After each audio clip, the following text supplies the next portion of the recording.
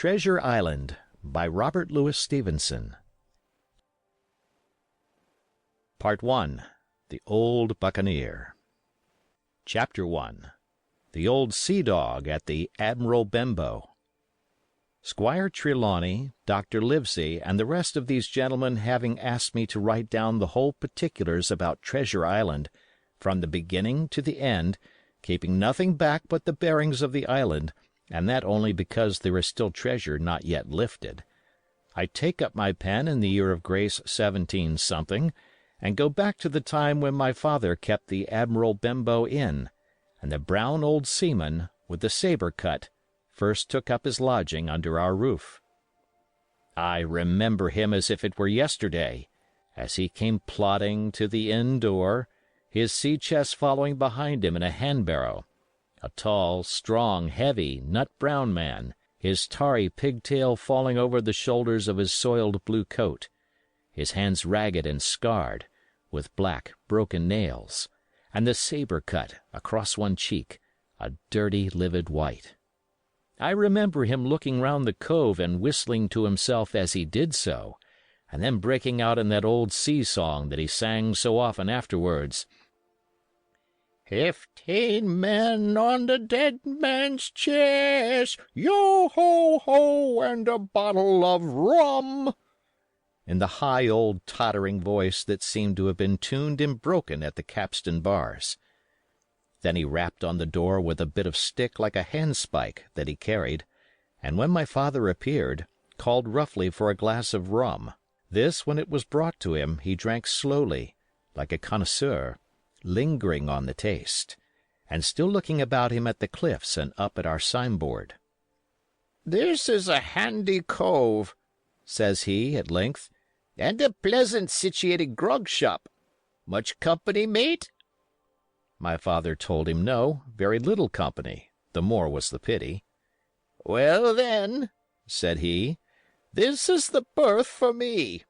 Here, you, matey," he cried to the man who trundled the barrow, "bring up alongside and help up my chest. I'll stay here a bit," he continued. "I'm a plain man. Rum and bacon and eggs is what I want, and that head up there for to watch ships off. What you might call me? You might call me Captain. Oh, I see what you're at there," and he threw down 3 or 4 gold pieces on the threshold. "You can tell me when I've worked through that," says he, looking as fierce as a commander.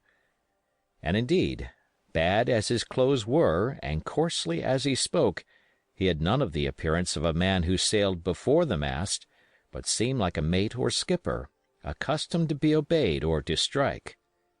The man who came with the barrow told us the mail had set him down the morning before at the Royal George, that he had inquired what inns there were along the coast, and hearing ours well spoken of, I suppose, and described as lonely, had chosen it from the others for his place of residence, and that was all we could learn of our guest.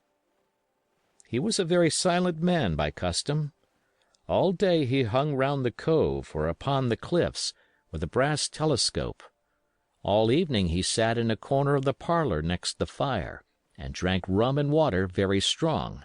Mostly he would not speak when spoken to, only look up sudden and fierce, and blow through his nose like a foghorn, and we and the people who came about our house soon learned to let him be. Every day, when he came back from his stroll, he would ask if any seafaring men had gone by along the road. At first we thought it was the want of company of his own kind that made him ask this question, but at last we began to see he was desirous to avoid them.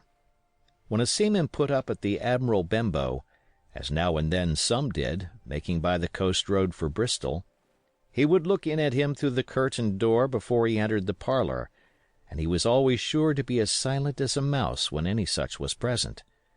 For me, at least, there was no secret about the matter, for I was, in a way, a sharer in his alarms. He had taken me aside one day, and promised me a silver fourpenny on the first of every month if I would only keep my weather eye open for a seafaring man with one leg, and let him know the moment he appeared. Often enough, when the first of the month came round, and I applied to him for my wage, he would only blow through his nose at me and stare me down. But before the week was out he was sure to think better of it, bring me my fourpenny piece, and repeat his orders to look out for the seafaring man with one leg. How that personage haunted my dreams I need scarcely tell you. On stormy nights, when the wind shook the four corners of the house, and the surf roared along the cove and up the cliffs, I would see him in 1,000 forms and with 1,000 diabolical expressions. Now the leg would be cut off at the knee, now at the hip. Now he was a monstrous kind of a creature who had never had but the one leg, and that in the middle of his body. To see him leap and run and pursue me over hedge and ditch was the worst of nightmares. And altogether I paid pretty dear for my monthly fourpenny piece in the shape of these abominable fancies. But though I was so terrified by the idea of the seafaring man with one leg, I was far less afraid of the captain himself than anybody else who knew him. There were nights when he took a deal more rum and water than his head would carry, and then he would sometimes sit and sing his wicked old wild sea songs, minding nobody. But sometimes he would call for glasses round, and force all the trembling company to listen to his stories, or bear a chorus to his singing. Often I have heard the house shaking with yo-ho-ho and a bottle of rum, all the neighbors joining in for dear life, with the fear of death upon them, and each singing louder than the other to avoid remark. For in these fits he was the most overriding companion ever known. He would slap his hand on the table for silence all round. He would fly up in a passion of anger at a question, or sometimes because none was put, and so he judged the company was not following his story. Nor would he allow any one to leave the inn till he had drunk himself sleepy and reeled off to bed. His stories were what frightened people worst of all.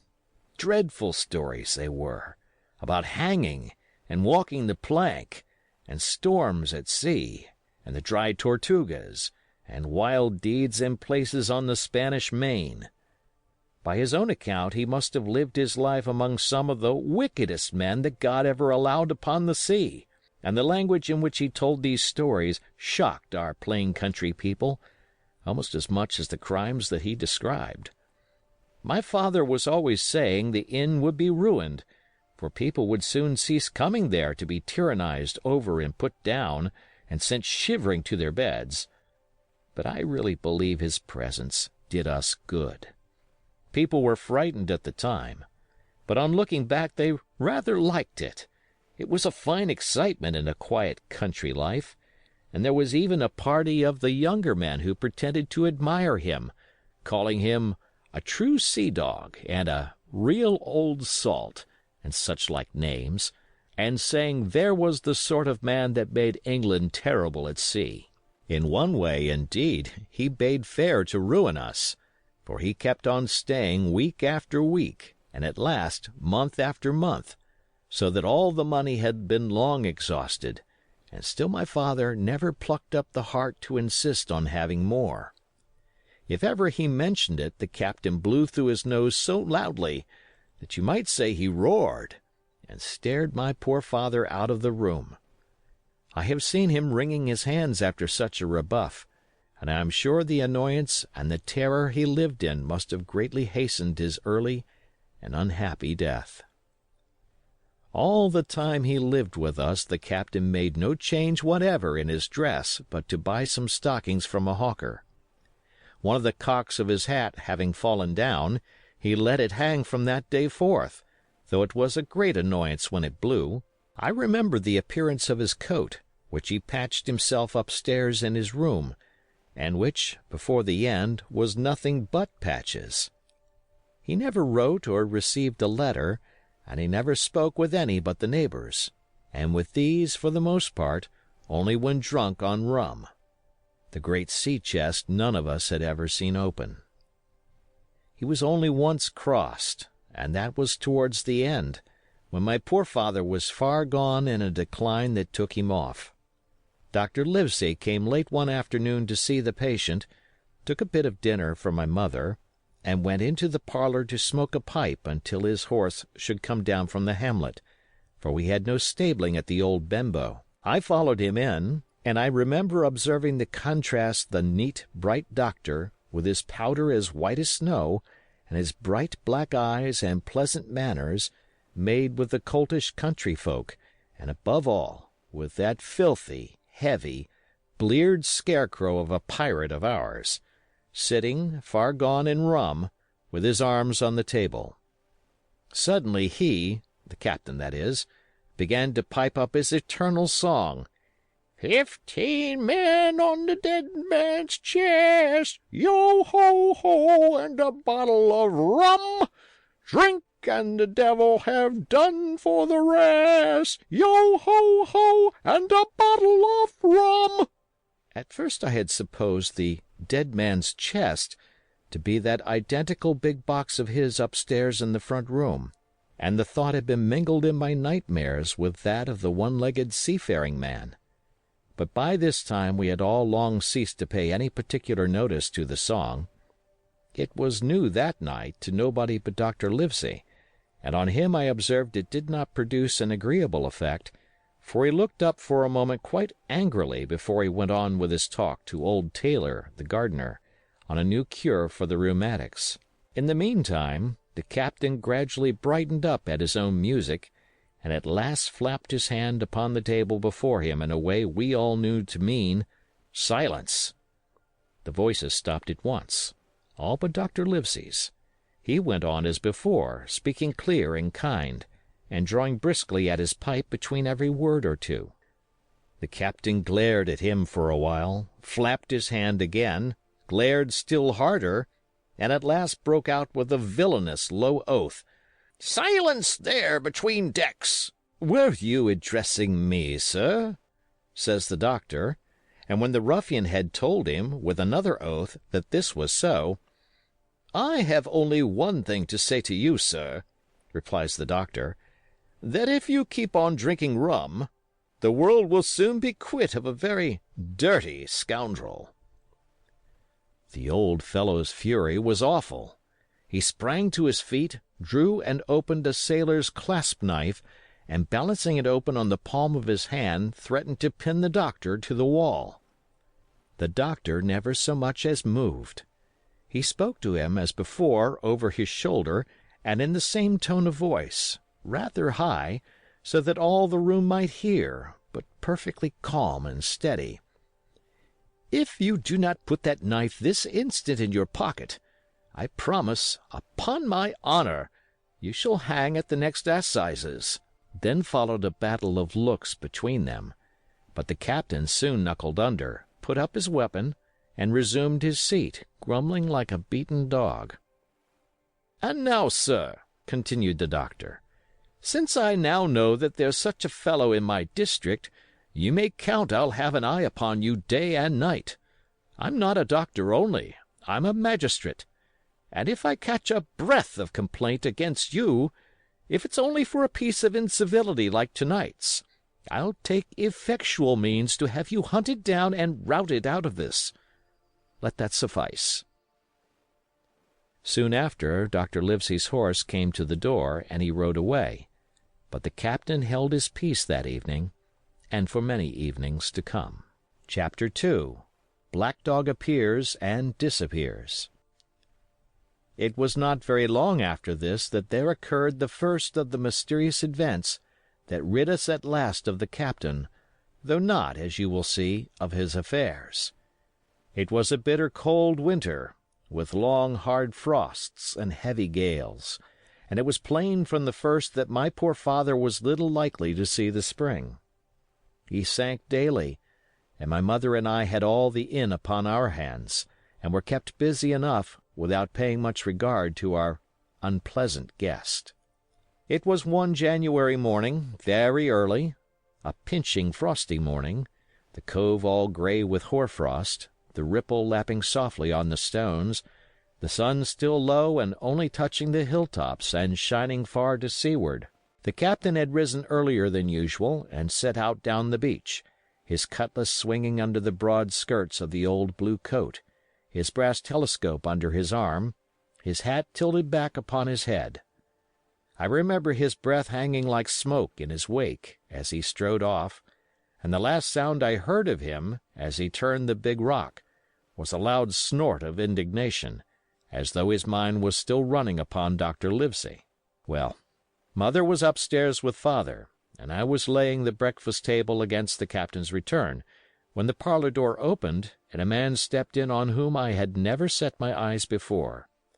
He was a pale, tallowy creature, wanting 2 fingers of the left hand, and though he wore a cutlass, he did not look much like a fighter. I had always my eye open for seafaring men, with 1 leg or 2, and I remember this one puzzled me.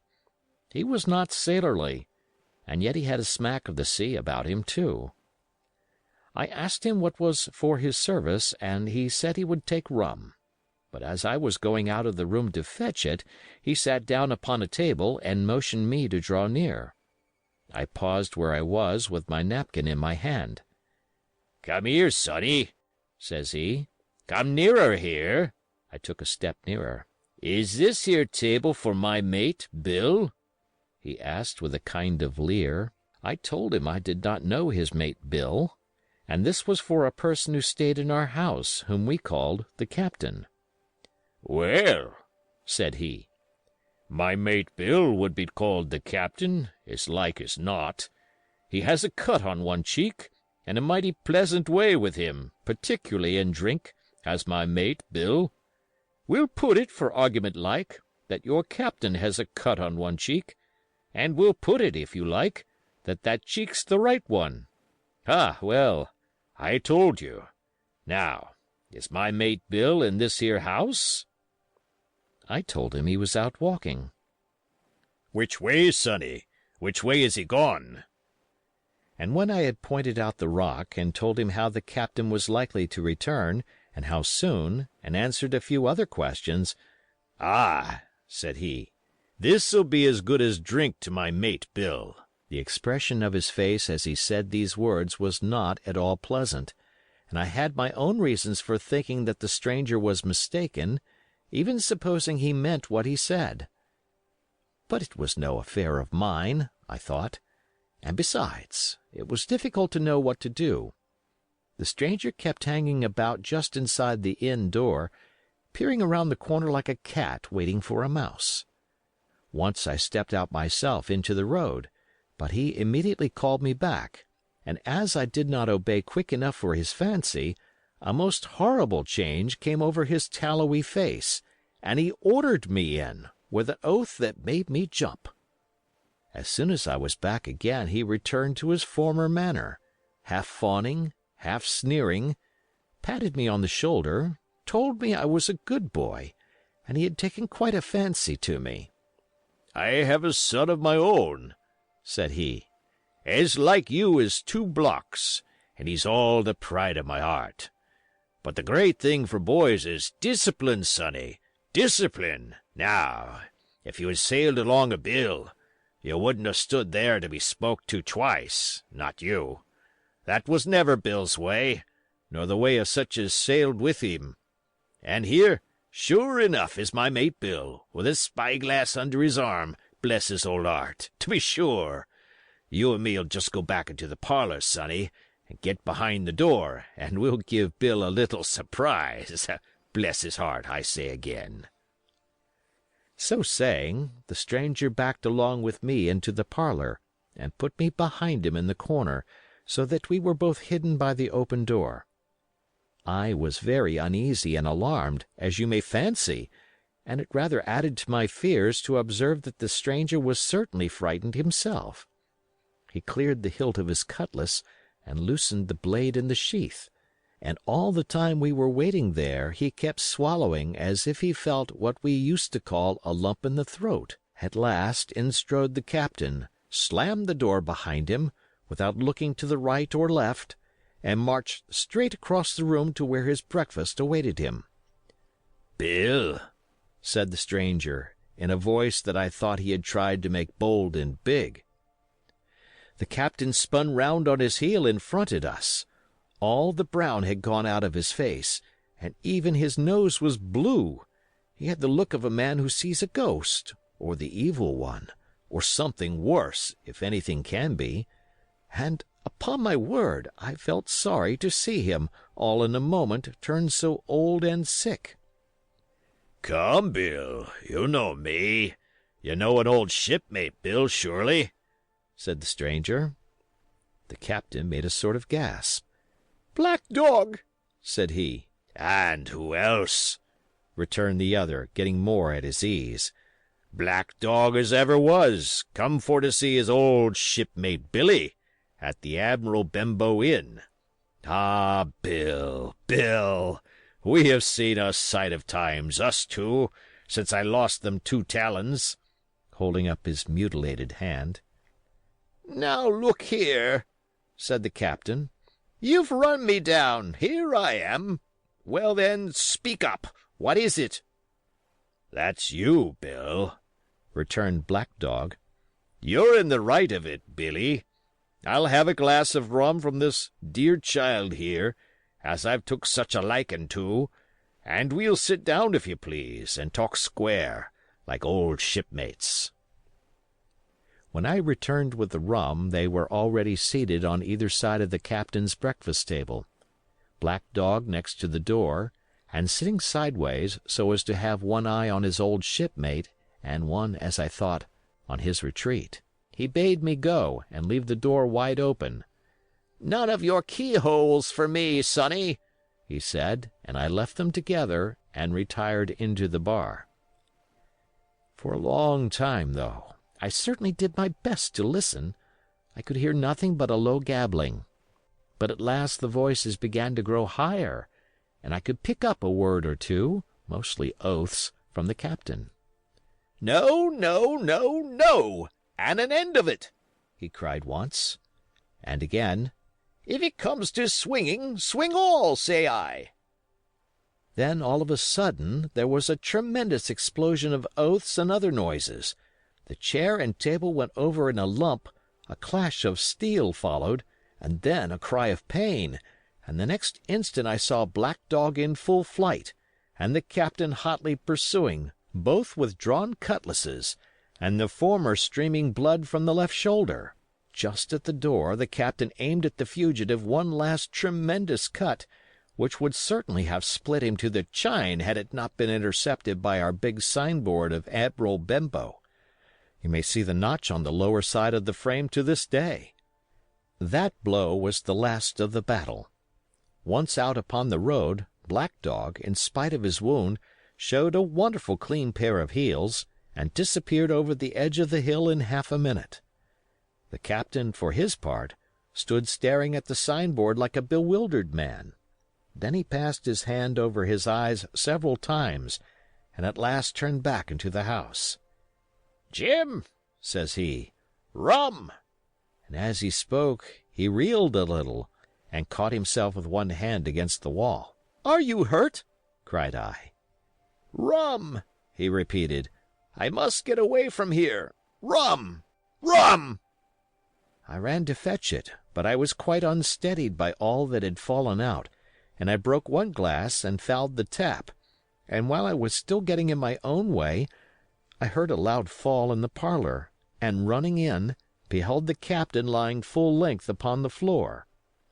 At the same instant my mother, alarmed by the cries and fighting, came running downstairs to help me. Between us we raised his head. He was breathing very loud and hard, but his eyes were closed, and his face a horrible color. "Dear, dearie me!" cried my mother. "What a disgrace upon the house!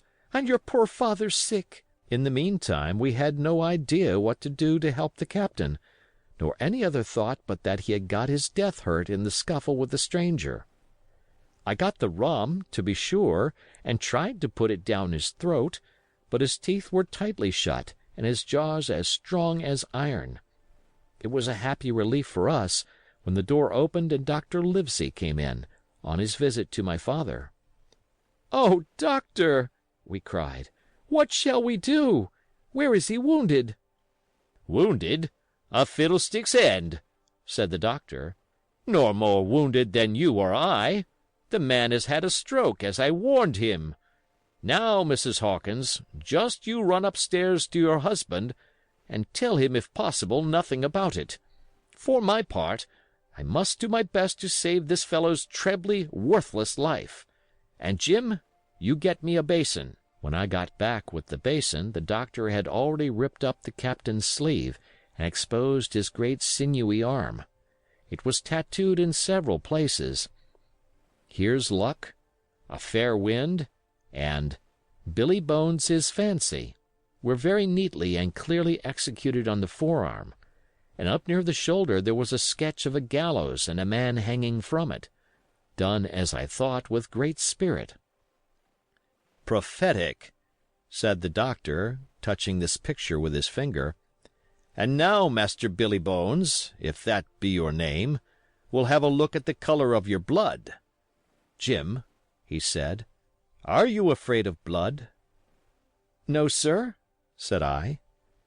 "Well, then," said he, "you hold the basin."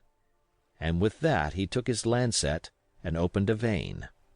A great deal of blood was taken before the captain opened his eyes and looked mistily about him. First he recognized the doctor with an unmistakable frown. Then his glance fell upon me, and he looked relieved. But suddenly his color changed, and he tried to raise himself, crying, "Where's Black Dog?" "There is no black dog here," said the doctor, "except what you have on your own back. You have been drinking rum. You have had a stroke, precisely as I told you, and I have just, very much against my own will, dragged you head foremost out of the grave. Now, Mr. Bones—" "That's not my name," he interrupted. "Much I care," returned the doctor. "It's the name of a buccaneer of my acquaintance, and I call you by it for the sake of shortness, and what I have to say to you is this. One glass of rum won't kill you, but if you take one you'll take another and another, and I stake my wig if you don't break off short you'll die. Do you understand that? Die, and go to your own place like the man in the Bible. Come now, make an effort. I'll help you to your bed for once." Between us, with much trouble, we managed to hoist him upstairs and laid him on his bed, where his head fell back on the pillow as if he were almost fainting. "Now, mind you," said the doctor, "I clear my conscience. The name of rum for you is death." And with that he went off to see my father, taking me with him by the arm. "This is nothing," he said as soon as he had closed the door. "I have drawn blood enough to keep him quiet a while. He should lie for a week where he is. That is the best thing for him and you. But another stroke would settle him." Chapter 3. The Black Spot. About noon I stopped at the captain's door with some cooling drinks and medicines. He was lying very much as we had left him, only a little higher, and he seemed both weak and excited. "Jim," he said, "you're the only one here that's worth anything, and you know I've been always good to you. Never a month but I've given you a silver fourpenny for yourself. And now, you see, mate, I'm pretty low and deserted by all. And, Jim, you'll bring me one noggin of rum now, won't you, matey?"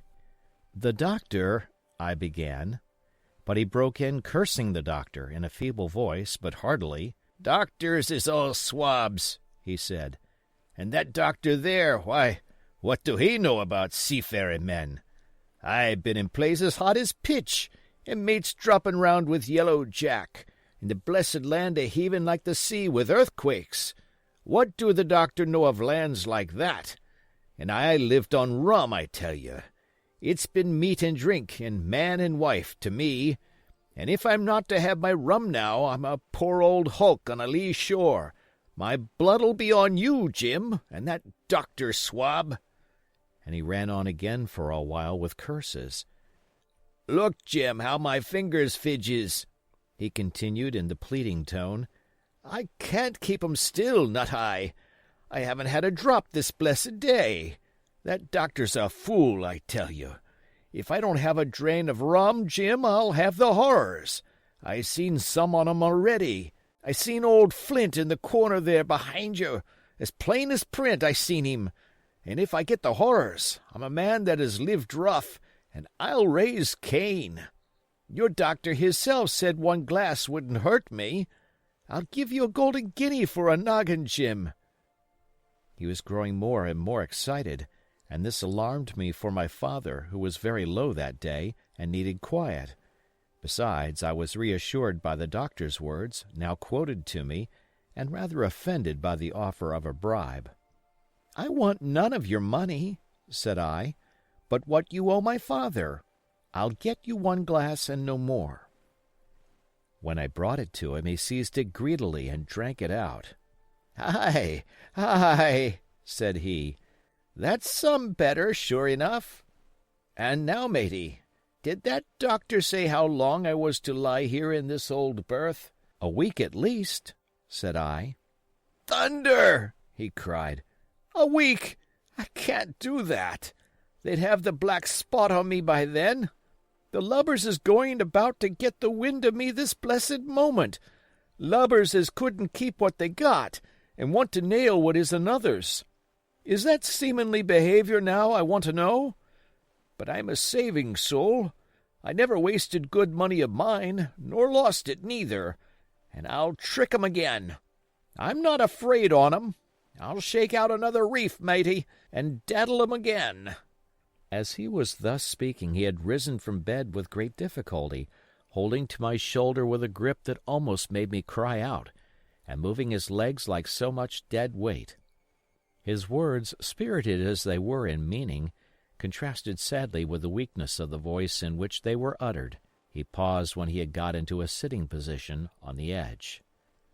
"That doctor's done me," he murmured. "My ears is singing. Lay me back." Before I could do much to help him, he had fallen back again to his former place, where he lay for a while silent. "Jim," he said at length, "you saw that seafaring man today?" "Black Dog?" I asked. "Ah, Black Dog," says he. "He's a bad un, but there's worse that put him on. Now, if I can't get away nohow, and they tip me the black spot, mind you, it's my old sea chest they're after. You get on a horse. You can, can't you? Well, then, you get on a horse and go to— yes, I will, to that eternal Dr. Swab, and tell him to pipe all hands, magistrates and sich, and he'll lay 'em aboard at the Admiral Benbow. All old Flint's crew, man and boy, all on 'em that's left. I was first mate, I was, old Flint's first mate, and I'm the only one as knows the place. He gave it me at Savannah, when he lay a-dyin', like as if I was to now, you see. But you won't peach unless you get the black spot on me, or unless you see that Black Dog again, or a seafaring man with one leg, Jim. Him above all." "But what is the black spot, Captain?" I asked. "That's a summons, mate. I'll tell you if they get that. But you keep your weather eye open, Jim, and I'll share with you equals, upon my honor." He wandered a little longer, his voice growing weaker, but soon after I had given him his medicine, which he took like a child, with the remark, "If ever a seaman wanted drugs, it's me," he fell at last into a heavy, swoon-like sleep, in which I left him. What I should have done had all gone well, I do not know. Probably I should have told the whole story to the doctor, for I was in mortal fear lest the captain should repent of his confessions and make an end of me. But as things fell out, my poor father died quite suddenly that evening, which put all other matters on one side. Our natural distress, the visits of the neighbors, the arranging of the funeral, and all the work of the inn to be carried on in the meanwhile, kept me so busy that I had scarcely time to think of the captain, far less to be afraid of him. He got downstairs next morning, to be sure, and had his meals as usual, though he ate little, and had more, I am afraid, than his usual supply of rum, for he helped himself out of the bar, scowling and blowing through his nose, and no one dared to cross him. On the night before the funeral he was as drunk as ever, and it was shocking, in that house of mourning, to hear him singing away at his ugly old sea-song. But, weak as he was, we were all in the fear of death for him, and the doctor was suddenly taken up with a case many miles away, and was never near the house after my father's death. I have said the captain was weak, and indeed he seemed rather to grow weaker than regain his strength. He clambered up and down stairs, and went from the parlor to the bar and back again, and sometimes put his nose out of doors to smell the sea, holding on to the walls as he went for support, and breathing hard and fast like a man on a steep mountain. He never particularly addressed me, and it is my belief he had as good as forgotten his confidences, but his temper was more flighty, and, allowing for his bodily weakness, more violent than ever. He had an alarming way now when he was drunk of drawing his cutlass and laying it bare before him on the table. But with all that, he minded people less, and seemed shut up in his own thoughts and rather wandering. Once, for instance, to our extreme wonder, he piped up to a different air, a kind of country love-song that he must have learned in his youth before he had begun to follow the sea. So things passed until, the day after the funeral, and about 3 o'clock of a bitter, foggy, frosty afternoon, I was standing at the door for a moment, full of sad thoughts about my father, when I saw someone drawing slowly near along the road. He was plainly blind, for he tapped before him with a stick, and wore a great green shade over his eyes and nose, and he was hunched, as if with age or weakness, and wore a huge old tattered sea-cloak with a hood, that made him appear positively deformed. I never saw in my life a more dreadful-looking figure. He stopped a little from the inn, and raising his voice in an odd sing-song, addressed the air in front of him. "Will any kind friend inform a poor blind man, who has lost the precious sight of his eyes, in the gracious defence of his native country, England, and God bless King George, where or in what part of this country he may now be?" "You are at the Admiral Benbow, Black Hill Cove, my good man," said I. "I hear a voice," said he, "a young voice. Will you give me your hand, my kind young friend, and lead me in?" I held out my hand, and the horrible, soft-spoken, eyeless creature gripped it in a moment like a vice. I was so much startled that I struggled to withdraw, but the blind man pulled me close up to him with a single action of his arm. "Now, boy," he said, "take me in to the captain." "Sir," said I, "upon my word I dare not." "Oh," he sneered, "that's it. Take me straight in, or I'll break your arm." And he gave it, as he spoke, a wrench that made me cry out. "Sir," said I, "it is for yourself I mean. The captain is not what he used to be. He sits with a drawn cutlass. Another gentleman—" "Come now, march!" interrupted he, and I never heard a voice so cruel and cold and ugly as that blind man's. It cowed me more than the pain, and I began to obey him at once, walking straight in at the door and towards the parlor, where our sick old buccaneer was sitting, dazed with rum. The blind man clung close to me, holding me in one iron fist and leaning almost more of his weight on me than I could carry. "Lead me straight up to him, and when I'm in view, cry out, 'Here's a friend for you, Bill!' If you don't, I'll do this," and with that he gave me a twitch that I thought would have made me faint. Between this and that I was so utterly terrified of the blind beggar that I forgot my terror of the captain, and as I opened the parlor door, cried out the words he had ordered in a trembling voice. The poor captain raised his eyes, and at one look the rum went out of him, and left him staring sober. The expression of his face was not so much of terror as of mortal sickness. He made a movement to rise, but I do not believe he had enough force left in his body. "Now, Bill, sit where you are," said the beggar. If I can't see, I can hear a finger stirrin'. Business is business. Hold out your left hand. Boy, take his left hand by the wrist and bring it near to my right." We both obeyed him to the letter, and I saw him pass something from the hollow of the hand that held his stick into the palm of the captain's, which closed upon it instantly. "And now that's done," said the blind man, and at the words he suddenly left hold of me and, with incredible accuracy and nimbleness, skipped out of the parlor and into the road, where, as I stood motionless, I could hear his stick go tap, tap, tapping into the distance. It was some time before either I or the captain seemed to gather our senses, but at length, and about at the same moment, I released his wrist, which I was still holding, and he drew in his hand and looked sharply into the palm. "10 o'clock!" he cried. 6 hours! We'll do them yet!" And he sprang to his feet. Even as he did so, he reeled, put his hand to his throat, stood swaying for a moment, and then, with a peculiar sound, fell from his whole height face foremost to the floor. I ran to him at once, calling to my mother, but haste was all in vain. The captain had been struck dead by thundering apoplexy. It is a curious thing to understand, for I had certainly never liked the man, though of late I had begun to pity him. But as soon as I saw that he was dead, I burst into a flood of tears.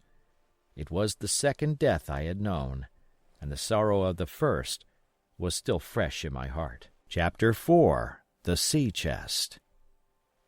I lost no time, of course, in telling my mother all that I knew, and perhaps should have told her long before, and we saw ourselves at once in a difficult and dangerous position.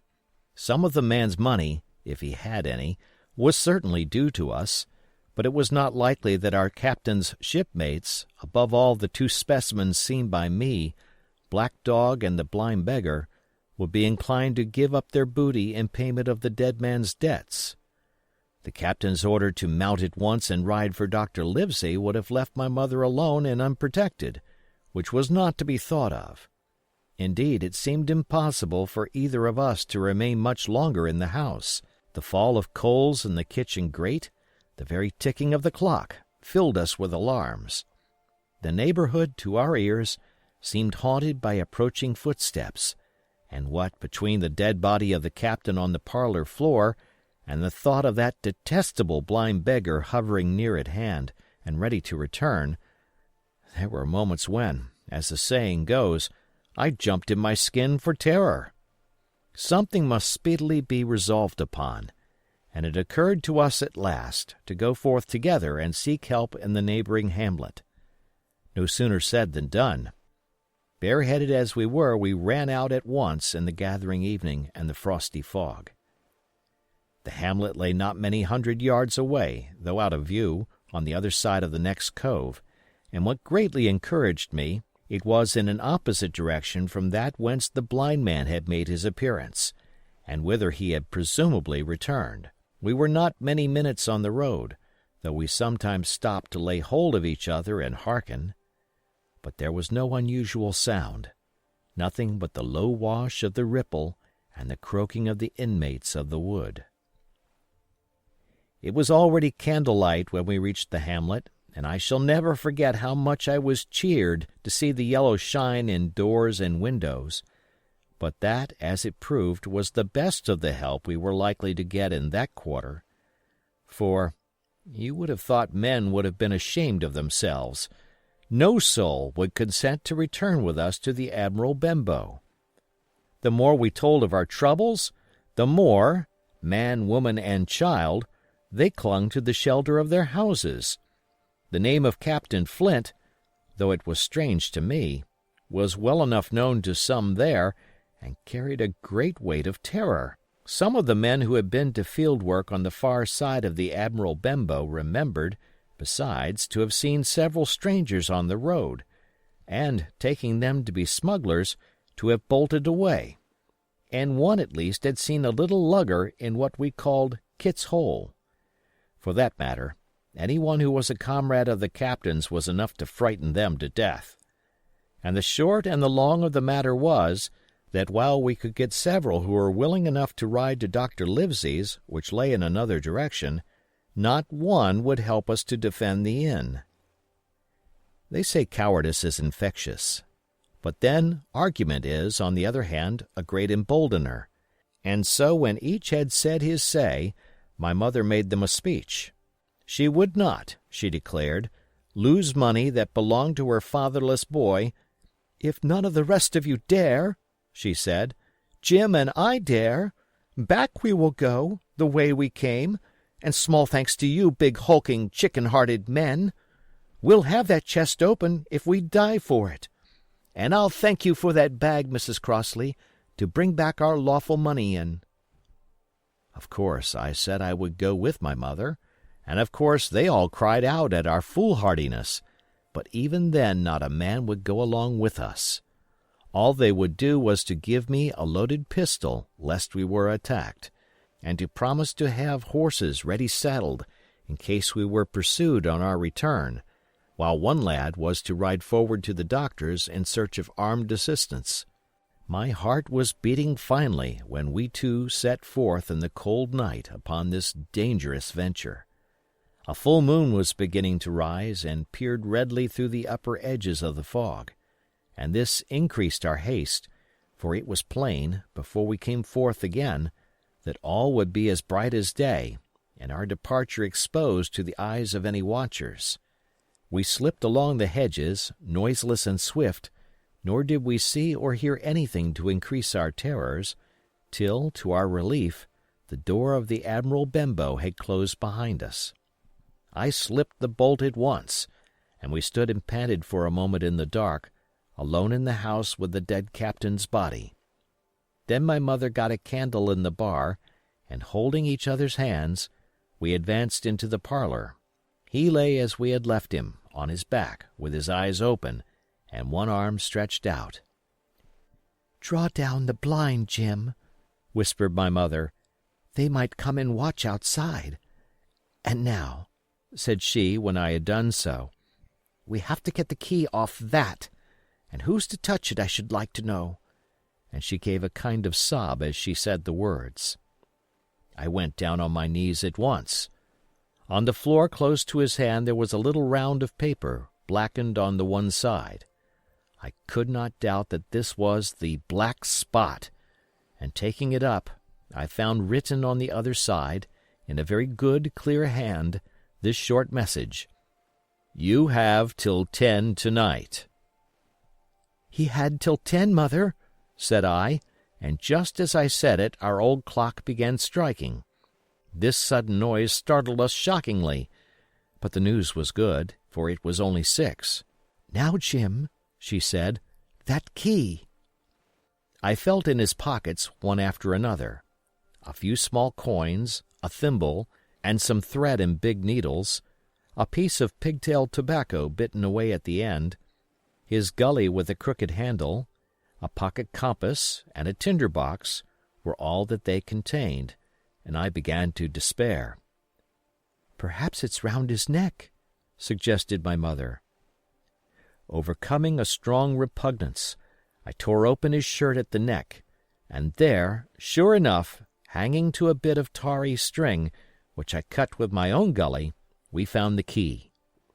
At this triumph we were filled with hope, and hurried upstairs without delay to the little room where he had slept so long, and where his box had stood since the day of his arrival. It was like any other seaman's chest on the outside, the initial B burned on the top of it with a hot iron, and the corners somewhat smashed and broken as by long, rough usage. "Give me the key," said my mother, and though the lock was very stiff, she had turned it and thrown back the lid in a twinkling. A strong smell of tobacco and tar rose from the interior, but nothing was to be seen on the top except a suit of very good clothes, carefully brushed and folded. They had never been worn, my mother said. Under that the miscellany began: a quadrant, a tin cannikin, several sticks of tobacco, 2 brace of very handsome pistols, a piece of bar silver, an old Spanish watch, and some other trinkets of little value and mostly of foreign make, a pair of compasses mounted with brass, and 5 or 6 curious West Indian shells. I have often wondered since why he should have carried about these shells with him in his wandering, guilty, and hunted life. In the meantime, we had found nothing of any value but the silver and the trinkets, and neither of these were in our way. Underneath there was an old boat cloak, whitened with sea salt on many a harbor bar. My mother pulled it up with impatience, and there lay before us, the last things in the chest, a bundle tied up in oilcloth and looking like papers, and a canvas bag that gave forth at a touch the jingle of gold. "I'll show these rogues that I'm an honest woman," said my mother. "I'll have my dues and not a farthing over. Hold Mrs. Crossley's bag." And she began to count over the amount of the captain's score from the sailor's bag into the one that I was holding. It was a long, difficult business, for the coins were of all countries and sizes, doubloons and louis d'or, and guineas and pieces of 8, and I know not what besides, all shaken together at random. The guineas, too, were about the scarcest, and it was with these only that my mother knew how to make her count. When we were about halfway through, I suddenly put my hand upon her arm, for I had heard in the silent, frosty air a sound that brought my heart into my mouth, the tap-tapping of the blind man's stick upon the frozen road. It drew nearer and nearer while we sat holding our breath. Then it struck sharp on the inn door, and then we could hear the handle being turned, and the bolt rattling as the wretched being tried to enter, and then there was a long time of silence both within and without. At last the tapping recommenced, and to our indescribable joy and gratitude, died slowly away again until it ceased to be heard. "Mother," said I, "take the whole and let's be going," for I was sure the bolted door must have seemed suspicious, and would bring the whole hornet's nest about our ears, though how thankful I was that I had bolted it, none could tell who had never met that terrible blind man. But my mother, frightened as she was, would not consent to take a fraction more than was due to her, and was obstinately unwilling to be content with less. It was not yet 7, she said, by a long way. She knew her rights, and she would have them, and she was still arguing with me, when a little low whistle sounded a good way off upon the hill. That was enough and more than enough for both of us. "I'll take what I have," she said, jumping to her feet. "And I'll take this to square the count," said I, picking up the oilskin packet. Next moment we were both groping downstairs, leaving the candle by the empty chest, and the next we had opened the door and were in full retreat.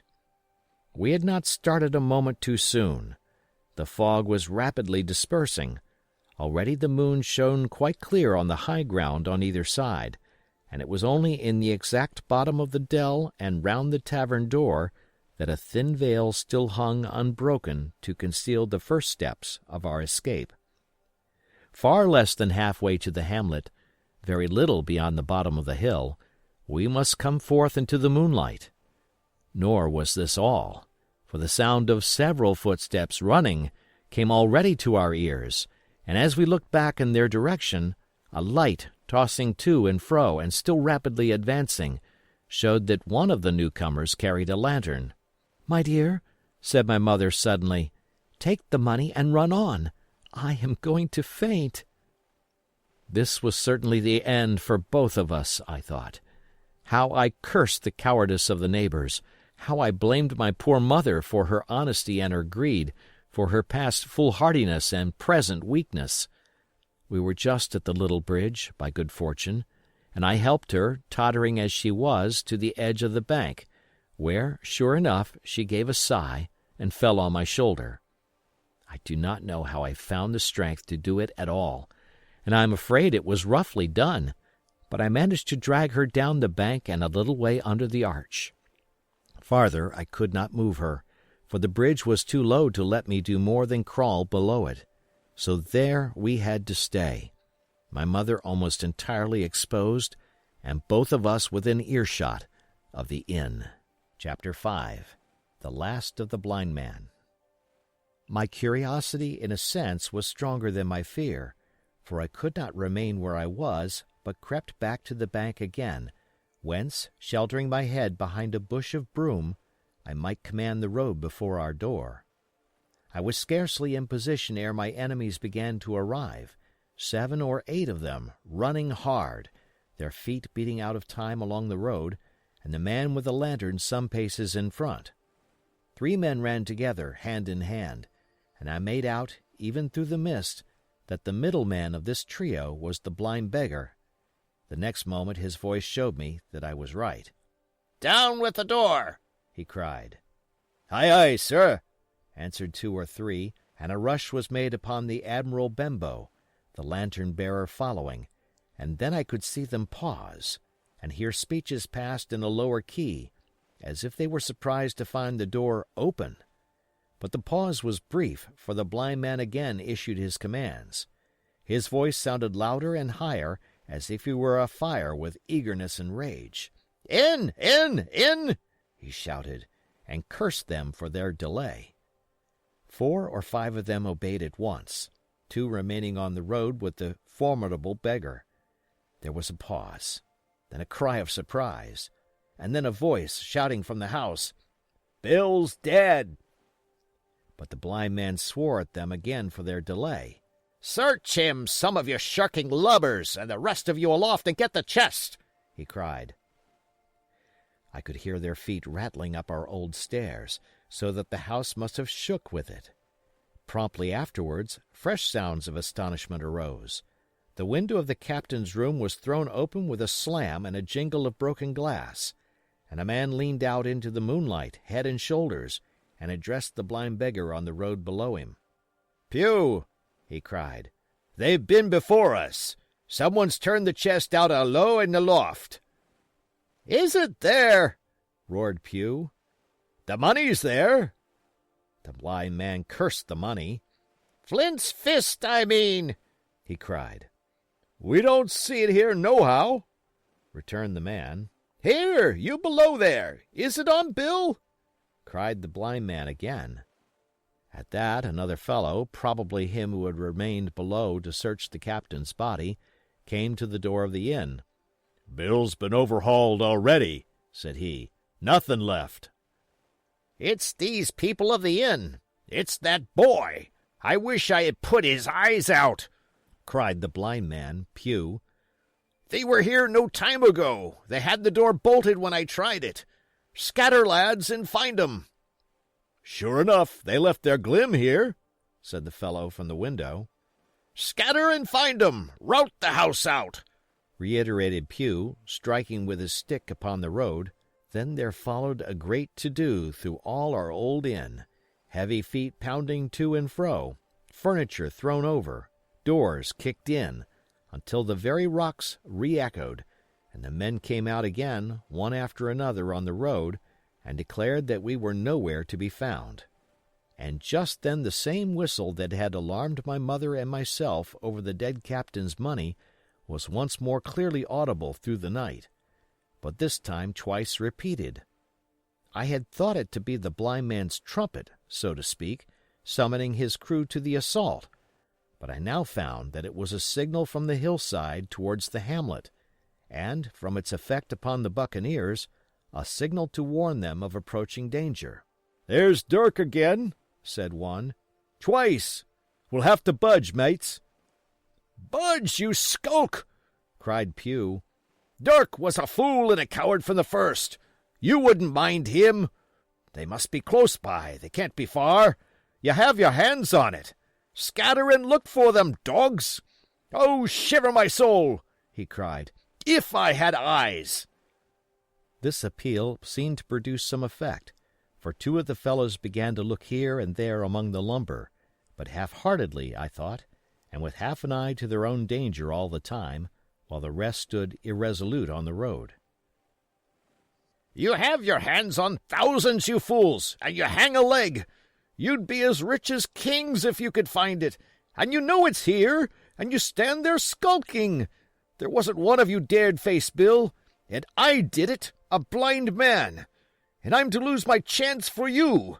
I'm to be a poor crawling beggar sponging for rum when I might be rolling in a coach.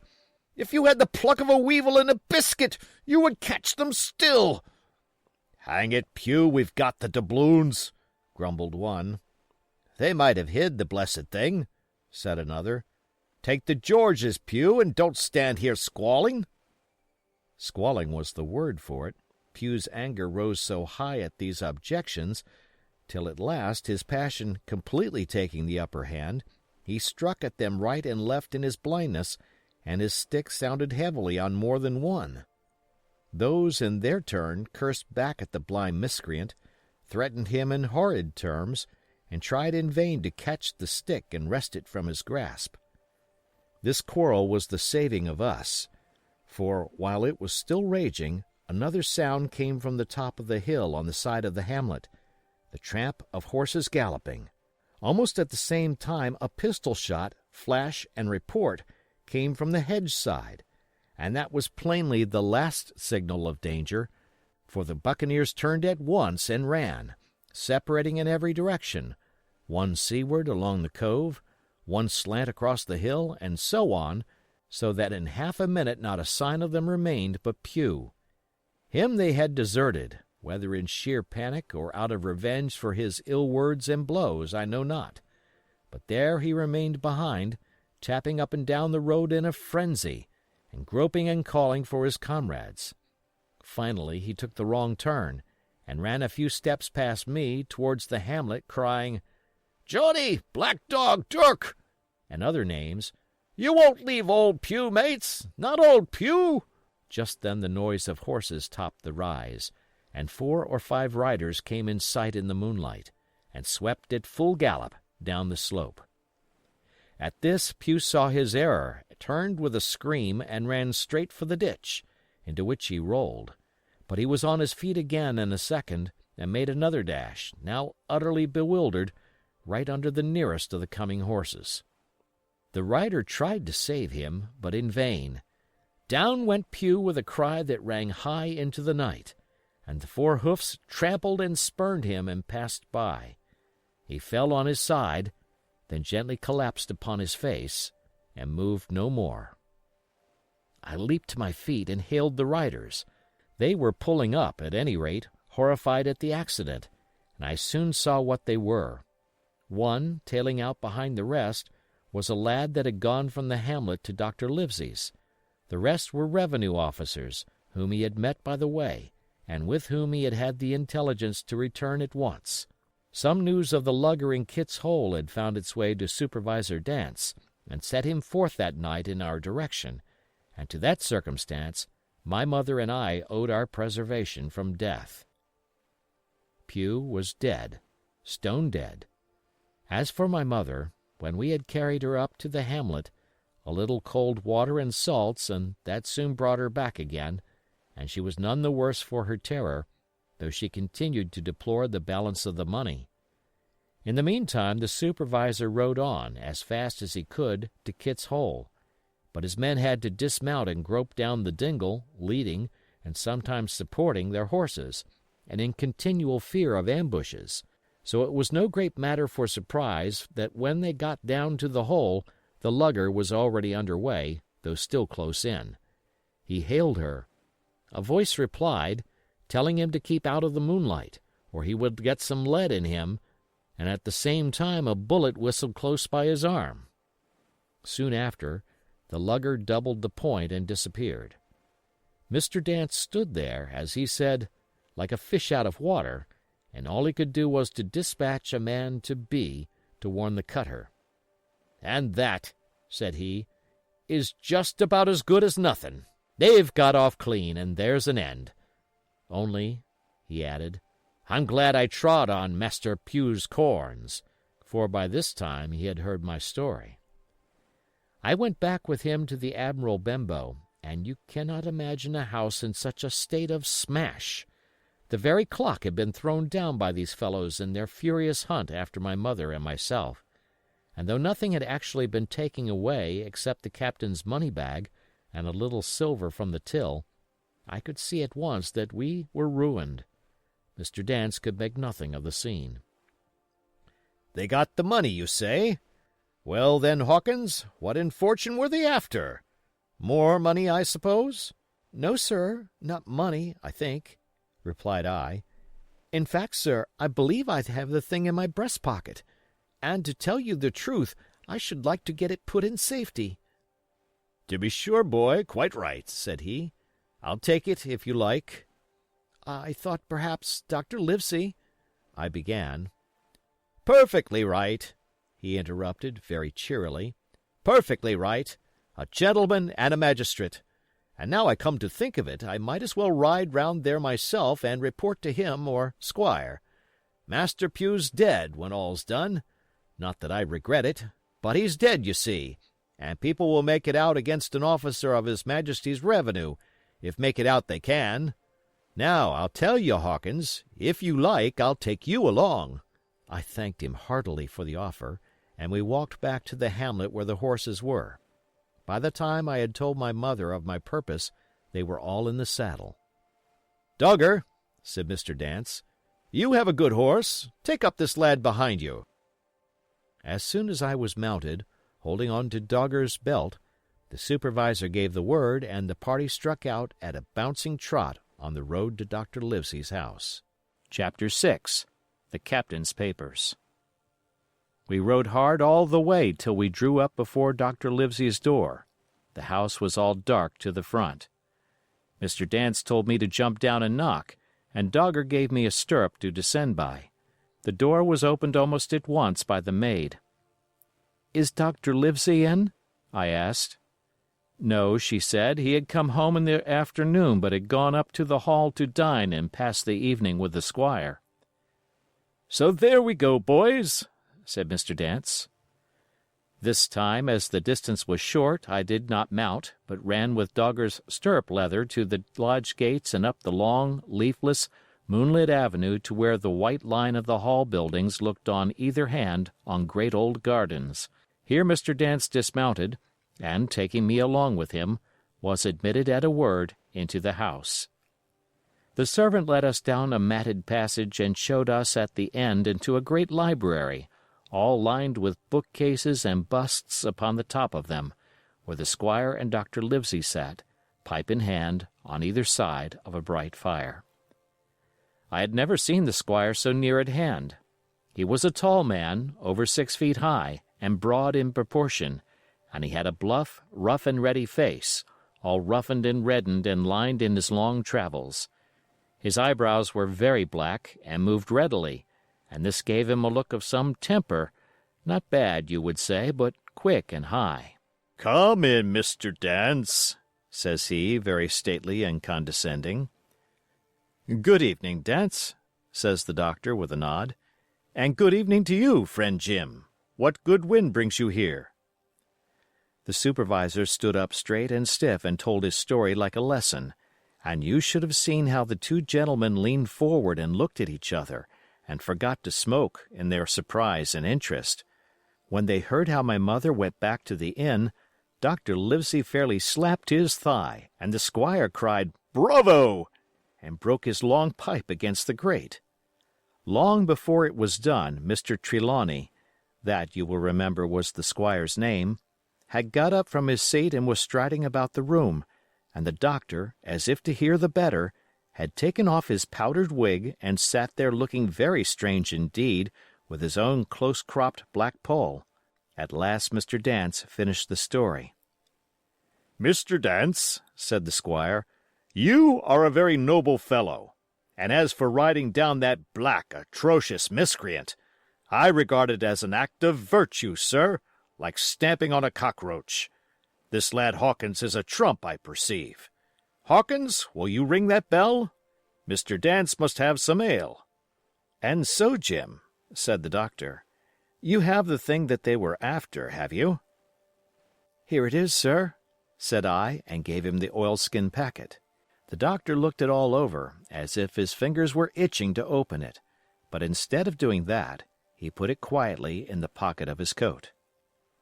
"Squire," said he, When Dance has had his ale, he must, of course, be off on his Majesty's service. But I mean to keep Jim Hawkins here to sleep at my house. And with your permission, I propose we should have up the cold pie and let him sup." "As you will, Livesey," said the squire. "Hawkins has earned better than cold pie." So a big pigeon pie was brought in and put on a side table, and I made a hearty supper, for I was as hungry as a hawk, while Mr. Dance was further complimented and at last dismissed. "And now, squire," said the doctor. "And now, Livesey," said the squire in the same breath. "One at a time, one at a time," laughed Dr. Livesey. "You have heard of this Flint, I suppose?" "Heard of him!" cried the squire. "Heard of him, you say? He was the bloodthirstiest buccaneer that sailed. Blackbeard was a child to Flint. The Spaniards were so prodigiously afraid of him that I tell you, sir, I was sometimes proud he was an Englishman. I've seen his topsails with these eyes off Trinidad, and the cowardly son of a rum puncheon that I sailed with put back, sir, into port of Spain." "Well, I've heard of him myself in England," said the doctor. "But the point is, had he money?" "Money!" cried the squire. "Have you heard the story? What were these villains after but money? What do they care for but money? For what would they risk their rascal carcasses but money?" "That we shall soon know," replied the doctor. "But you are so confoundedly hot-headed and exclamatory that I cannot get a word in. What I want to know is this. Supposing that I have here in my pocket some clue to where Flint buried his treasure, will that treasure amount to much?" "Amount, sir!" cried the squire. "It will amount to this. If we have the clue you talk about, I fit out a ship in Bristol dock and take you and Hawkins here along, and I'll have that treasure if I search a year." "Very well," said the doctor. "Now then, if Jim is agreeable, we'll open the packet." And he laid it before him on the table. The bundle was sewn together, and the doctor had to get out his instrument case and cut the stitches with his medical scissors. It contained two things, a book and a sealed paper. "First of all, we'll try the book," observed the doctor. The squire and I were both peering over his shoulder as he opened it, for Dr. Livesey had kindly motioned me to come round from the side table, where I had been eating, to enjoy the sport of the search. On the first page there was only some scraps of writing, such as a man with a pen in his hand might make for idleness or practice. One was the same as the tattoo mark, "Billy Bones his fancy." Then there was, "Mr. W. Bones, mate," "No more rum," "Off Palm Key he got it," and some other snatches, mostly single words and unintelligible. I could not help wondering who it was that had got it, and what it was that he got. A knife in his back, as like as not. "Not much instruction there," said Dr. Livesey as he passed on. The next 10 or 12 pages were filled with a curious species of entries. There was a date at one end of the line and at the other a sum of money, as in common account books, but instead of explanatory writing, only a varying number of crosses between the two. On the 12th of June, 1745, for instance, a sum of £70 had plainly become due to someone, and there was nothing but 6 crosses to explain the cause. In a few cases, to be sure, the name of a place would be added, as off Caracas, or a mere entry of latitude and longitude, as 62 degrees 17 minutes 20 seconds, 19 degrees 2 minutes 40 seconds. The record lasted over nearly 20 years, the amount of the separate entries growing larger as time went on, and at the end a grand total had been made out after 5 or 6 wrong additions, and these words appended, "Bones his pile." "I can't make head or tail of this," said Dr. Livesey. "The thing is as clear as noonday," cried the squire. "This is the black-hearted hound's account book. These crosses stand for the names of ships or towns that they sank or plundered. The sums are the scoundrel's share, and where he offered an ambiguity, you see he added something clearer. Off Caracas, now. You see, here was some unhappy vessel boarded off that coast. God help the poor souls that manned her. Coral long ago. Right, said the doctor. See what it is to be a traveler. Right, and the amounts increase, you see, as he rose in rank. There was little else in the volume but a few bearings of places noted in the blank leaves toward the end, and a table for reducing French, English, and Spanish moneys to a common value. Thrifty man, cried the doctor. He wasn't the one to be cheated. And now, said the squire, for the other. The paper had been sealed in several places with a thimble by way of seal, the very thimble, perhaps, that I had found in this captain's pocket. The doctor opened the seals with great care, and there fell out the map of an island, with latitude and longitude, soundings, names of hills and bays and inlets, and every particular that would be needed to bring a ship to a safe anchorage upon its shores. It was about 9 miles long and 5 across, shaped, you might say, like a fat dragon standing up, and had 2 fine, landlocked harbors, and a hill in the center part marked the Spyglass. There were several editions of a later date, but above all, 3 crosses of red ink, 2 on the north part of the island, 1 in the southwest, and beside this last, in the same red ink, and in a small, neat hand, very different from the captain's tottery characters, these words, "Bulk of treasure here." Over on the back the same hand had written this further information: "Tall tree, spyglass shoulder, bearing a point to the north of north-northeast. Skeleton Island, east-southeast and by east. 10 feet. The bar silver is in the north cache. You can find it by the trend of the east hummock, 10 fathoms south of the black crag with the face on it. The arms are easy found in the sand hill, north point of North Inlet Cape, bearing east and a quarter north. J.F." That was all, but brief as it was, and to me incomprehensible, it filled the squire and Dr. Livesey with delight. "Livesey," said the squire, "you will give up this wretched practice at once. Tomorrow I start for Bristol.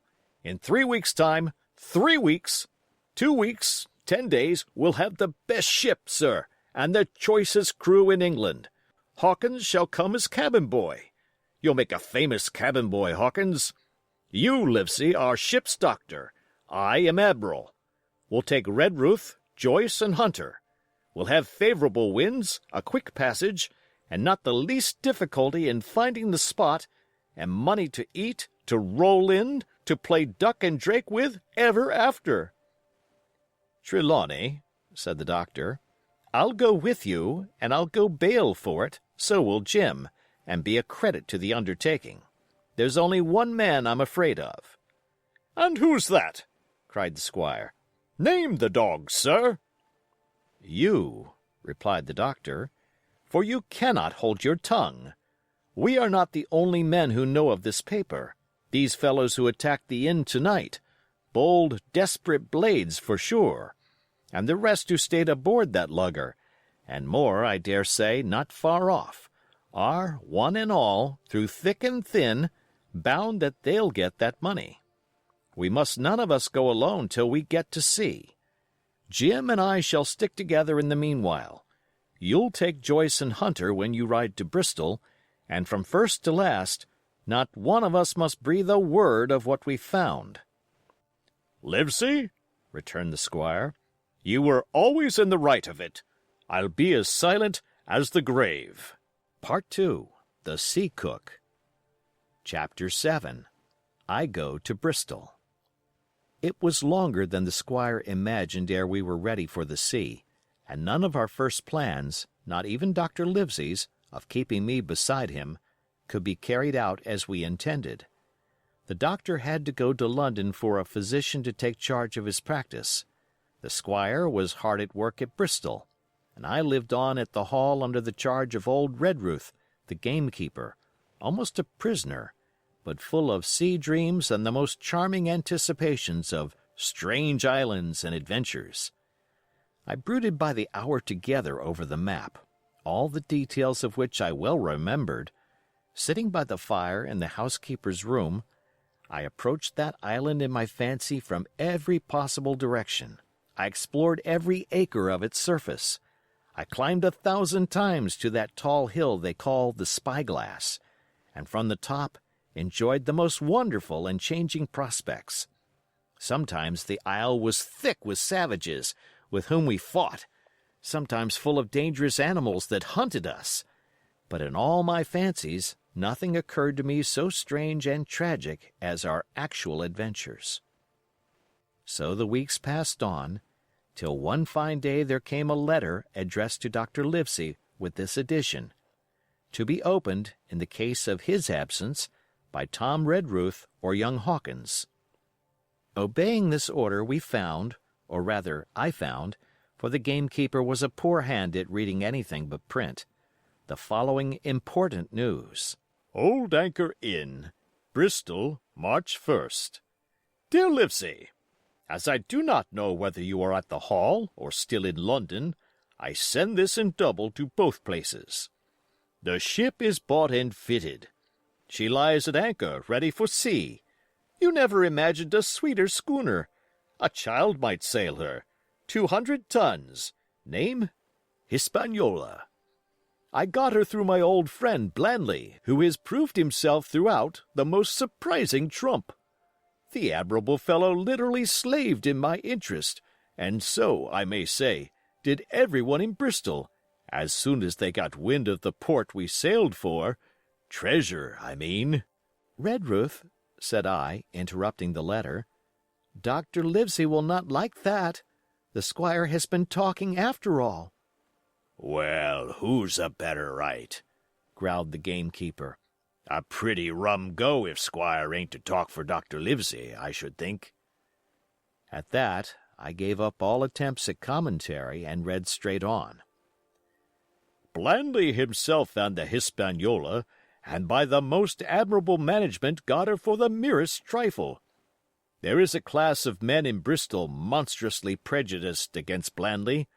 They go the length of declaring that this honest creature would do anything for money, that the Hispaniola belonged to him, and that he sold it me absurdly high.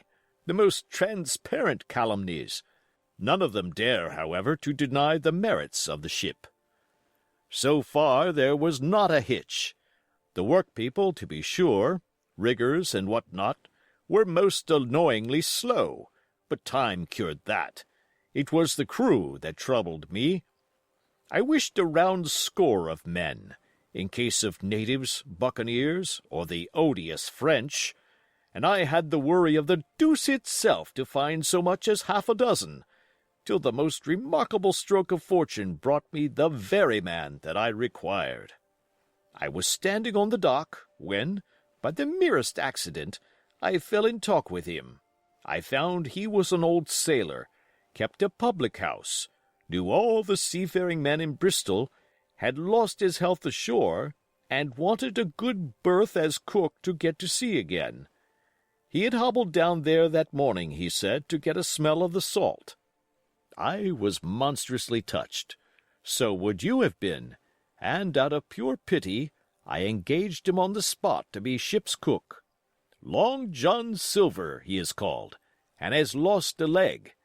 But that I regarded as a recommendation, since he lost it in his country's service under the immortal Hawk. He has no pension, Livesey. Imagine the abominable age we live in. Well, sir, I thought I had only found a cook, but it was a crew I had discovered. Between Silver and myself we got together in a few days a company of the toughest old salts imaginable. Not pretty to look at, but fellows, by their faces, of the most indomitable spirit. I declare we could fight a frigate. Long John even got rid of 2 out of the 6 or 7 I had already engaged. He showed me in a moment that they were just the sort of freshwater swabs we had to fear in an adventure of importance. I am in the most magnificent health and spirits, eating like a bull, sleeping like a tree. Yet I shall not enjoy a moment till I hear my old tarpaulins tramping round the capstan. Seaward, ho! Hang the treasure! It's the glory of the sea that has turned my head. So now, Livesey, come post. Do not lose an hour, if you respect me. Let young Hawkins go at once to see his mother, with Redruth for a guard, and then both come full speed to Bristol. John Trelawney. Postscript. I did not tell you that Blandley, who, by the way, is to send a consort after us if we don't turn up by the end of August, had found an admirable fellow for sailing-master, a stiff man, which I regret, but in all other respects a treasure.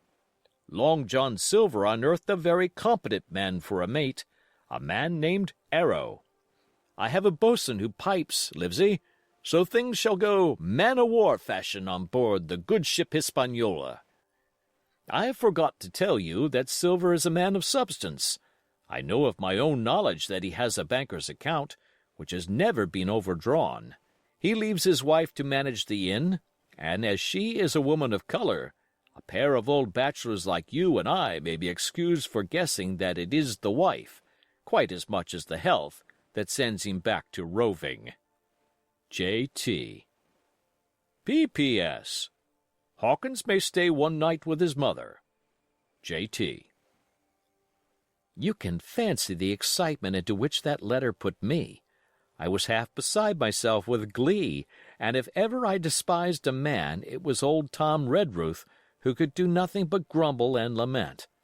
Any of the under gamekeepers would gladly have changed places with him, but such was not the squire's pleasure, and the squire's pleasure was like law among them all. Nobody but old Redruth would have dared so much as even to grumble. The next morning he and I set out on foot for the Admiral Benbow, and there I found my mother in good health and spirits. The captain, who had so long been a cause of so much discomfort, was gone where the wicked cease from troubling. The squire had had everything repaired, and the public rooms and the sign repainted, and had added some furniture. Above all, a beautiful armchair for Mother in the bar.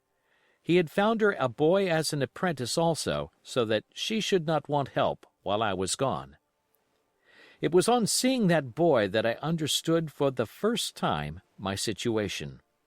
I had thought up to that moment of the adventures before me, not at all of the home that I was leaving, and now, at sight of this clumsy stranger, who was to stay here in my place beside my mother, I had my first attack of tears.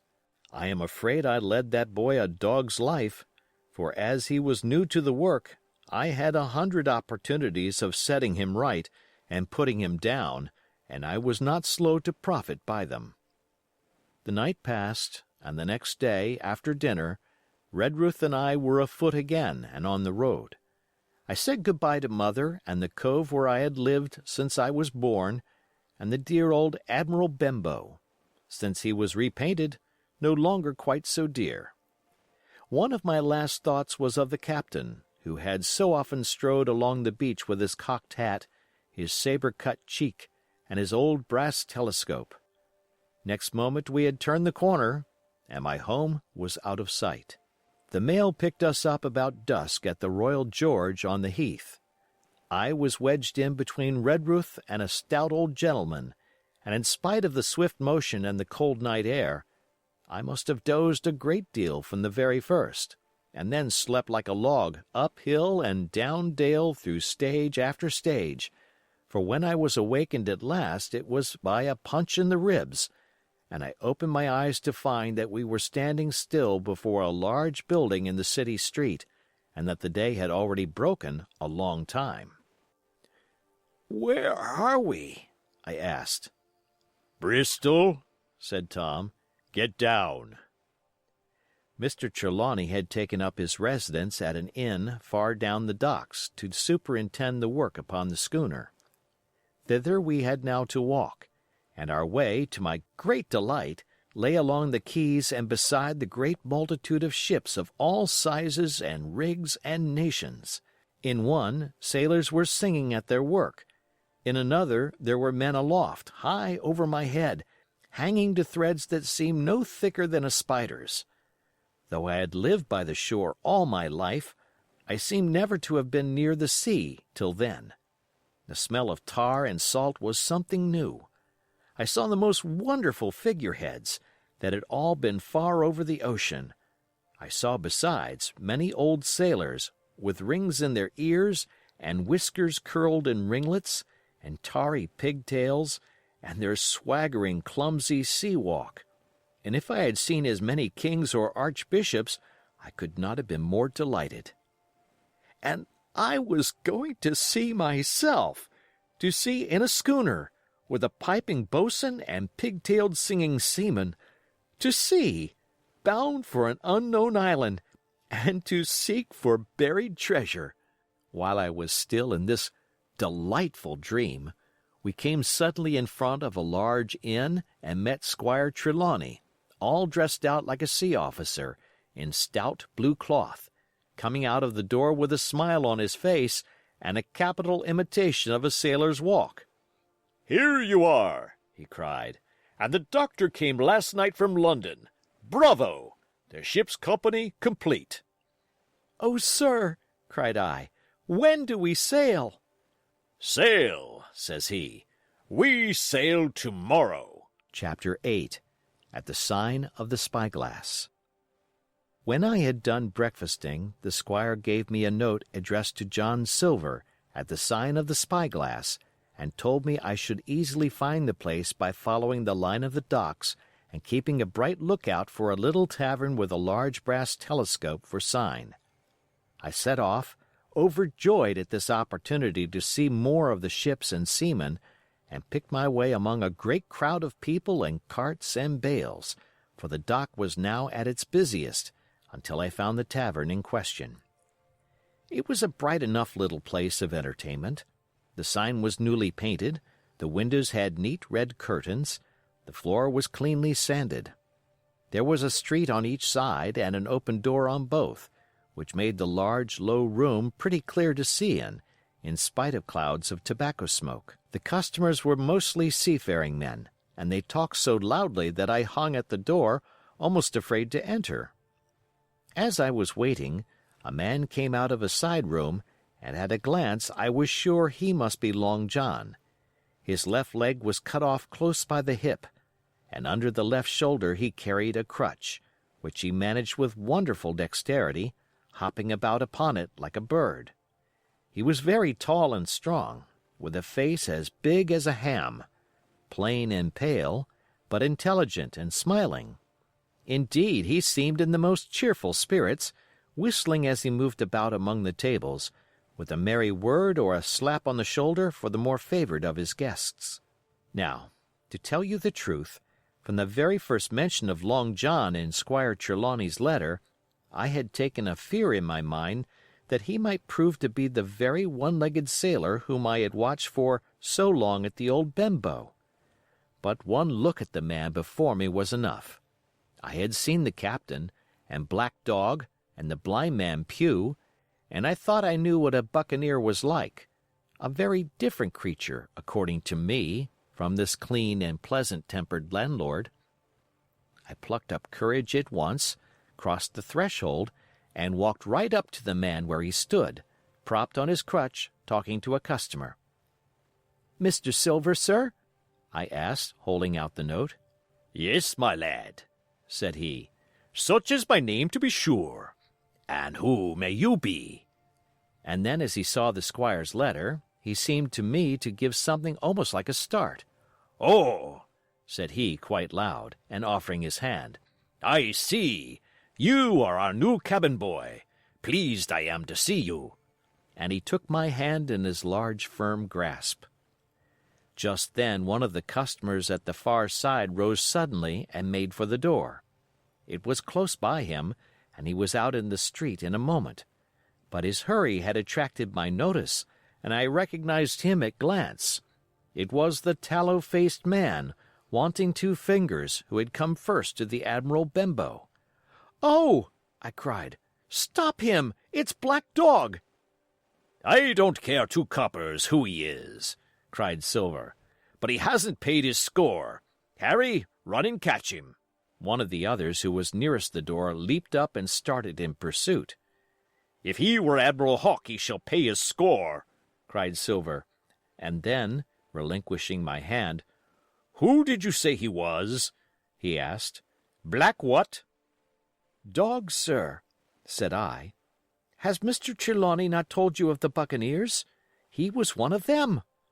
"So!" cried Silver. "In my house!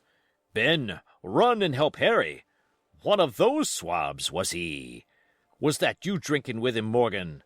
Step up here."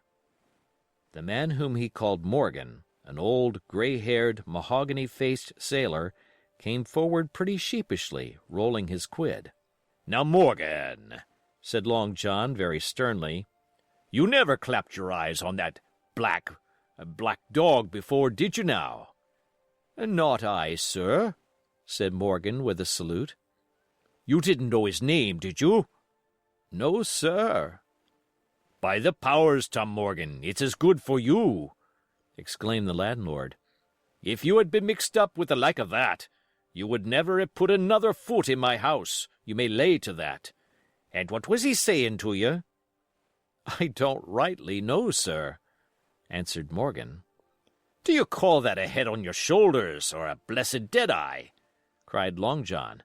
"Don't rightly know, don't you? Perhaps you don't happen to rightly know who you was speaking to, perhaps. Come now, what was he jawing? Voyages, captain's ships? Pipe up! What was it?" "He was talking of keel-hauling," answered Morgan. "Keel-hauling, was you?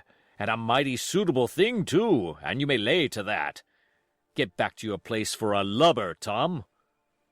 And then, as Morgan rolled back to his seat, Silver added to me in a confidential whisper that was very flattering, as I thought, "He's quite an honest man, Tom Morgan, only stupid.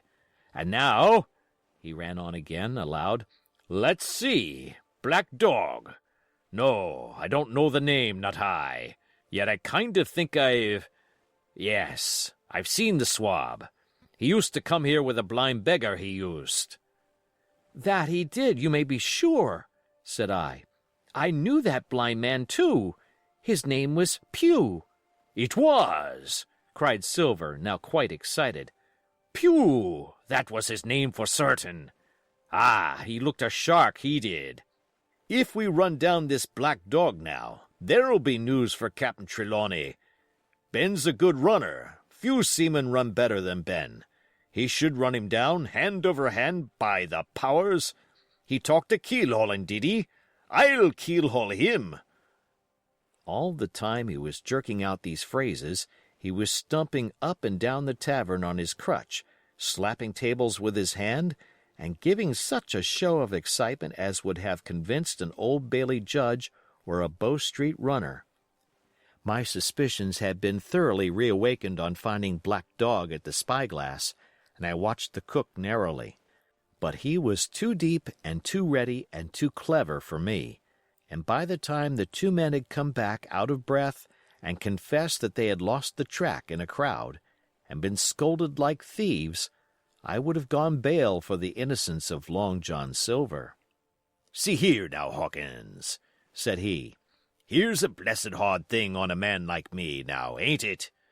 There's Captain Trelawney. What's he to think?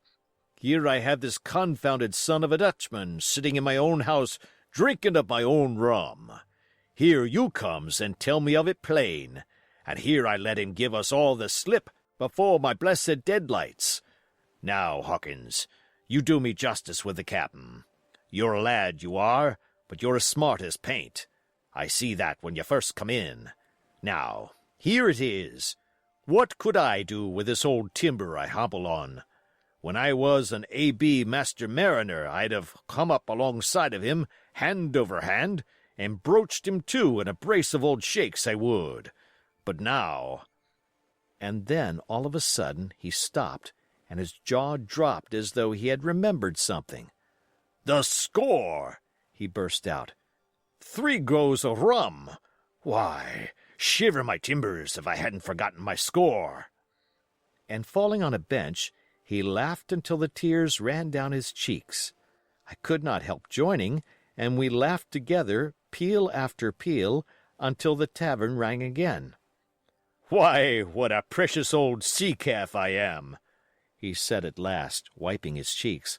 "You and me should get on well, Hawkins, for I'll take my davy I should be rated ship's boy. But come now, stand by to go about. This won't do. Duty is duty, messmates. I'll put on my old cockerel hat and step along of you to Captain Trelawney and report this here affair. For mind ye, it's serious, young Hawkins, and neither you nor me's come out of it with what I should make so bold as to call credit. Nor you neither, says you, not smart, none of the pair of us smart. But, dash my buttons, that was a good 'un about my score." And he began to laugh again, and that so heartily that though I did not see the joke as he did, I was again obliged to join him in his mirth. On our little walk along the quays, he made himself the most interesting companion, telling me about the different ships that we passed by, their rig, tonnage, and nationality, explaining the work that was going forward, how one was discharging, another taking in cargo, and a third making ready for sea, and every now and then telling me some little anecdote of ships or seamen, or repeating a nautical phrase till I had learned it perfectly. I began to see that here was one of the best of possible shipmates. When we got to the inn, the squire and Dr. Livesey were seated together, finishing a quart of ale with a toast in it, before they should go aboard the schooner on a visit of inspection. Long John told the story, from first to last, with a great deal of spirit and the most perfect truth. "That was how it were now, warn't it, Hawkins?" he would say, now and again, and I could always bear him entirely out. The 2 gentlemen regretted that Black Dog had got away, but we all agreed there was nothing to be done, and after he had been complimented, Long John took up his crutch and departed. "All hands aboard by 4 this afternoon," shouted the squire after him. "Aye, aye, sir," cried the cook in the passage. "Well, squire," said Dr. Livesey, "I don't put much faith in your discoveries as a general thing, but I will say this. John Silver suits me." "The man's a perfect trump," declared the squire. "And now," added the doctor, "Jim may come on board with us, may he not?" "To be sure he may," says Squire. "Take your hat, Hawkins, and we'll see the ship." Chapter 9. Powder and Arms. The Hispaniola lay some way out, and we went under the figureheads and round the sterns of many other ships, and their cables sometimes grated underneath our keel, and sometimes swung above us. At last, however, we got alongside and were met and saluted as we stepped aboard by the mate, Mr. Arrow, a brown old sailor with earrings in his ears and a squint. He and the squire were very thick and friendly, but I soon observed that things were not the same between Mr. Trelawney and the captain. This last was a sharp-looking man who seemed angry with everything on board, and was soon to tell us why, for we had hardly got down into the cabin when a sailor followed us. "Captain Smollett, sir, asking to speak with you," said he. "I am always at the captain's orders. Show him in," said the squire. The captain, who was close behind his messenger, entered at once and shut the door behind him. "Well, Captain Smollett, what have you to say? All well, I hope? All shipshape and seaworthy?" "Well, sir," said the captain, "better speak plain, I believe, even at the risk of offence. I don't like this cruise. I don't like the men, and I don't like my officer. That's short and sweet." "Perhaps, sir, you don't like the ship?" inquired the squire, very angry, as I could see. "I can't speak as to that, sir, not having seen her tried," said the captain. "She seems a clever craft. More I can't say." Possibly, sir, you may not like your employer either, says the squire. But here Dr. Livesey cut in. Stay a bit, said he. Stay a bit. No use of such questions as that but to produce ill feeling. The captain has said too much, or he has said too little, and I'm bound to say that I require an explanation of his words. You don't, you say, like this cruise. Now, why? I was engaged, sir, on what we call sealed orders, to sail the ship for that gentleman where he should bid me, said the captain. So far, so good. But now I find that every man before the mast knows more than I do. I don't call that fair, now, do you? No, said Dr. Livesey, I don't. Next, said the captain, I learn we are going after treasure. Hear it from my own hands, mind you. Now, treasure is ticklish work. I don't like treasure voyages on any account, and I don't like them, above all, when they are secret, and when, begging your pardon, Mr. Trelawney, the secret has been told to the parrot. Silver's parrot? asked the squire. It's a way of speaking, said the captain. Blabbed, I mean. It's my belief neither of you gentlemen know what you are about, but I'll tell you my way of it. Life or death, and a close run. That is all clear, and I dare say true enough, replied Dr. Livesey. We take the risk, but we are not so ignorant as you believe us. Next, you say you don't like the crew. Are they not good seamen? I don't like them, sir, returned Captain Smollett, and I think I should have had the choosing of my own hands, if you go to that. Perhaps you should, replied the doctor. My friend should, perhaps, have taken you along with him, but the slight, if there be one, was unintentional. And you don't like Mr. Arrow? I don't, sir. I believe he's a good seaman, but he's too free with the crew to be a good officer. A mate should keep himself to himself, shouldn't drink with the men before the mast. Do you mean he drinks? Cried the squire. No, sir, replied the captain, only that he's too familiar. Well, now, and the short and long of it, captain, asked the doctor. Tell us what you want. Well, gentlemen, are you determined to go on this cruise? Like iron, answered the squire. Very good, said the captain. Then, as you've heard me very patiently, saying things that I could not prove, hear me a few words more.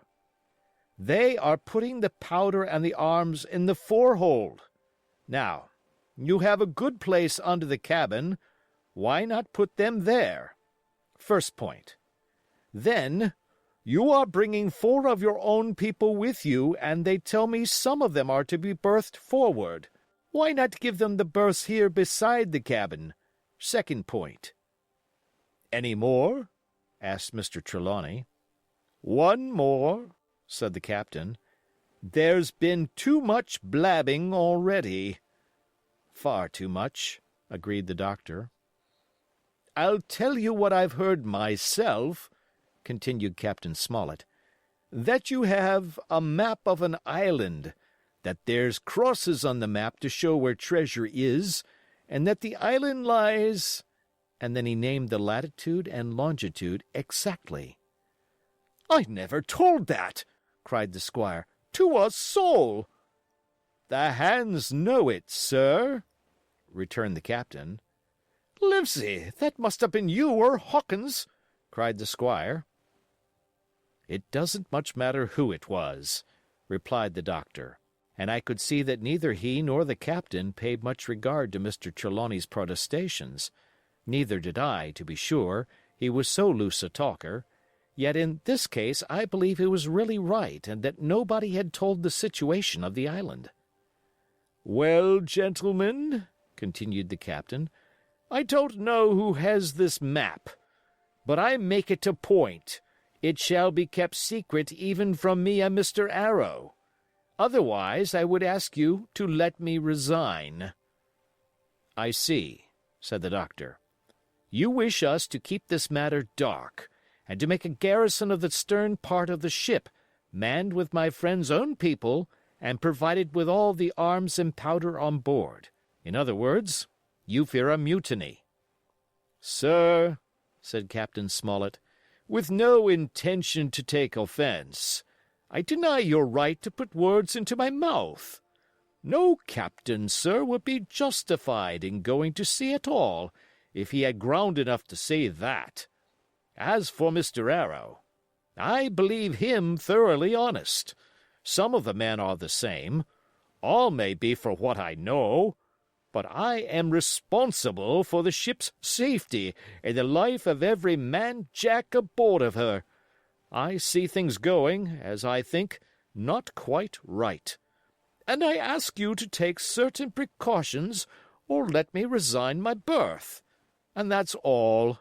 Captain Smollett," began the doctor with a smile, "did ever you hear the fable of the mountain and the mouse? You'll excuse me, I dare say, but you remind me of that fable. When you came in here, I'll stake my wig, you meant more than this." "Doctor," said the captain, "you are smart. When I came in here, I meant to get discharged. I had no thought that Mr. Trelawney would hear a word." "No more I would," cried the squire. "Had Livesey not been here, I should have seen you to the deuce. As it is, I have heard you. I will do as you desire, but I think the worse of you." "That's as you please, sir," said the captain. "You'll find I do my duty." And with that he took his leave. "Trelawney," said the doctor, "contrary to all my notions, I believed you have managed to get 2 honest men on board with you, that man and John Silver." "Silver, if you like," cried the squire. "But as for that intolerable humbug, I declare I think his conduct unmanly, unsailorly, and downright un-English." "Well," says the doctor, "we shall see." When we came on deck, the men had begun already to take out the arms and powder, yo-hoing at their work, while the captain and Mr. Arrow stood by superintending. The new arrangement was quite to my liking. The whole schooner had been overhauled. 6 berths had been made astern out of what had been the after part of the main hold, and this set of cabins was only joined to the galley and forecastle by a sparred passage on the port side. It had been originally meant that the captain, Mr. Arrow, Hunter, Joyce, the doctor, and the squire were to occupy these 6 berths. Now Redruth and I were to get 2 of them, and Mr. Arrow and the captain were to sleep on deck in the companion, which had been enlarged on each side till you might almost have called it a roundhouse. Very low it was still, of course, but there was room to swing 2 hammocks, and even the mate seemed pleased with the arrangement. Even he, perhaps, had been doubtful as to the crew, but that is only guess, for, as you shall hear, we had not long the benefit of his opinion. We were all hard at work, changing the powder and the berths, when the last man or 2, and Long John along with them, came off in a shore-boat. The cook came up the side like a monkey for cleverness, and as soon as he saw what was doing, "So ho, mates," says he, "what's this?" "We're a-changing of the powder, Jack," answers one. "Why, by the powers," cried Long John, "if we do, we'll miss the morning tide." "My orders," said the captain shortly. "You may go below, my man. Hands will want supper." "Aye, aye, sir," answered the cook, and touching his forelock, he disappeared at once in the direction of his galley. "That's a good man, Captain," said the doctor. "Very likely, sir," replied Captain Smollett. "Easy with that, men, easy," he ran on, to the fellows who were shifting the powder, and then suddenly observing me examining the swivel we carried amidships, a long brass 9, "Here, you, ship's boy," he cried. "Out of that! Off with you to the cook and get some work." And then as I was hurrying off I heard him say, quite loudly, to the doctor, "I'll have no favorites on my ship." I assure you I was quite of the squire's way of thinking, and hated the captain deeply. Chapter 10. The Voyage. All that night we were in a great bustle getting things stowed in their place, and boatfuls of the squire's friends, Mr. Blandley and the like, coming off to wish him a good voyage and a safe return. We never had a night at the Admiral Benbow when I had half the work, and I was dog-tired when, a little before dawn, the boatswain sounded his pipe and the crew began to man the capstan bars. I might have been twice as weary, yet I would not have left the deck, all was so new and interesting to me. The brief commands, the shrill note of the whistle, the men bustling to their places in the glimmer of the ship's lanterns. "Now, Barbecue, tip us a stave!" cried one voice. "The old one!" cried another. "Aye, aye, mates!" said Long John, who was standing by, with his crutch under his arm, and at once broke out in the air and words I knew so well. 50 men on the dead man's chest. And then the whole crew bore chorus. Yo-ho-ho, and a bottle of rum. And at the third ho drove the bars before them with a will. Even at that exciting moment, it carried me back to the old Admiral Benbow in a second, and I seemed to hear the voice of the captain piping in the chorus. But soon the anchor was short up, soon it was hanging dripping at the bows, soon the sails began to draw, and the land and shipping to flit by on either side, and before I could lie down to snatch an hour of slumber, the Hispaniola had begun her voyage to the Isle of Treasure. I am not going to relate that voyage in detail. It was fairly prosperous. The ship proved to be a good ship, the crew were capable seamen, and the captain thoroughly understood his business. But before we came the length of Treasure Island, 2 or 3 things had happened which require to be known. Mr. Arrow, first of all, turned out even worse than the captain had feared. He had no command among the men, and people did what they pleased with him. But that was by no means the worst of it, for after a day or 2 at sea he began to appear on deck with hazy eye, red cheeks, stuttering tongue, and other marks of drunkenness. Time after time he was ordered below in disgrace. Sometimes he fell and cut himself. Sometimes he lay all day long in his little bunk at one side of the companion. Sometimes for a day or 2 he would be almost sober and attend to his work at least passably. In the meantime, we could never make out where he got the drink. That was the ship's mystery. Watch him as we pleased, we could do nothing to solve it. And when we asked him to his face, he would only laugh if he were drunk, and if he were sober, deny solemnly that he had ever tasted anything but water. He was not only useless as an officer and a bad influence amongst the men, but it was plain that at this rate he must soon kill himself outright, so nobody was much surprised, nor very sorry, when one dark night, with a head sea, he disappeared entirely and was seen no more. "Overboard," said the captain. "Well, gentlemen, that saves the trouble of putting him in irons." But there we were, without a mate, and it was necessary, of course, to advance one of the men. The boatswain, Job Anderson, was the likeliest man aboard, and though he kept his old title, he served in a way as mate.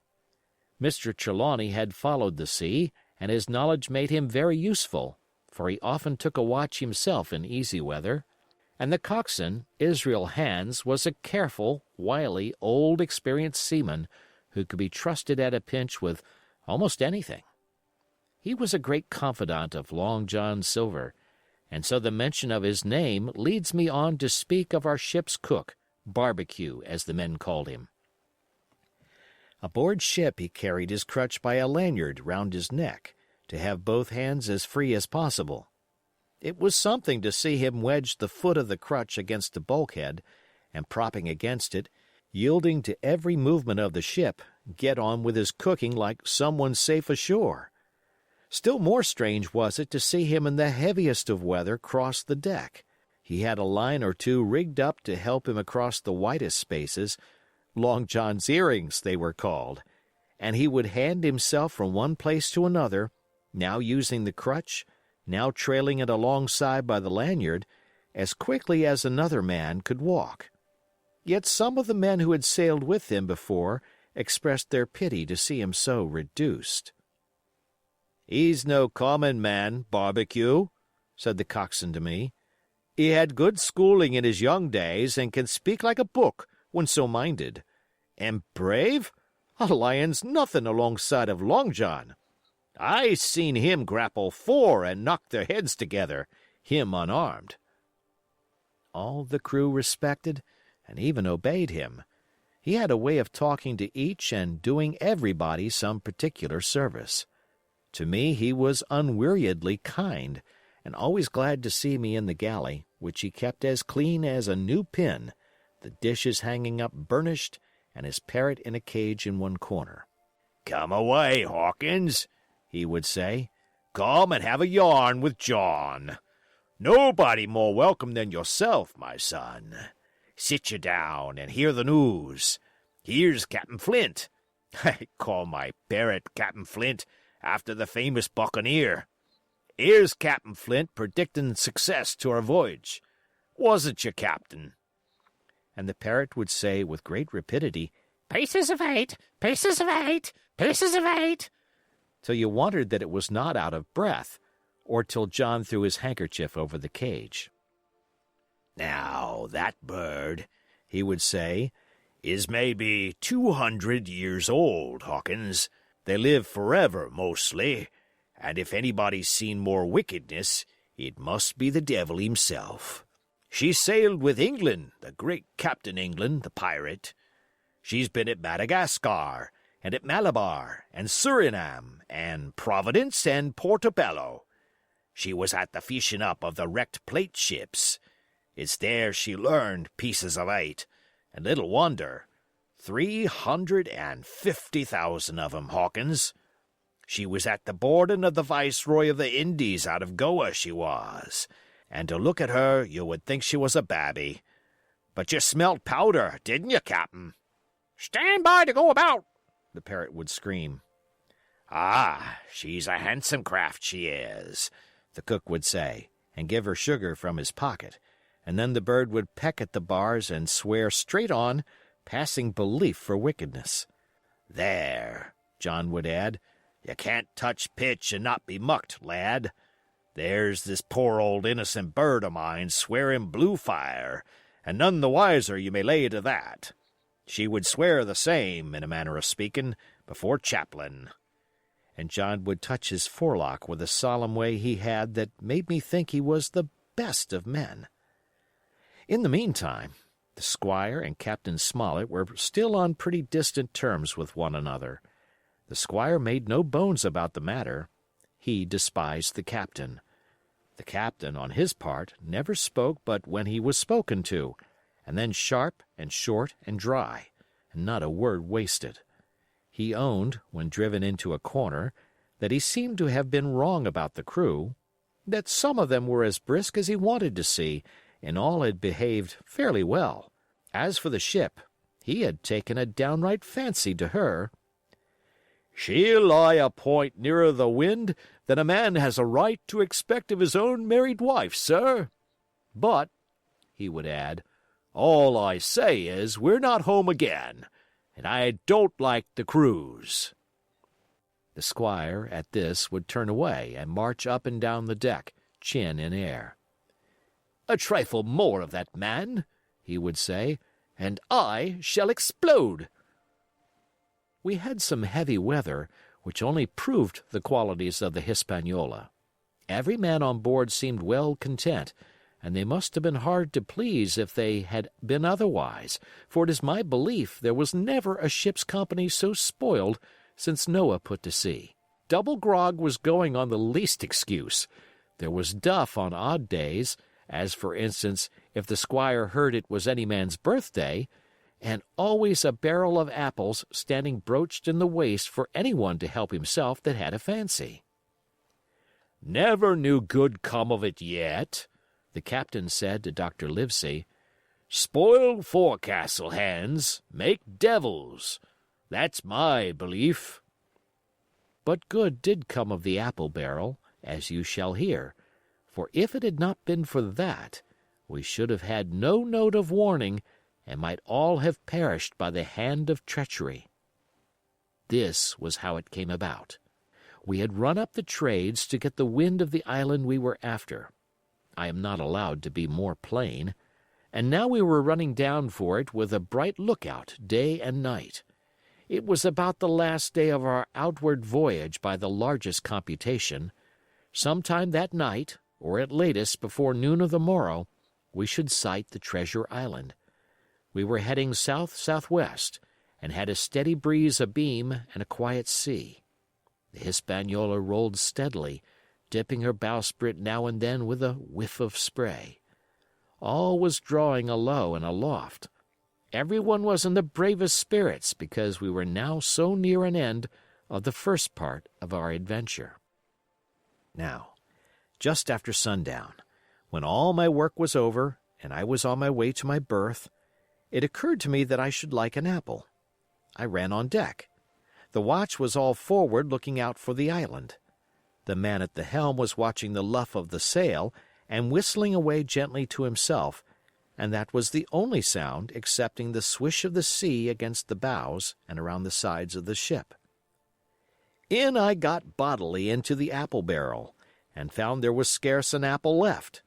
But sitting down there in the dark, what with the sound of the waters and the rocking movement of the ship, I had either fallen asleep or was on the point of doing so when a heavy man sat down with rather a clash close by. The barrel shook as he leaned his shoulders against it, and I was just about to jump up when the man began to speak. It was Silver's voice, and before I had heard a dozen words, I would not have shown myself for all the world, but lay there, trembling and listening, in the extreme of fear and curiosity. For from these dozen words I understood that the lives of all the honest men aboard depended upon me alone. Chapter 11. What I Heard in the Apple Barrel. "No, not I," said Silver. "Flint was captain. I was quartermaster, along of my timber leg. The same broadside I lost my leg, old Pew lost his deadlights. It was a master surgeon, him that amputated me, out of college and all, Latin by the bucket and what not. But he was hanged like a dog, and sun-dried like the rest at Corso Castle. That was Robert's men, that was, and come to changing names to their ships, Royal Fortune and so on. Now, what a ship was christened, so let her stay, I says. So it was with the Cassandra, as brought us all safe home from Malabar, after England took the viceroy of the Indies. So it was with the old Walrus, Flint's old ship, as I've seen amuck with the red blood and fit to sink with gold." "Ah!" cried another voice, that of the youngest hand on board, and evidently full of admiration. "He was the flower of the flock, was Flint." "Davis was a man, too, by all accounts," said Silver. "I never sailed along of him. First with England, then with Flint, that's my story. And now here on my own account, in a manner of speaking. I laid by 900 safe from England, and 2,000 after Flint. That ain't bad for a man before the mast, all safe in bank. 'Tain't earning now, it's saving does it, you may lay to that. Where's all England's men now? I don't know. Where's Flint's? Why, most on 'em aboard here, and glad to get the duff. Been begging before that, some on 'em. Old Pew, as had lost his sight, and might have thought shame, spends £1,200 in a year, like a lord in Parliament. Where is he now? Well, he's dead now and under hatches. But for 2 year before that, shiver my timbers, the man was starving. He begged, and he stole, and he cut throats, and starved at that by the powers." "Well, it ain't much use after all," said the young seaman. "'Tain't much use for fools, you may lay to it. That or nothing," cried Silver. "But now, you look here. You're young, you are, but you're as smart as paint. I see that when I set my eyes on you, and I'll talk to you like a man." You may imagine how I felt when I heard this abominable old rogue addressing another in the very same words of flattery as he had used to myself. I think, if I had been able, that I would have killed him through the barrel. Meantime he ran on, little supposing he was overheard. "Here it is about gentlemen of fortune. They lives rough, and they risk swinging, but they eat and drink like fighting cocks, and when a cruise is done, why, it's hundreds of pounds instead of hundreds of farthings in their pockets. Now, the most goes for rum and a good fling, and to sea again in their shirts. But that's not the course I lay. I puts it all away. Some here, some there, and none too much anywheres, by reason of suspicion. I'm 50, mark ye. Once back from this cruise, I set up gentlemen in earnest. Time enough, too, says you. Ah, but I've lived easy in the meantime, never denied myself a nothing heart desires, and slept soft and ain't dainty all my days but when at sea. And how did I begin? Before the mast, like you." "Well," said the other, "but all the other money's gone now, ain't it? You daren't show face in Bristol after this." "Why, where might you suppose it was?" asked Silver derisively. "At Bristol, in banks and places?" answered his companion. "It were," said the cook. "It were when we weighed anchor. But my old missus has it all by now. And the spyglass is sold, lease and goodwill and rigging, and the old girl's off to meet me. I would tell you where, for I trust you, but it'd make jealousy among the mates." "And can you trust your missus?" asked the other. "Gentlemen of fortune," returned the cook, "usually trust little among themselves, and right they are, you may lay to it. But I have a way with me, I have. When a mate brings a slip on his cable, one as knows me, I mean, it won't be in the same world with old John. There was some that was feared of Pew, and some that was feared of Flint, but Flint his own self was feared of me. Feared he was, and proud. They was the roughest crew afloat, was Flint's. The devil himself would have feared to go to sea with them. Well, now, I tell you, I'm not a boasting man, and you seen yourself how easy I keep company. But when I was quartermaster, lambs wasn't the word for Flint's old buccaneers. Ah, you may be sure of yourself in old John's ship." "Well, I tell you now," replied the lad, "I didn't half a quarter like the job till I had this talk with you, John, but there's my hand on it now." "And a brave lad you were, and smart, too," answered Silver, shaking hands so heartily that all the barrels shook. "And a finer figurehead for a gentleman of fortune I never clapped my eyes on." By this time I had begun to understand the meaning of their terms.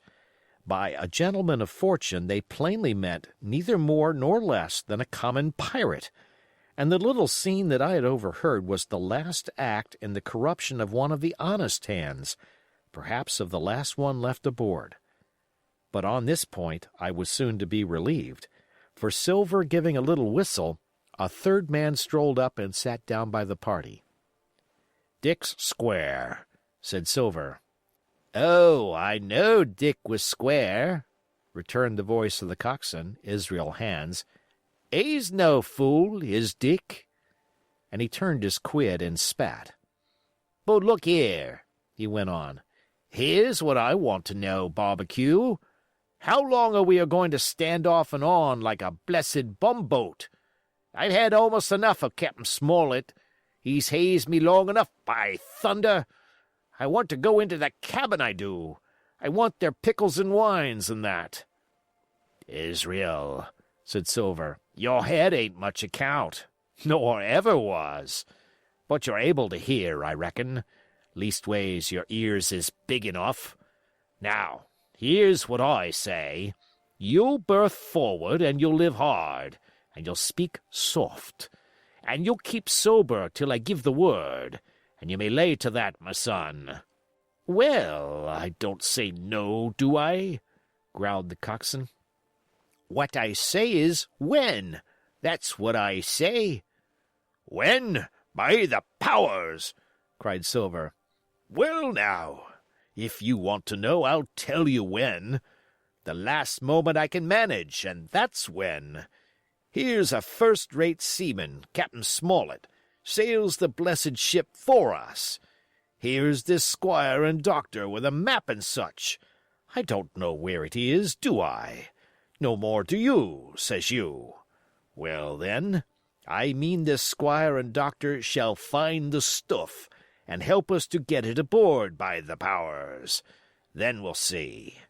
If I was sure of you all, sons of double Dutchmen, I'd have Captain Smollett navigate us halfway back again before I struck.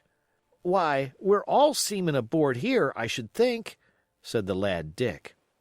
We're all forecastle hands, you mean, snapped Silver. We can steer a course, but who's to set one?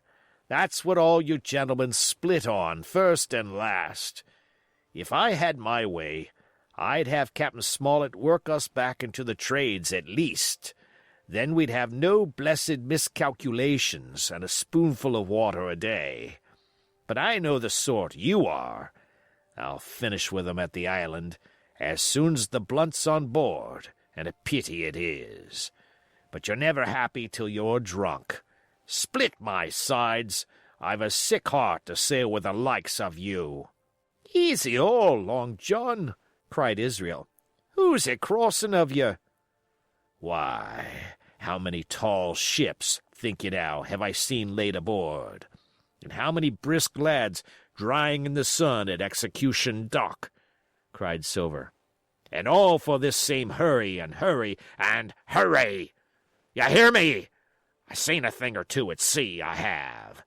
If you would only lay your course and a pint to windward, you would ride in carriages, you would. But not you. I know you. You'll have your mouth full of rum tomorrow, and go hang. Everybody knowed you was a kind of a chaplain, John, but there's others as good hand and steer as well as you, said Israel. They liked a bit of fun, they did. They wasn't so high and dry nohow, but took their fling like jolly companions every one. So, says Silver. Well, and where are they now? Pugh was that sort, and he died a beggarman. Flint was, and he died of rum at Savannah. Ah, they was a sweet crew, they was. Only, where are they? But, asked Dick, when do we lay 'em athwart, and what are we to do with 'em anyhow? There's the man for me, cried the cook admiringly. That's what I call business. Well, what would you think? Put 'em ashore like maroons? That would have been England's way. Or cut 'em down like that much pork? That would have been Flint's, or Billy Bones's. Billy was the man for that, said Israel. Dead men don't bite, says he. Well, he's dead now hisself. He knows the long and short on it now, and if ever a rough hand come to port, it was Billy. Right you are, said Silver, rough and ready. But mark you here, I'm an easy man. I'm quite the gentleman, says you. But this time it's serious. Duty is duty, mates. I give my vote. Death. When I'm in Parliament and riding in my coach, I don't want none of these sea lawyers in the cabin a-comin' home unlooked for, like the devil at prayers. Wait is what I say. But when the time comes, why, let her rip. John, cries the coxswain, You're a man!" "You'll say so, Israel, when you see," said Silver. "Only one thing I claim. I claim Trelawney. I'll wring his calf's head off his body with these hands. Dick," he added, breaking off, "you just jump up like a sweet lad and get me an apple to wet my pipe like." You may fancy the terror I was in. I should have leaped out and run for it if I had found the strength, but my limbs and heart alike misgave me. I heard Dick begin to rise, and then someone seemingly stopped him, and the voice of Hans exclaimed, "Oh, stow that! Don't you get suckin' of that bilge, John. Let's have a go of the rum." "Dick," said Silver, "I trust you. I've a gauge on the keg, mind. There's the key. You fill a pannikin and bring it up." Terrified as I was, I could not help thinking to myself that this must have been how Mr. Arrow got the strong waters that destroyed him. Dick was gone but a little while, and during his absence Israel spoke straight on in the cook's ear. It was but a word or two that I could catch, and yet I gathered some important news, for besides other scraps that tended to the same purpose, this whole clause was audible. Not another man of 'em'll join. Hence there were still faithful men on board. When Dick returned, one after another of the trio took the pannikin and drank. One to luck, another with a "Here's to old Flint," and Silver himself sang, in a kind of song, "Here's to ourselves, and hold your luff, plenty of prizes and plenty of duff." Just then a sort of brightness fell upon me in the barrel, and looking up, I found the moon had risen and was silvering the mizzen top and shining white on the luff of the foresail, and almost at the same time the voice of the lookout shouted, "Land ho!" Chapter 12. Council of War. There was a great rush of feet across the deck. I could hear people tumbling up from the cabin and the forecastle, and slipping in an instant outside my barrel, I dived behind the foresail, made a double towards the stern, and came out upon the open deck in time to join Hunter and Dr. Livesey in the rush for the weather bow. There all hands were already congregated. A belt of fog had lifted almost simultaneously with the appearance of the moon. Away to the southwest of us we saw two low hills, about a couple of miles apart, and rising behind one of them, a third and higher hill, whose peak was still buried in the fog. All three seemed sharp and conical in figure. So much I saw, almost in a dream, for I had not yet recovered from my horrid fear of a minute or two before. And then I heard the voice of Captain Smollett issuing orders. The Hispaniola was laid a couple of points nearer the wind, and now sailed a course that would just clear the island on the east. "And now, men," said the captain, when all was sheeted home, "has any one of you ever seen that land ahead?" "I have, sir," said Silver. "I've watered there with a trader I was cook in." "The anchorage is in the south behind an islet, I fancy?" asked the captain. "Yes, sir. Skeleton Island, they calls it. It were a main place for pirates once, and a hand we had on board knowed all their names for it. That hill to the north'ard they call the Foremast Hill. There are 3 hills in a row running south'ard, fore, main, and mizzen, sir. But the main, that's the big un with the cloud on it, they usually calls the Spyglass, by reason of a lookout they kept when they was in the anchorage cleanin', for it's there they cleaned their ships, sir, askin' your pardon." "I've a chart here," said Captain Smollett. "See if that's the place." Long John's eyes burned in his head as he took the chart, but by the fresh look of the paper I knew he was doomed to disappointment. This was not the map we found in Billy Bones's chest, but an accurate copy, complete in all things, names and heights and soundings, with the single exception of the red crosses and the written notes. Sharp as must have been his annoyance, Silver had the strength of mind to hide it. "Yes, sir," said he. "This is the spot, to be sure, and very prettily drawed out. Who might have done that, I wonder? The pirates were too ignorant, I reckon. Ah, here it is. Captain Kidd's anchorage. Just the name my shipmate called it. There's a strong current runs along the south, and then away north'ard up the west coast. Right you was, sir, says he, to haul your wind and keep the weather of the island. Leastways, if such was your intention as to enter and careen, and there ain't no better place for that in these waters." "Thank you, my man," said Captain Smollett. "I'll ask you later on to give us a help. You may go." I was surprised at the coolness with which John avowed his knowledge of the island, and I own I was half frightened when I saw him drawing nearer to myself. He did not know, to be sure, that I had overheard his counsel from the apple barrel, and yet I had by this time taken such a horror of his cruelty, duplicity, and power that I could scarce conceal a shudder when he laid his hand upon my arm. "Ah," says he, "this here is a sweet spot, this island. A sweet spot for a lad to get ashore on. You'll bathe and you'll climb trees and you'll hunt goats, you will. And you'll get aloft on them hills like a goat yourself. Why, it makes me young again. I was going to forget my timber leg, I was.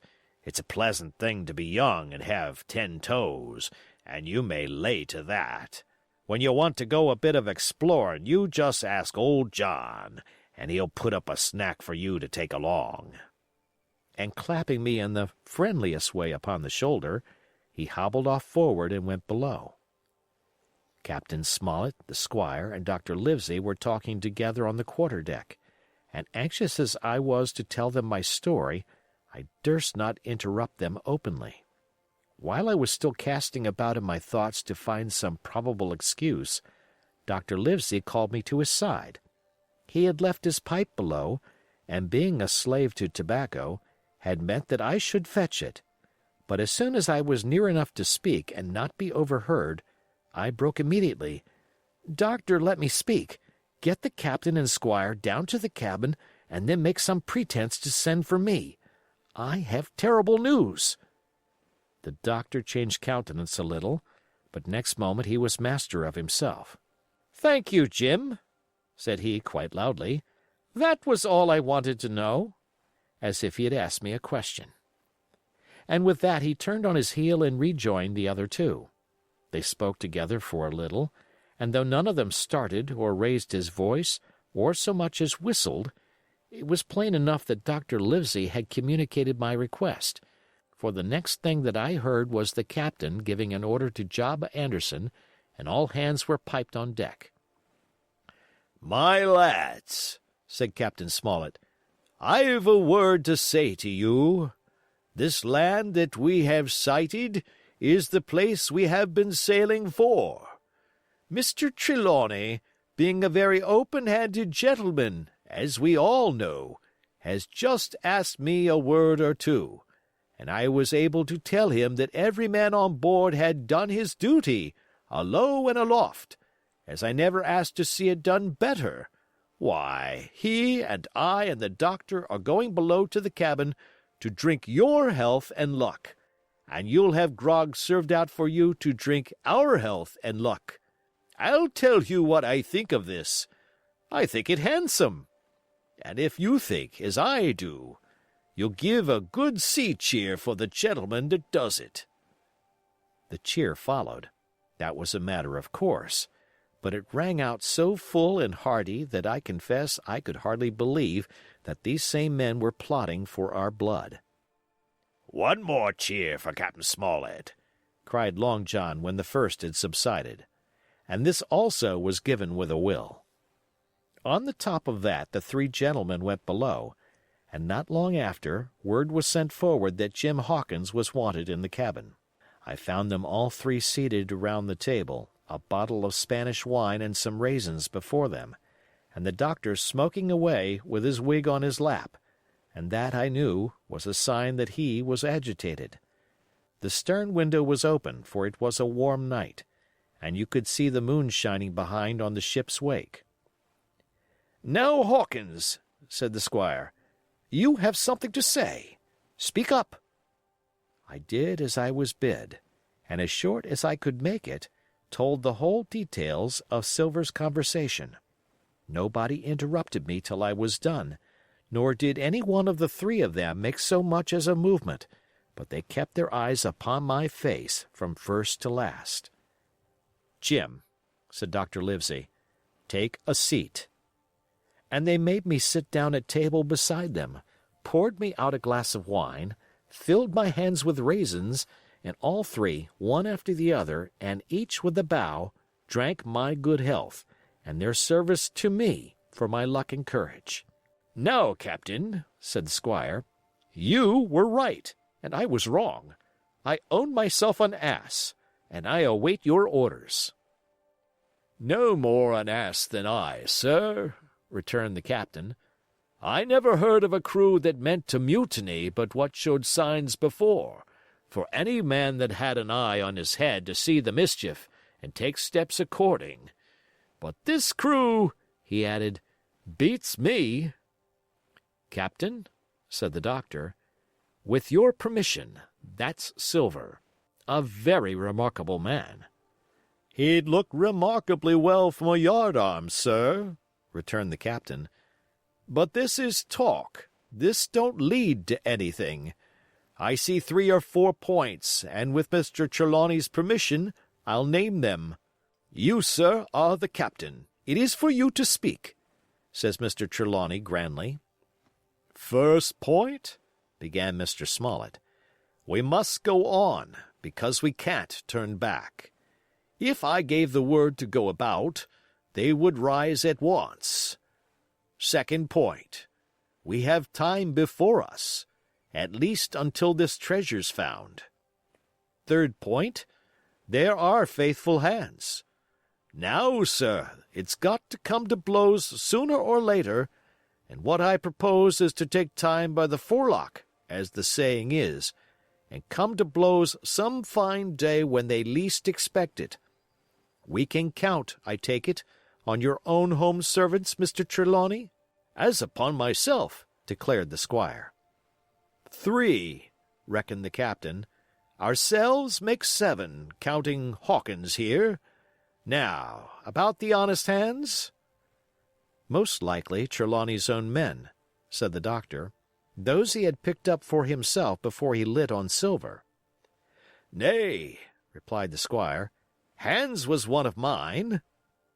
"I did think I could have trusted Hands," added the captain. "And to think that they are all Englishmen," broke out the squire. "Sir, I could find it in my heart to blow the ship up."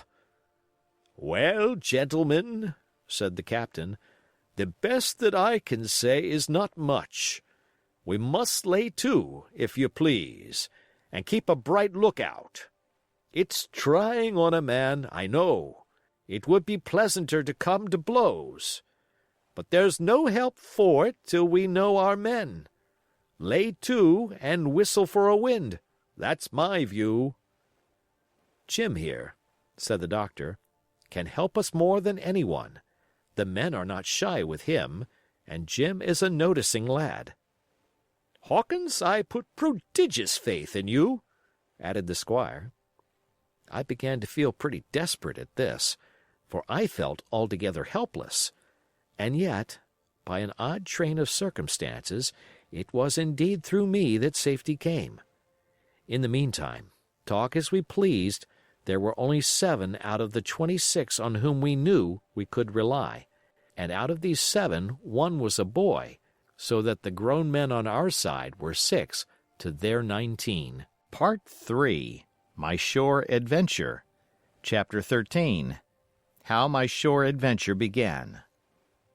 The appearance of the island when I came on deck next morning was altogether changed. Although the breeze had now utterly ceased, we had made a great deal of way during the night, and were now lying becalmed about half a mile to the southeast of the low eastern coast. gray-colored woods covered a large part of the surface. This even tint was indeed broken up by streaks of yellow sandbrake in the lower lands, and by many tall trees of the pine family, outtopping the others, some singly, some in clumps, but the general coloring was uniform and sad. The hills ran up clear above the vegetation in spires of naked rock. All were strangely shaped, and the spyglass, which was by 300 or 400 feet the tallest on the island, was likewise the strangest in configuration, running up sheer from almost every side, and then suddenly cut off at the top, like a pedestal to put a statue on. The Hispaniola was rolling scuppers under in the ocean swell. The booms were tearing at the blocks, the rudder was banging to and fro, and the whole ship creaking, groaning, and jumping like a manufactory.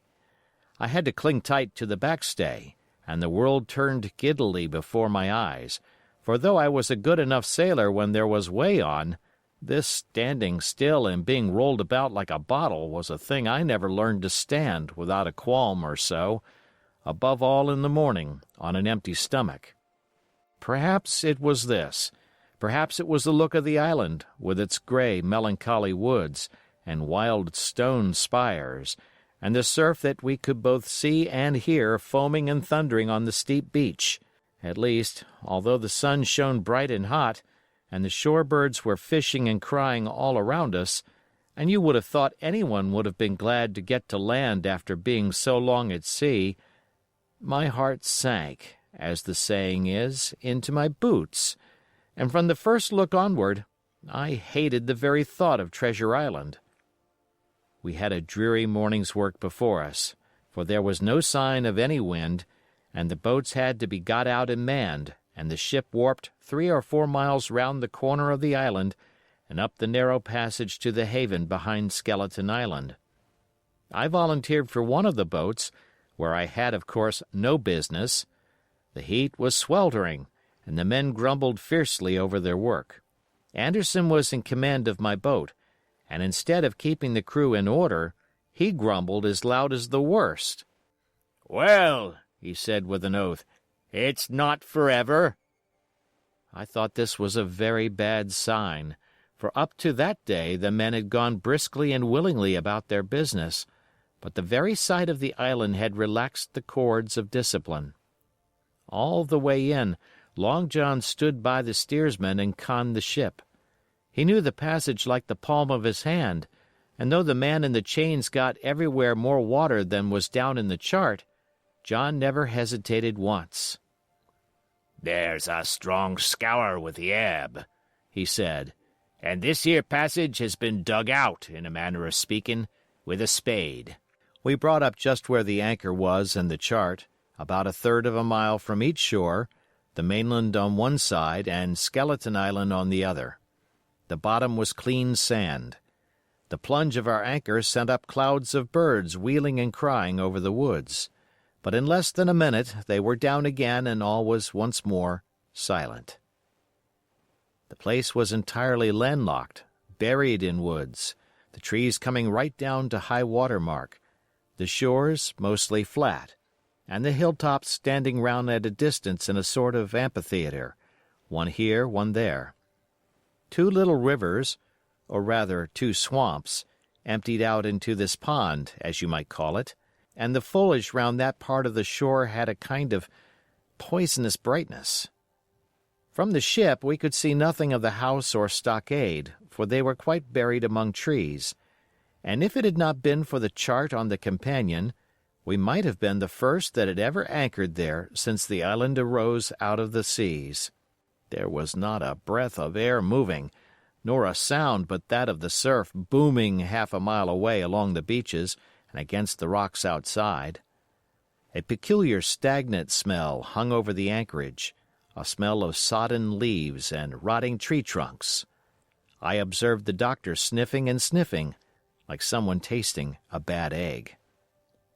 "I don't know about treasure," he said, "but I'll stake my wig there's fever here." If the conduct of the men had been alarming in the boat, it became truly threatening when they had come aboard. They lay about the deck growling together in talk.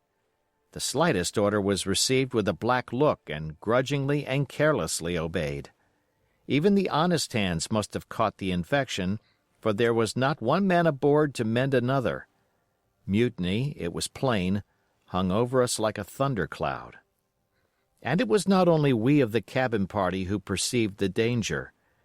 Long John was hard at work going from group to group, spending himself in good advice, and as for example, no man could have shown a better.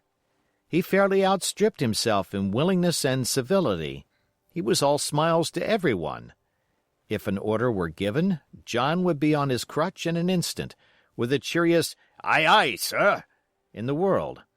And when there was nothing else to do, he kept up one song after another, as if to conceal the discontent of the rest.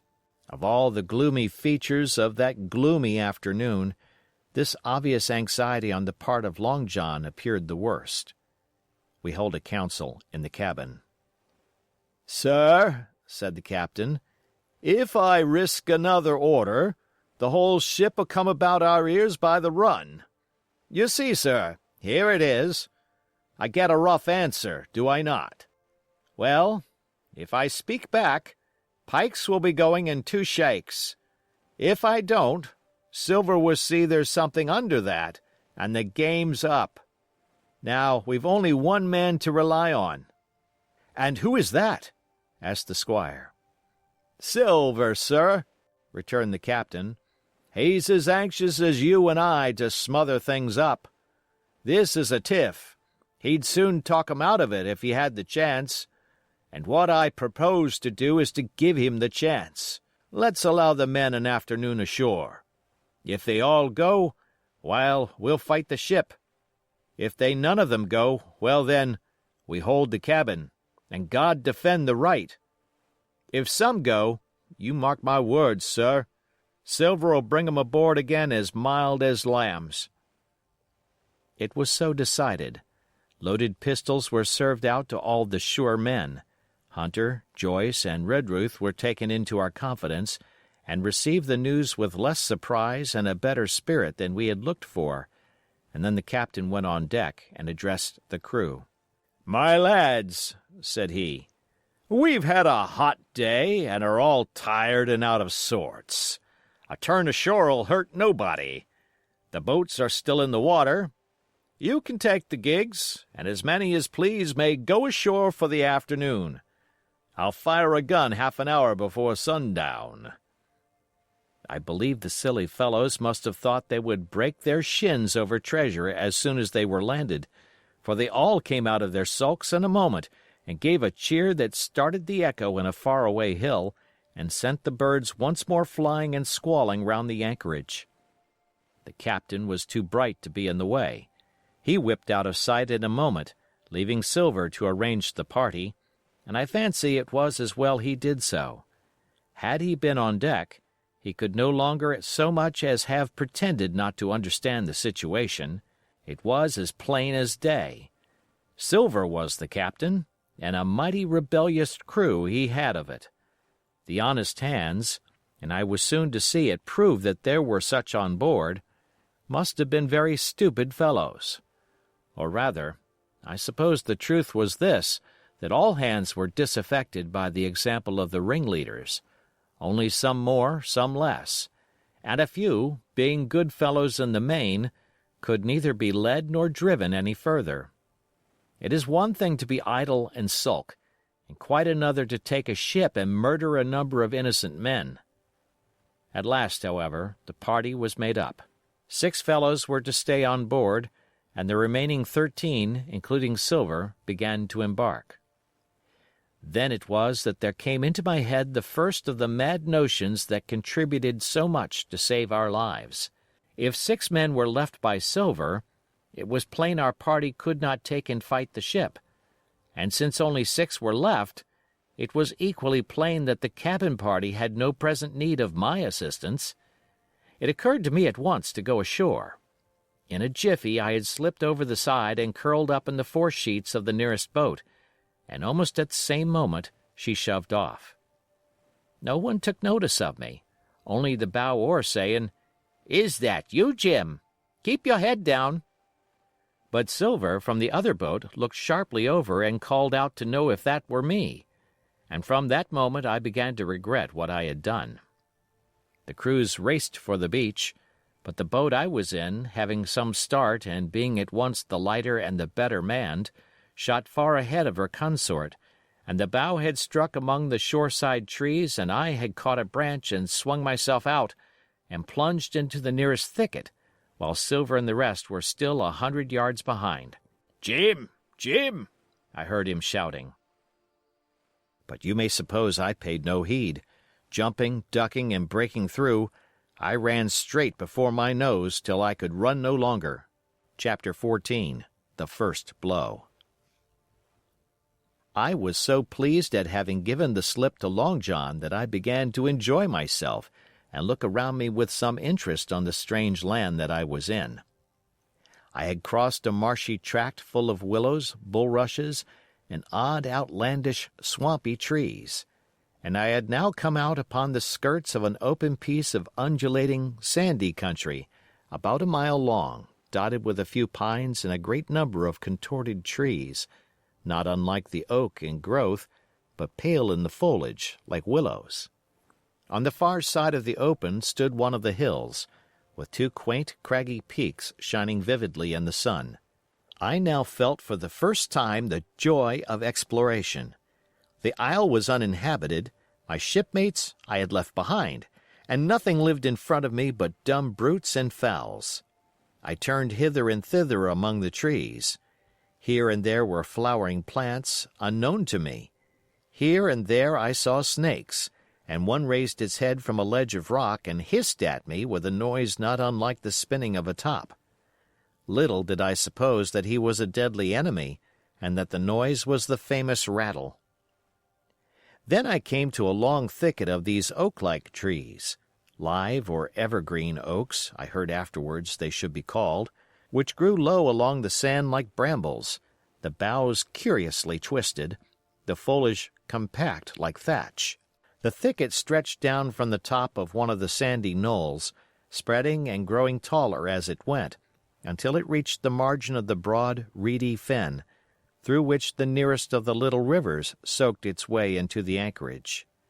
The marsh was steaming in the strong sun, and the outline of the spyglass trembled through the haze. All at once there began to go a sort of bustle among the bulrushes. A wild duck flew up with a quack, another followed, and soon over the whole surface of the marsh a great cloud of birds hung screaming and circling in the air. I judged at once that some of my shipmates must be drawing near along the borders of the fen. Nor was I deceived, for soon I heard the very distant and low tones of a human voice, which, as I continued to give ear, grew steadily louder and nearer. This put me in a great fear, and I crawled under cover of the nearest live oak and squatted there, hearkening, as silent as a mouse. Another voice answered, and then the first voice, which I now recognized to be Silver's, once more took up the story and ran on for a long while in a stream, only now and again interrupted by the other. By the sound, they must have been talking earnestly and almost fiercely, but no distinct word came to my hearing. At last the speakers seemed to have paused and perhaps to have sat down, for not only did they cease to draw any nearer, but the birds themselves began to grow more quiet and to settle again to their places in the swamp.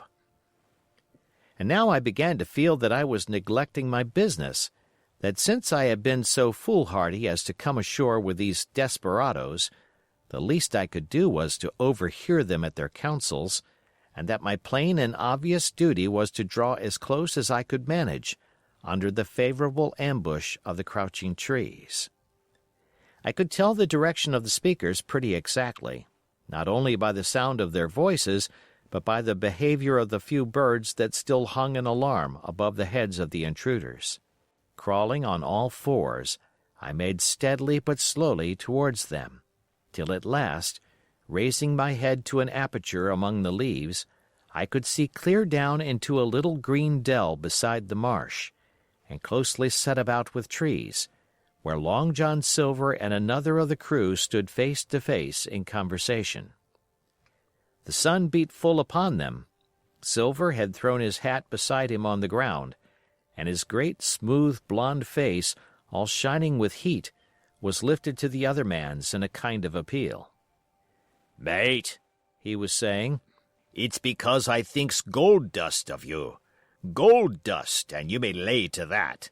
If I hadn't took to you like pitch, do you think I'd have been here a warning of you? All's up. You can't make nor mend. It's to save your neck that I'm a-speaking. And if one of the wild uns knew it, where'd I be, Tom? Now tell me, where'd I be?" "Silver," said the other man, and I observed he was not only red in the face, but spoke as hoarse as a crow, and his voice shook, too, like a taut rope. "Silver," says he, "you're old, and you're honest, or has the name for it, and you've money, too, which lots of poor sailors hasn't, and you're brave or I'm mistook. And will you tell me you'll let yourself be led away with that kind of a mess of swabs? Not you. As sure as God sees me, I'd sooner lose my hand. If I turn agin my duty—" And then all of a sudden he was interrupted by a noise. I had found one of the honest hands. Well, here at that same moment came news of another. Far away out in the marsh there arose, all of a sudden, a sound like the cry of anger, then another on the back of it, and then one horrid, long-drawn scream. The rocks of the spyglass re-echoed it a score of times. The whole troop of marsh birds rose again, darkening heaven with a simultaneous whir, and long after that death yell was still ringing in my brain, silence had re-established its empire, and only the rustle of the redescending birds and the boom of the distant surges disturbed the languor of the afternoon. Tom had leaped at the sound, like a horse at the spur, but Silver had not winked an eye. He stood where he was, resting lightly on his crutch, watching his companion like a snake about to spring. "John," said the sailor, stretching out his hand. "Hands off!" cried Silver, leaping back a yard, as it seemed to me, with the speed and security of a trained gymnast. "Hands off, if you like, John Silver," said the other. "It's a black conscience that can make you feared of me. But in heaven's name, tell me, what was that?" "That," returned Silver, smiling away, but warier than ever, his eye a mere pinpoint in his big face, but gleaming like a crumb of glass. "That? Oh, I reckon that'll be Allen." And at this point Tom flashed out like a hero. "Allen!" he cried. "Then rest his soul for a true seaman. And as for you, John Silver, long you've been a mate of mine, but you're mate of mine no more. If I die like a dog, I'll die in my duty. You've killed Allen, have you? Kill me too, if you can. But I defies you." And with that, this brave fellow turned his back directly on the cook and set off walking for the beach. But he was not destined to go far. With a cry, John seized the branch of a tree, whipped the crutch out of his armpit, and sent that uncouth missile hurtling through the air. It struck poor Tom point foremost, and with stunning violence, right between the shoulders in the middle of his back. His hands flew up, he gave a sort of gasp, and fell. Whether he were injured much or little, none could ever tell. Like enough, to judge from the sound, his back was broken on the spot. But he had no time given him to recover. Silver, agile as a monkey even without leg or crutch, was on the top of him next moment, and had twice buried his knife up to the hilt in that defenseless body. From my place of ambush I could hear him pant aloud as he struck the blows. I do not know what it rightly is to faint, but I do know that for the next little while the whole world swam away from before me in a whirling mist. Silver and the birds, and the tall spyglass hilltop, going round and topsy-turvy before my eyes, and all manner of bells ringing and distant voices shouting in my ear. When I came again to myself, the monster had pulled himself together, his crutch under his arm, his hat upon his head. Just before him Tom lay motionless upon the sward. but the murderer minded him not a whit, cleansing his blood-stained knife the while upon a wisp of grass.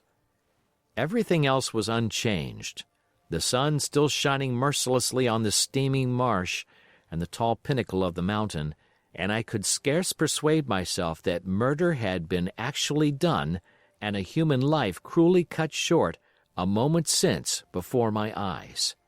But now John put his hand into his pocket, brought out a whistle, and blew upon it several modulated blasts that rang far across the heated air.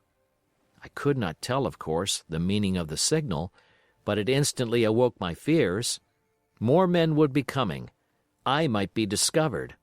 They had already slain 2 of the honest people. After Tom and Allen, might not I come next? Instantly I began to extricate myself and crawl back again, with what speed and silence I could manage, to the more open portion of the wood. As I did so, I could hear hails coming and going between the old buccaneer and his comrades, and this sound of danger lent me wings. As soon as I was clear of the thicket, I ran as I never ran before, scarce minding the direction of my flight, so long as it led me from the murderers. And as I ran, fear grew and grew upon me until it turned into a kind of frenzy. Indeed, could anyone be more entirely lost than I? When the gun fired, how should I dare to go down to the boats among those fiends still smoking from their crime? Would not the first of them who saw me wring my neck like a snipe's? Would not my absence itself be an evidence to them of my alarm, and therefore of my fatal knowledge? It was all over, I thought. Good-bye to the Hispaniola. Good-bye to the squire, the doctor, and the captain. There was nothing left for me but death by starvation or death by the hands of the mutineers. All this while, as I say, I was still running, and without taking any notice, I had drawn near to the foot of the little hill with the 2 peaks, and had got into a part of the island where the live oaks grew more widely apart, and seemed more like forest trees in their bearing and dimensions. Mingled with these were a few scattered pines, some 50, some nearer 70 feet high. The air, too, smelt more freshly than down beside the marsh. And here a fresh alarm brought me to a standstill with a thumping heart. Chapter 15. The Man of the Island. From the side of the hill, which was here steep and stony, a spout of gravel was dislodged and fell rattling and bounding through the trees. My eyes turned instinctively in that direction, and I saw a figure leap with great rapidity behind the trunk of a pine. What it was, whether bear or man or monkey, I could in no wise tell. It seemed dark and shaggy, more I knew not, but the terror of this new apparition brought me to a stand. I was now, it seemed, cut off upon both sides, behind me the murderers, before me this lurking nondescript, and immediately I began to prefer the dangers that I knew to those I knew not. Silver himself appeared less terrible in contrast with this creature of the woods, and I turned on my heel, and looking sharply behind me over my shoulder, began to retrace my steps in the direction of the boats. Instantly the figure reappeared, and making a wide circuit, began to head me off. I was tired at any rate, but had I been as fresh as when I rose, I could see it was in vain for me to contend in speed with such an adversary. From trunk to trunk the creature flitted like a deer, running manlike on 2 legs, but unlike any man that I had ever seen, stooping almost double as it ran. Yet a man it was, I could no longer be in doubt about that. I began to recall what I had heard of cannibals. I was within an ace of calling for help, but the mere fact that he was a man, however wild, had somewhat reassured me, and my fear of Silver began to revive in proportion. I stood still, therefore, and cast about for some method of escape, and as I was so thinking, the recollection of my pistol flashed into my mind. As soon as I remembered I was not defenseless, courage glowed again in my heart, and I set my face resolutely for this man of the island, and walked briskly towards him. He was concealed by this time behind another tree trunk, but he must have been watching me closely, for as soon as I began to move in his direction, he reappeared and took a step to meet me. Then he hesitated, drew back, came forward again, and at last, to my wonder and confusion, threw himself on his knees and held out his clasped hands in supplication. At that I once more stopped. "Who are you?" I asked. "Ben Gunn," he answered, and his voice sounded hoarse and awkward, like a rusty lock. "I'm poor Ben Gunn, I am, and I haven't spoke with a Christian these 3 years." I could now see that he was a white man like myself, and that his features were even pleasing. His skin, wherever it was exposed, was burnt by the sun. Even his lips were black, and his fair eyes looked quite startling in so dark a face. Of all the beggarmen that I had seen or fancied, he was the chief for raggedness. He was clothed with tatters of old ship's canvas and old sea cloth, and this extraordinary patchwork was all held together by a system of the most various and incongruous fastenings, brass buttons, bits of stick, and loops of tarry gaskin. About his waist he wore an old brass-buckled leather belt, which was the one thing solid in his whole accoutrement. 3 years!" I cried. "Were you shipwrecked?" "Nay, mate," said he, "marooned." I had heard the word, and I knew it stood for a horrible kind of punishment, common enough among the buccaneers, in which the offender is put ashore with a little powder and shot and left behind on some desolate and distant island. "Marooned 3 years agone," he continued, "and lived on goats since then, and berries and oysters. Wherever a man is, says I, a man can do for himself. But, mate, my heart is sore for Christian diet. You mightn't happen to have a piece of cheese about you now? No?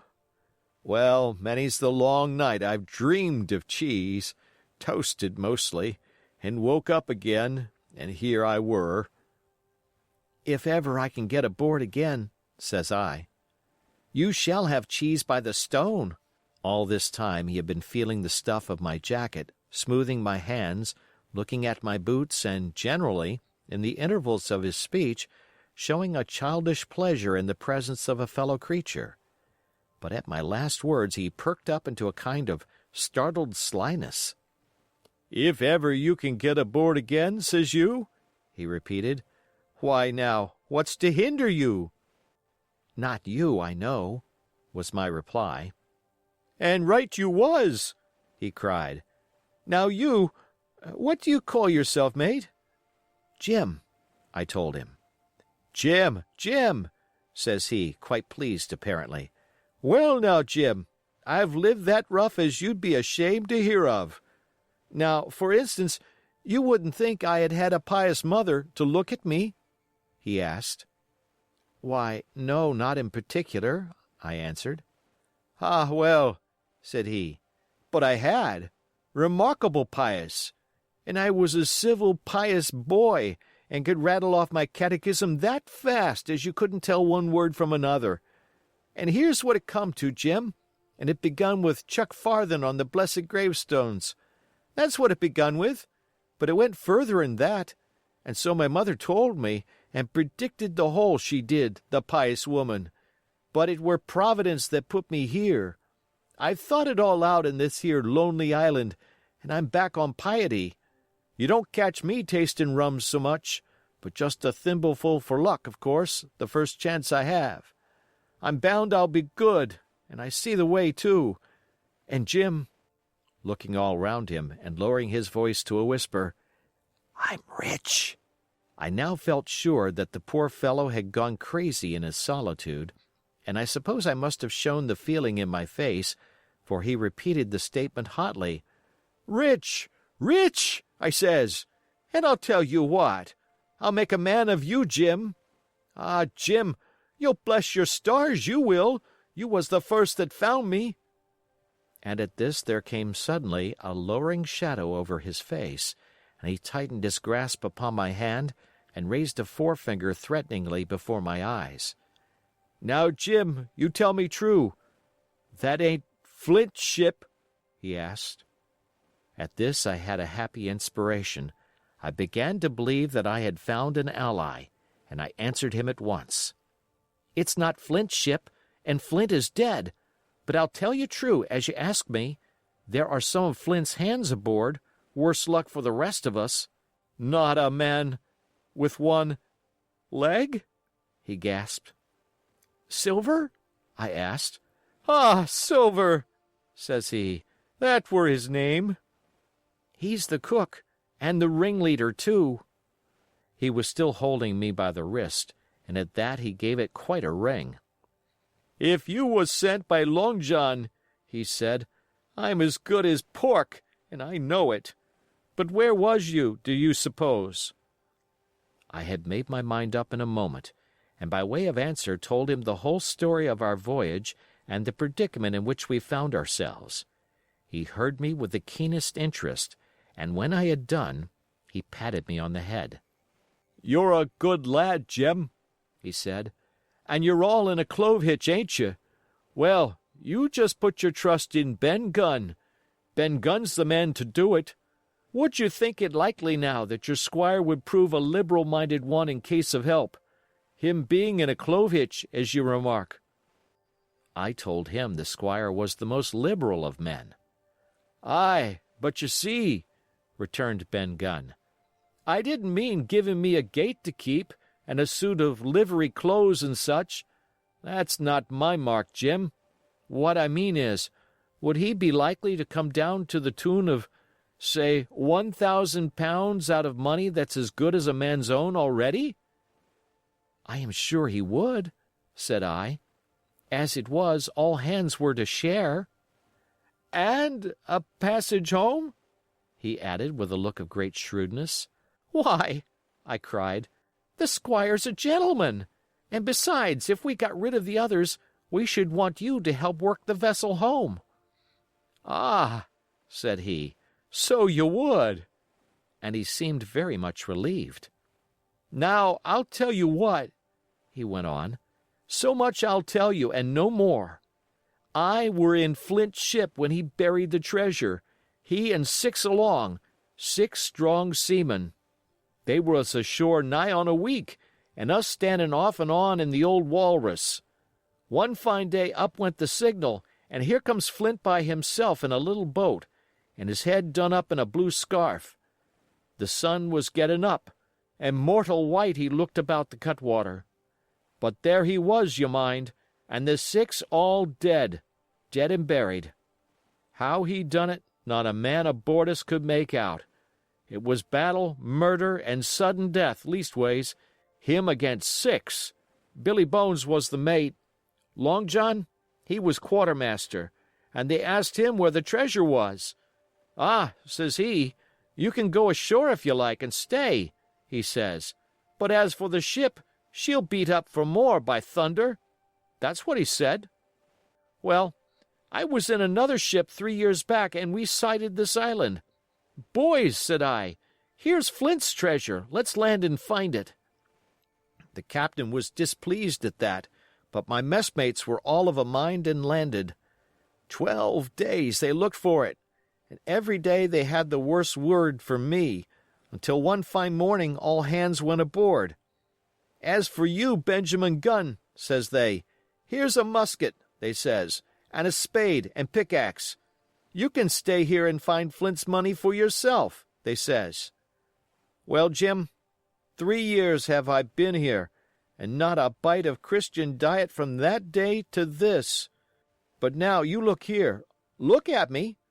Do I look like a man before the mast?' 'No,' says you. 'Nor I warn't neither,' I says. And with that he winked and pinched me hard. 'Just you mention them words to your squire, Jim,' he went on. 'Nor he weren't neither, that's the words. 3 years he were the man of this island, light and dark, fair and rain, and sometimes he would maybe think upon a prayer, says you, and sometimes he would maybe think of his old mother, so be as she's alive, you'll say. But the most part of Gunn's time, this is what you'll say, the most part of his time was took up with another matter, and then you'll give him a nip, like I do." And he pinched me again in the most confidential manner. "Then," he continued, "then you'll up and you'll say this, 'Gunn is a good man,' you'll say, 'and he puts a precious sight more confidence, a precious sight, mind that, in a gentleman born than in these gentlemen of fortune, having been one hisself.'" "Well," I said, "I don't understand one word that you've been saying. But that's neither here nor there, for how am I to get on board?" "Ah," said he, "that's the hitch, for sure. Well, there's my boat, that I made with my two hands. I keep her under the White Rock. If the worst come to the worst, we might try that after dark. Hi!" he broke out. "What's that?"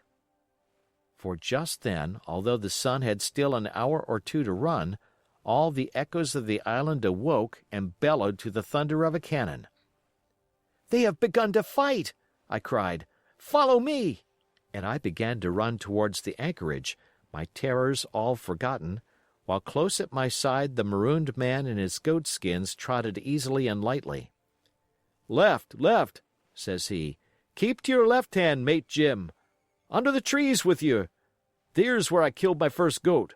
They don't come down here now. They're all mastheaded on them mountains for the fear of Benjamin Gunn. Ah, and there's the cemetery." Cemetery he must have meant. "You see the mounds? I come here and prayed, nows and thens, when I thought maybe a Sunday would be about due. It weren't quite a chapel, but it seemed more solemn-like. And then, says you, Ben Gunn was short-handed. No chapeling, nor so much as a Bible and a flag, you says." So he kept talking as I ran, neither expecting nor receiving any answer. The cannon shot was followed after a considerable interval by a volley of small arms. Another pause, and then, not a quarter of a mile in front of me, I beheld the Union Jack flutter in the air above a wood. Part 4. The Stockade. Chapter 16. Narrative continued by the doctor. How the ship was abandoned. It was about 1:30, 3 bells in the sea phrase, that the two boats went ashore from the Hispaniola. The captain, the squire, and I were talking matters over in the cabin. Had there been a breath of wind, we should have fallen on the 6 mutineers who were left aboard with us, slipped our cable, and away to sea. But the wind was wanting, and to complete our helplessness, down came Hunter with the news that Jim Hawkins had slipped into a boat and was gone ashore with the rest. It never occurred to us to doubt Jim Hawkins, but we were alarmed for his safety. With the men in the temper they were in, it seemed an even chance if we should see the lad again. We ran on deck. The pitch was bubbling in the seams. The nasty stench of the place turned me sick. If ever a man smelt fever and dysentery, it was in that abominable anchorage. The 6 scoundrels were sitting grumbling under a sail in the forecastle. Ashore we could see the gigs made fast, and a man sitting in each, hard by where the river runs in. One of them was whistling Bolero. Waiting was a strain, and it was decided that Hunter and I should go ashore with the jolly boat in quest of information. The gigs had leaned to their right, but Hunter and I pulled straight in the direction of the stockade upon the chart. The 2 who were left guarding their boats seemed in a bustle at our appearance. Bolero stopped off, and I could see the pair discussing what they ought to do. Had they gone and told Silver, all might have turned out differently. But they had their orders, I suppose, and decided to sit quietly where they were and hark back again to Bolero.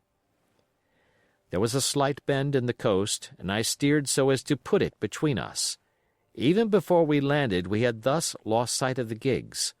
I jumped out and came as near running as I durst, with a big silk handkerchief under my hat for coolness' sake, and a brace of pistols ready primed for safety. I had not gone 100 yards when I reached the stockade. This was how it was. A spring of clear water rose almost at the top of a knoll. Well, on the knoll, and enclosing the spring, they had clapped a stout log house fit to hold 20 of people on a pinch, and loopholed for musketry on either side. All round this they had cleared a wide space, and then the thing was completed by a paling 6 feet high, without door or opening, too strong to pull down without time and labor, and too open to shelter the besiegers. The people in the log house had them in every way. They stood quiet in shelter and shot the others like partridges. All they wanted was a good watch and food, for, short of a complete surprise, they might have held the place against a regiment. What particularly took my fancy was the spring, for though we had a good enough place of it in the cabin of the Hispaniola, with plenty of arms and ammunition and things to eat and excellent wines, there had been one thing overlooked. We had no water. I was thinking this over when there came ringing over the island the cry of a man at the point of death. I was not new to violent death. I have served His Royal Highness the Duke of Cumberland, and got a wound myself at Fontenoy, but I know my pulse went dot in Carry One. Jim Hawkins is gone, was my first thought. It is something to have been an old soldier, but more still to have been a doctor. There is no time to dilly-dally in our work, and so now I made up my mind instantly, and with no time lost returned to the shore and jumped on board the jolly boat. By good fortune, Hunter pulled a good oar. We made the water fly, and the boat was soon alongside and I aboard the schooner. I found them all shaken, as was natural. The squire was sitting down, as white as a sheet, thinking of the harm he had led us to, the good soul, and one of the 6 forecastle hands was little better. "There's a man," said Captain Smollett, nodding towards him, "new to this work. He came nigh hand fainting, doctor, when he heard the cry. Another touch of the rudder and that man would join us." I told my plan to the captain, and between us we settled on the details of its accomplishment. We put old Redruth in the gallery between the cabin and the forecastle, with 3 or 4 loaded muskets and a mattress for protection. Hunter brought the boat round under the stern port, and Joyce and I set to work loading her with powder tins, muskets, bags of biscuits, kegs of pork, a case of cognac, and my invaluable medicine chest. In the meantime, the squire and the captain stayed on deck, and the latter hailed the coxswain, who was the principal man aboard. "Mr. Hans," he said, "here are 2 of us with a brace of pistols each. If any one of you 6 make a signal of any description, that man's dead." They were a good deal taken aback, and after a little consultation one and all tumbled down the fore companion, thinking no doubt to take us on the rear. But when they saw Redruth waiting for them in the sparred gallery, they went about ship at once, and a head popped out again on deck. "Down, dog!" cries the captain, and the head popped back again, and we heard no more, for the time, of these 6 very faint-hearted seamen. By this time, tumbling things in as they came, we had the jolly boat loaded as much as we dared. Joyce and I got out through the stern port, and we made for shore again as fast as oars could take us. This second trip fairly aroused the watchers along shore. Lily Bolero was dropped again, and just before we lost sight of them behind the little point, one of them whipped ashore and disappeared. I had half a mind to change my plan and destroy their boats, but I feared that Silver and the others might be close at hand, and all might very well be lost by trying for too much. We had soon touched land in the same place as before, and set to provision the blockhouse. All 3 made the first journey, heavily laden, and tossed our stores over the palisade. Then, leaving Joyce to guard them, 1 man to be sure, but with half a dozen muskets, Hunter and I returned to the jolly boat and loaded ourselves once more. So we proceeded without pausing to take breath, till the whole cargo was bestowed, when the 2 servants took up their position in the blockhouse, and I, with all my power, sculled back to the Hispaniola. That we should have risked a second boatload seems more daring than it really was. They had the advantage of numbers, of course, but we had the advantage of arms. Not one of the men ashore had a musket, and before they could get within range for pistol shooting, we flattered ourselves we should be able to give a good account of a half-dozen at least. The squire was waiting for me at the stern window, all his faintness gone from him. He caught the painter and made it fast, and we fell to loading the boat for our very lives. Pork, powder, and biscuit was the cargo, with only a musket and a cutlass apiece for the squire and me and Redruth and the captain. The rest of the arms and powder we dropped overboard in 2 fathoms and a half of water, so that we could see the bright steel shining far below us in the sun, on the clean sandy bottom. By this time the tide was beginning to ebb, and the ship was swinging round to her anchor. Voices were heard faintly hallooing in the direction of the 2 gigs, and though this reassured us for Joyce and Hunter, who were well to the eastward, it warned our party to be off. Redruth retreated from his place in the gallery and dropped into the boat, which we then brought round to the ship's counter to be handier for Captain Smollett. "Now, men," said he, "do you hear me?" There was no answer from the forecastle. "It's to you, Abraham Gray. It's to you I am speaking." Still no reply. "Gray," resumed Mr. Smollett a little louder, "I am leaving the ship, and I order you to follow your captain. I know you are a good man at bottom, and I dare say not one of the lot of you's as bad as he makes out. I have my watch here in my hand. I give you 30 seconds to join me in." There was a pause. "Come, my fine fellow," continued the captain, "don't hang so long in stays. I'm risking my life and the lives of these good gentlemen every second." There was a sudden scuffle, a sound of blows, and out burst Abraham Gray with a knife cut on the side of the cheek, and came running to the captain like a dog to the whistle. "I'm here with you, sir," said he. And the next moment he and the captain had dropped aboard of us, and we had shoved off and given way. We were clear out of the ship, but not yet ashore in our stockade. Chapter 17. Narrative continued by the Doctor, the jolly boat's last trip. This 5th trip was quite different from any of the others. In the first place, the little gallipot of a boat that we were in was gravely overloaded. 5 grown men and 3 of them, Trelawney, Redruth, and the captain, over 6 feet high, was already more than she was meant to carry. Add to that the powder, pork, and bread bags. The gunwale was lipping astern. Several times we shipped a little water, and my breeches and the tails of my coat were all soaking wet before we had gone 100 yards. The captain made us trim the boat, and we got her to lie a little more evenly. All the same, we were afraid to breathe. In the second place, the ebb was now making, a strong rippling current running westward through the basin, and then southward and seaward down the straits by which we had entered in the morning. Even the ripples were a danger to our overloaded craft, but the worst of it was that we were swept out of our true course and away from our proper landing place behind the point.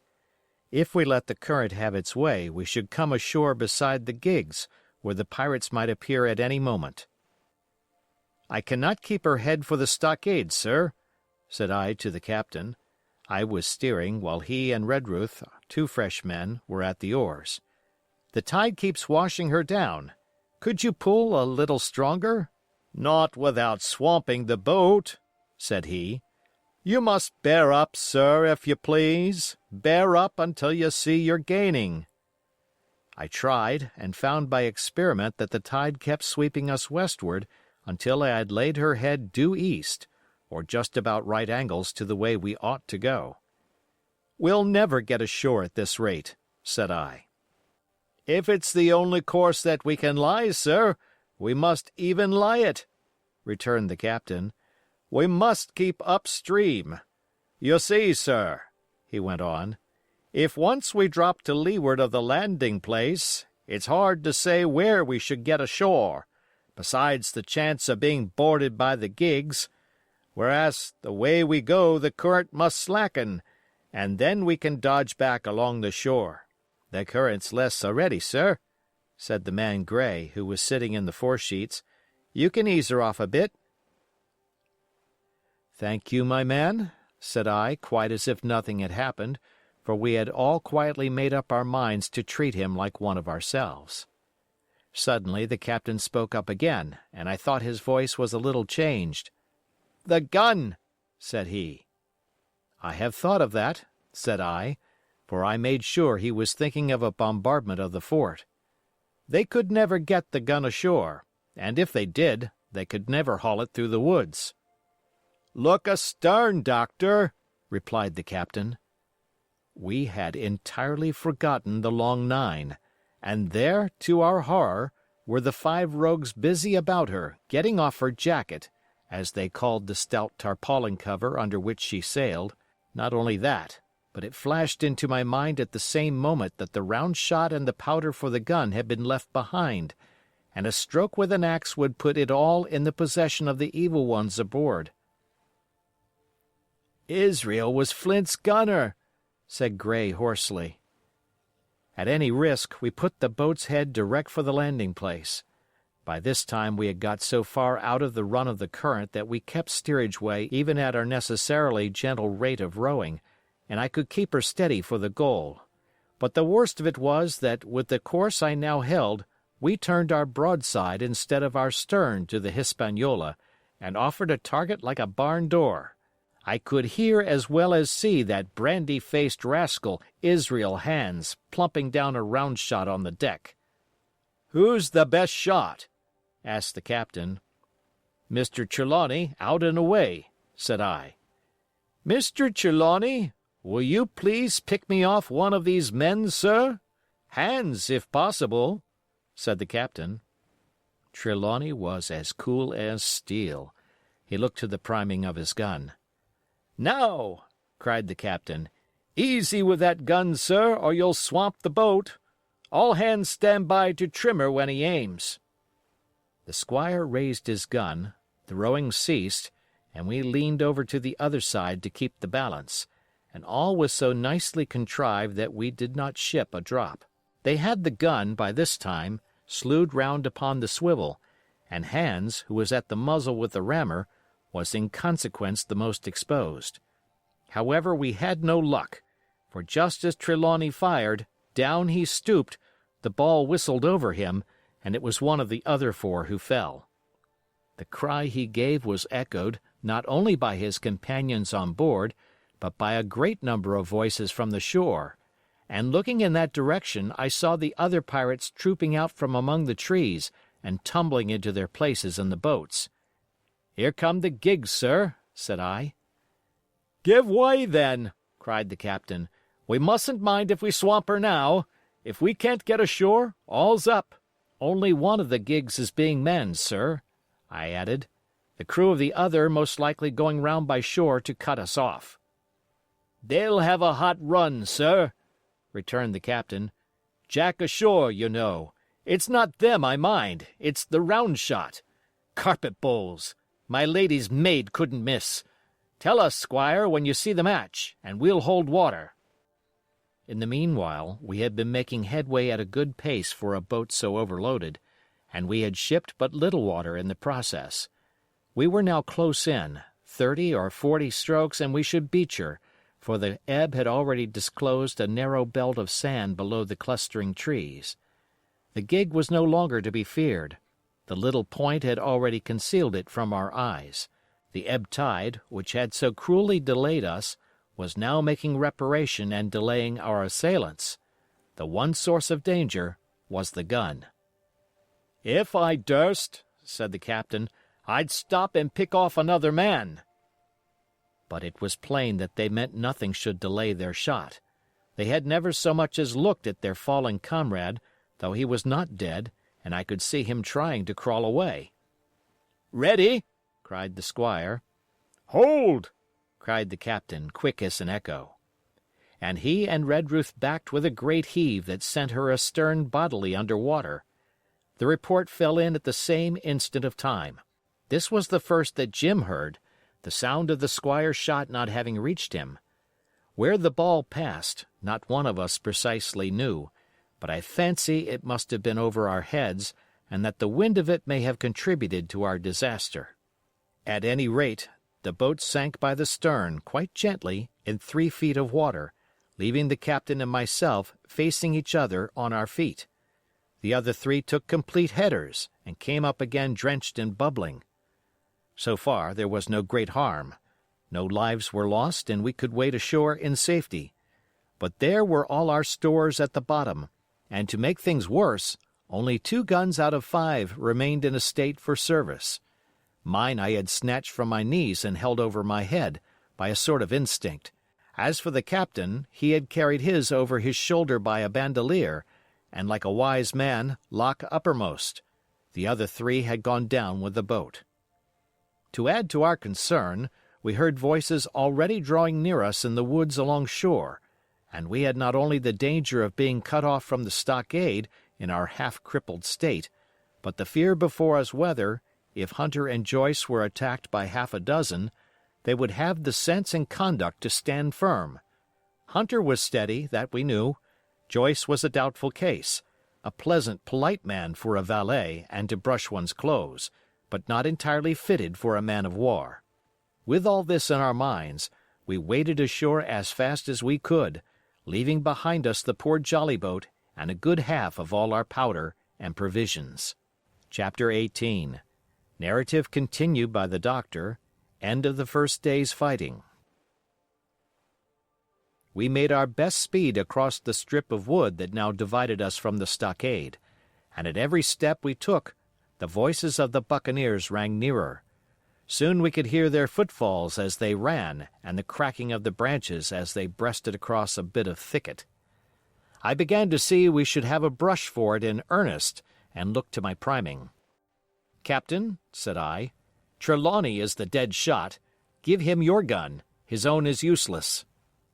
They exchanged guns, and Trelawney, silent and cool as he had been since the beginning of the bustle, hung a moment on his heel to see that all was fit for service. At the same time, observing Gray to be unarmed, I handed him my cutlass. It did all our hearts good to see him spit in his hand, knit his brows, and make the blade sing through the air. It was plain from every line of his body that our new hand was worth his salt.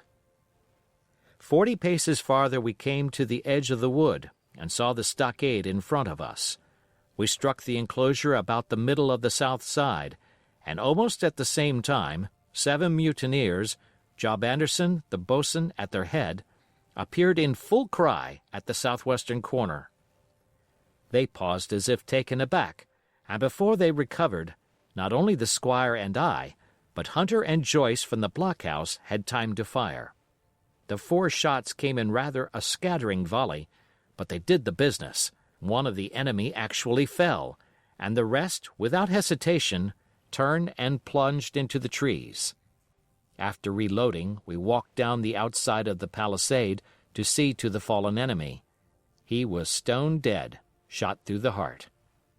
We began to rejoice over our good success, when just at that moment a pistol cracked in the bush, a ball whistled close past my ear, and poor Tom Redruth stumbled and fell his length on the ground.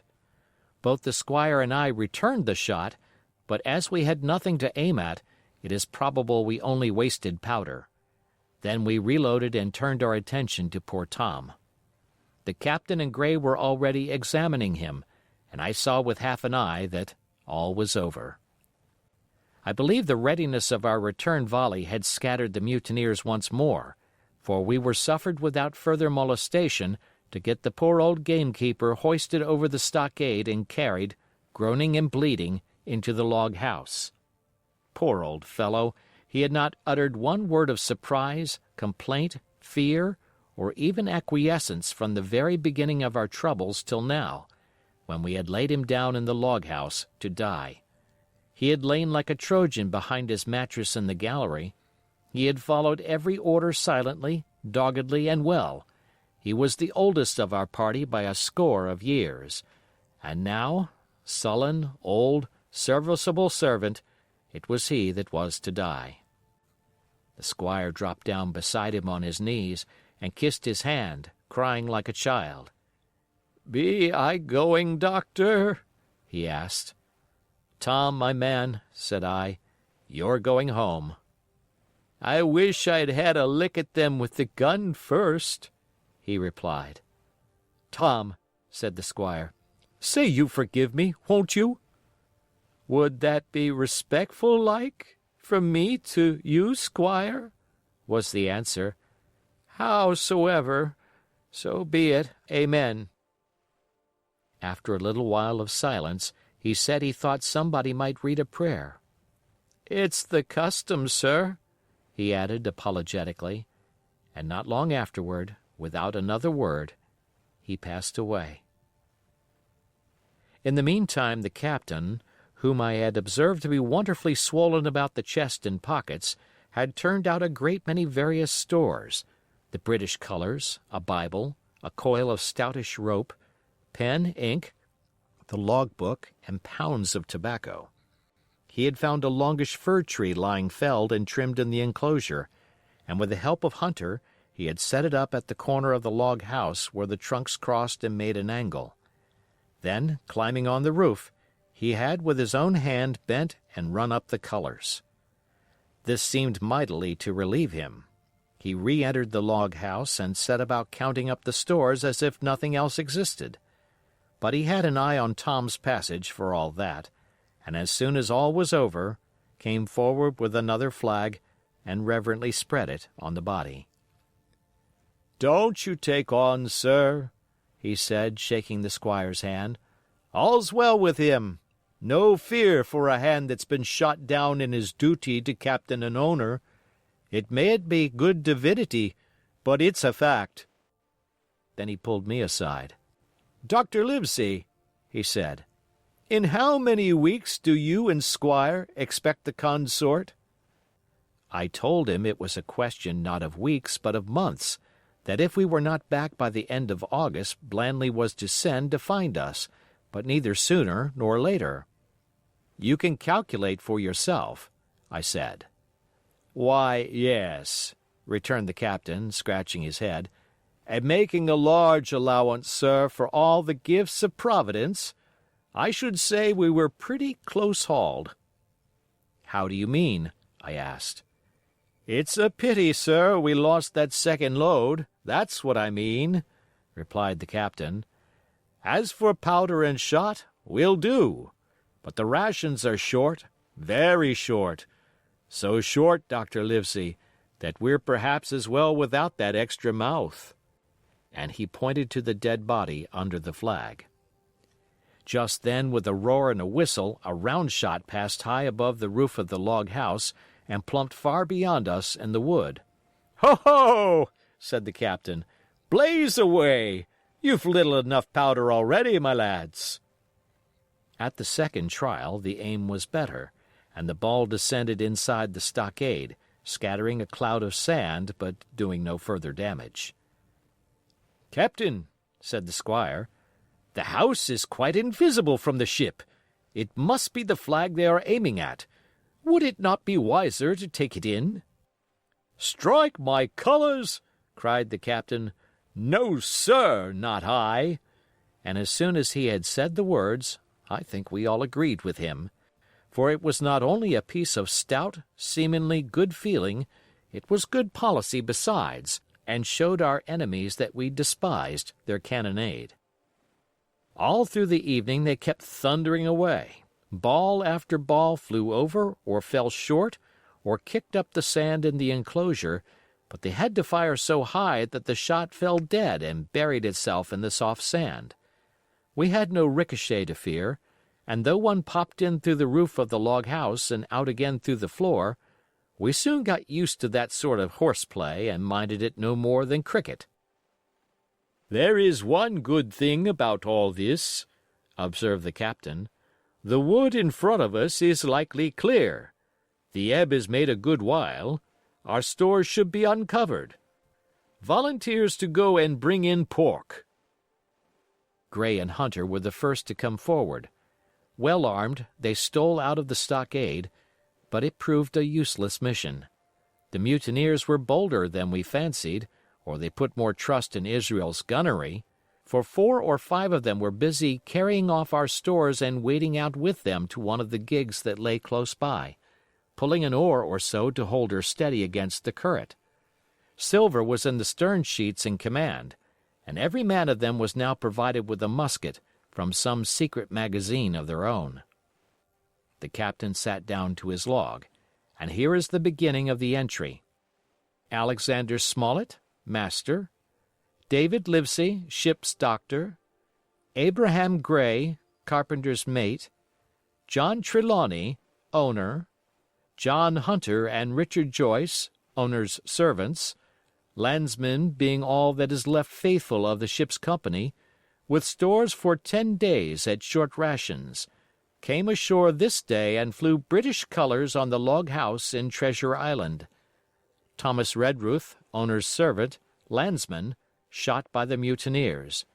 James Hawkins, cabin boy. And at the same time I was wondering over poor Jim Hawkins's fate. A hail on the land side. "Somebody hailing us," said Hunter, who was on guard. "Doctor, Squire, Captain! Hello, Hunter, is that you?" came the cries. And I ran to the door in time to see Jim Hawkins, safe and sound, come climbing over the stockade. Chapter 19. Narrative resumed by Jim Hawkins. The garrison in the stockade. As soon as Ben Gunn saw the colors, he came to a halt, stopped me by the arm, and sat down. "Now," said he, "there's your friends, sure enough." "Far more likely it's the mutineers," I answered. "That!" he cried. "Why, in a place like this, where nobody puts in but gentlemen of fortune, Silver would fly the Jolly Roger, you don't make no doubt of that. No, that's your friends. There's been blows, too, and I reckon your friends has had the best of it, and here they are ashore in the old stockade, as was made years and years ago by Flint. Ah, he was the man to have a headpiece, was Flint. Barring rum, his match were never seen. He were afraid of none, not he. Only Silver. Silver was that genteel." "Well," said I, "that may be so, and so be it. All the more reason that I should hurry on and join my friends." "Nay, mate," returned Ben, "not you. You're a good boy, or I'm mistook. But you're only a boy, all told. Now, Ben Gunn is fly. Rum wouldn't bring me there where you're going. Not rum wouldn't, till I see you're born gentleman and gets it on his word of honor. And you won't forget my words. A precious sight, that's what you'll say, a precious sight more confidence. And then nips him." And he pinched me the 3rd time with the same air of cleverness. "And when Ben Gunn is wanted, you know where to find him, Jim. Just where you found him today. And him that comes is to have a white thing in his hand, and he's to come alone. Oh, and you'll say this, Ben Gunn, says you, has reasons of his own."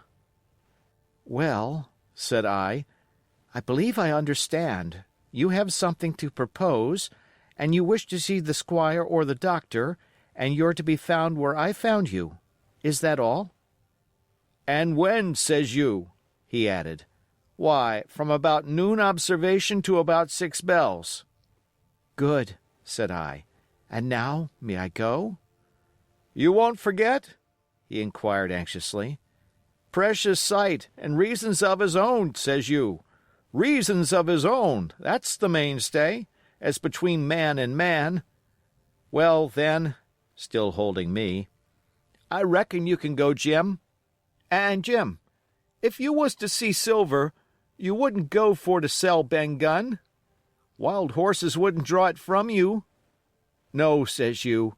And if them pirates camp ashore, Jim, what would you say but there be widders in the mornin'?" Here he was interrupted by a loud report, and a cannonball came tearing through the trees and pitched in the sand not 100 yards from where we two were talking. The next moment each of us had taken to his heels in a different direction. For a good hour to come, frequent reports shook the island, and balls kept crashing through the woods. I moved from hiding place to hiding place, always pursued, or so it seemed to me, by these terrifying missiles. But towards the end of the bombardment, though still I durst not venture in the direction of the stockade, where the balls fell oftenest, I had begun, in a manner, to pluck up my heart again, and after a long detour to the east, crept down among the shoreside trees. The sun had just set. The sea breeze was rustling and tumbling in the woods, and ruffling the gray surface of the anchorage. The tide, too, was far out, and great tracts of sand lay uncovered. The air, after the heat of the day, chilled me through my jacket. The Hispaniola still lay where she had anchored, but sure enough there was the Jolly Roger, the black flag of piracy, flying from her peak. Even as I looked, there came another red flash and another report that sent the echoes clattering, and one more round shot whistled through the air. It was the last of the cannonade. I lay for some time watching the bustle which succeeded the attack. Men were demolishing something with axes on the beach near the stockade, the poor jolly boat, I afterwards discovered. Away near the mouth of the river, a great fire was glowing among the trees, and between that point and the ship, one of the gigs kept coming and going. The men, whom I had seen so gloomy, shouting at the oars like children, but there was a sound in their voices which suggested rum. At length I thought I might return towards the stockade. I was pretty far down on the low sandy spit that encloses the anchorage to the east, and is joined at half water to Skeleton Island, and now, as I rose to my feet, I saw, some distance further down the spit, and rising from among low bushes, an isolated rock, pretty high, and peculiarly white in color. It occurred to me that this might be the white rock of which Ben Gunn had spoken, and that some day or other a boat might be wanted, and I should know where to look for one. Then I skirted among the woods until I had regained the rear, or shoreward side of the stockade, and was soon warmly welcomed by the faithful party. I had soon told my story and began to look about me. The log house was made of unsquared trunks of pine, roof, walls, and floor. The latter stood in several places as much as a foot or a foot and a half above the surface of the sand. There was a porch at the door, and under this porch the little spring welled up into an artificial basin of a rather odd kind, no other than a great ship's kettle of iron, with the bottom knocked out, and sunk to her bearings, as the captain said, among the sand. Little had been left besides the framework of the house, but in one corner there was a stone slab laid down by way of hearth, and an old rusty iron basket to contain the fire.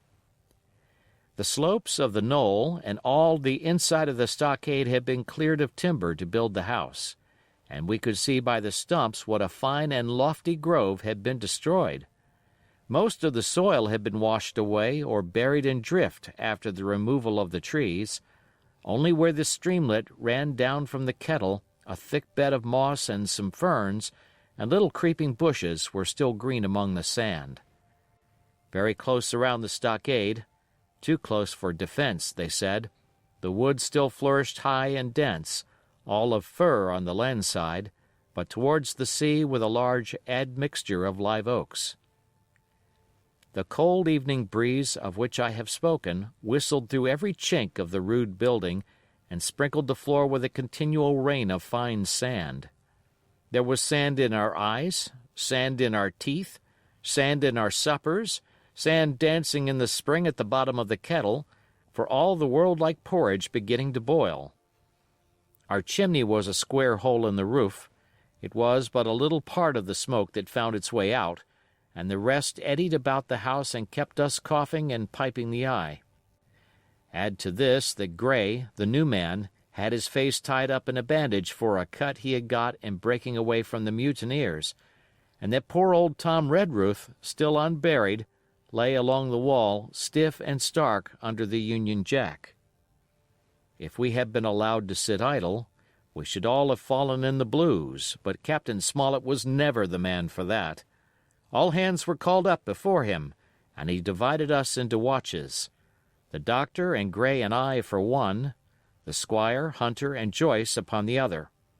Tired though we all were, 2 were sent out for firewood, 2 more were set to dig a grave for Redruth, the doctor was named cook, I was put sentry at the door, and the captain himself went from one to another, keeping up our spirits and lending a hand wherever it was wanted. From time to time the doctor came to the door for a little air and to rest his eyes, which were almost smoked out of his head, and whenever he did so, he had a word for me. "That man Smollett," he said once, "is a better man than I am, and when I say that, it means a deal, Jim." Another time he came and was silent for a while, then he put his head on one side and looked at me. "Is this Ben Gunn a man?" he asked. "I do not know, sir," said I. "I am not very sure whether he's sane." "If there's any doubt about the matter, he is," returned the doctor. "A man who has been 3 years biting his nails on a desert island, Jim, can't expect to appear as sane as you or me. It doesn't lie in human nature. Was it cheese you said he had a fancy for?" "Yes, sir, cheese," I answered. "Well, Jim," says he, "just see the good that comes of being dainty in your food. You've seen my snuff box, haven't you? And you never saw me take snuff, the reason being that in my snuff box I carry a piece of Parmesan cheese, a cheese made in Italy, very nutritious. Well, that's for Ben Gunn." Before supper was eaten, we buried old Tom in the sand and stood round him for a while bareheaded in the breeze. A good deal of firewood had been got in, but not enough for the captain's fancy, and he shook his head over it and told us we must get back to this tomorrow rather livelier. Then, when we had eaten our pork and each had a good stiff glass of brandy grog, the 3 chiefs got together in a corner to discuss our prospects. It appears they were at their wits' end what to do, the stores being so low that we must have been starved into surrender long before help came. But our best hope, it was decided, was to kill off the buccaneers until they either hauled down their flag or ran away with the Hispaniola. From 19 they were already reduced to 15, 2 others were wounded, and one at least, the man shot beside the gun, severely wounded, if he were not dead. Every time we had a crack at them we were to take it, saving our own lives with the extremest care. And besides that we had 2 able allies, rum and the climate. As for the first, though we were about half a mile away, we could hear them roaring and singing late into the night. And as for the second, the doctor staked his wig that, camped where they were in the marsh and unprovided with remedies, the half of them would be on their backs before a week. "So," he added, "if we are not all shot down first, they'll be glad to be packing in the schooner. It's always a ship, and they can get to buccaneering again, I suppose." "First ship that ever I lost," said Captain Smollett. I was dead tired, as you may fancy, and when I got to sleep, which was not till after a great deal of tossing, I slept like a log of wood. The rest had been long up and had already breakfasted and increased the pile of firewood by about half as much again when I was wakened by a bustle and the sound of voices. "Flag of truce!" I heard someone say, and then, immediately after, with a cry of surprise, "Silver himself!" And at that, up I jumped and, rubbing my eyes, ran to a loophole in the wall. Chapter 20. Silver's Embassy. Sure enough, there were 2 men just outside the stockade, one of them waving a white cloth, the other no less a person than Silver himself, standing placidly by. It was still quite early, and the coldest morning that I think I ever was abroad in, a chill that pierced into the marrow. The sky was bright and cloudless overhead, and the tops of the trees shone rosily in the sun. But where Silver stood with his lieutenant, all was still in shadow, and they waded knee-deep in a low white vapor that had crawled during the night out of the morass. The chill and the vapor taken together told a poor tale of the island. It was plainly a damp, feverish, unhealthy spot. "Keep indoors, men," said the captain. 10 to 1, this is a trick. Then he hailed the buccaneer.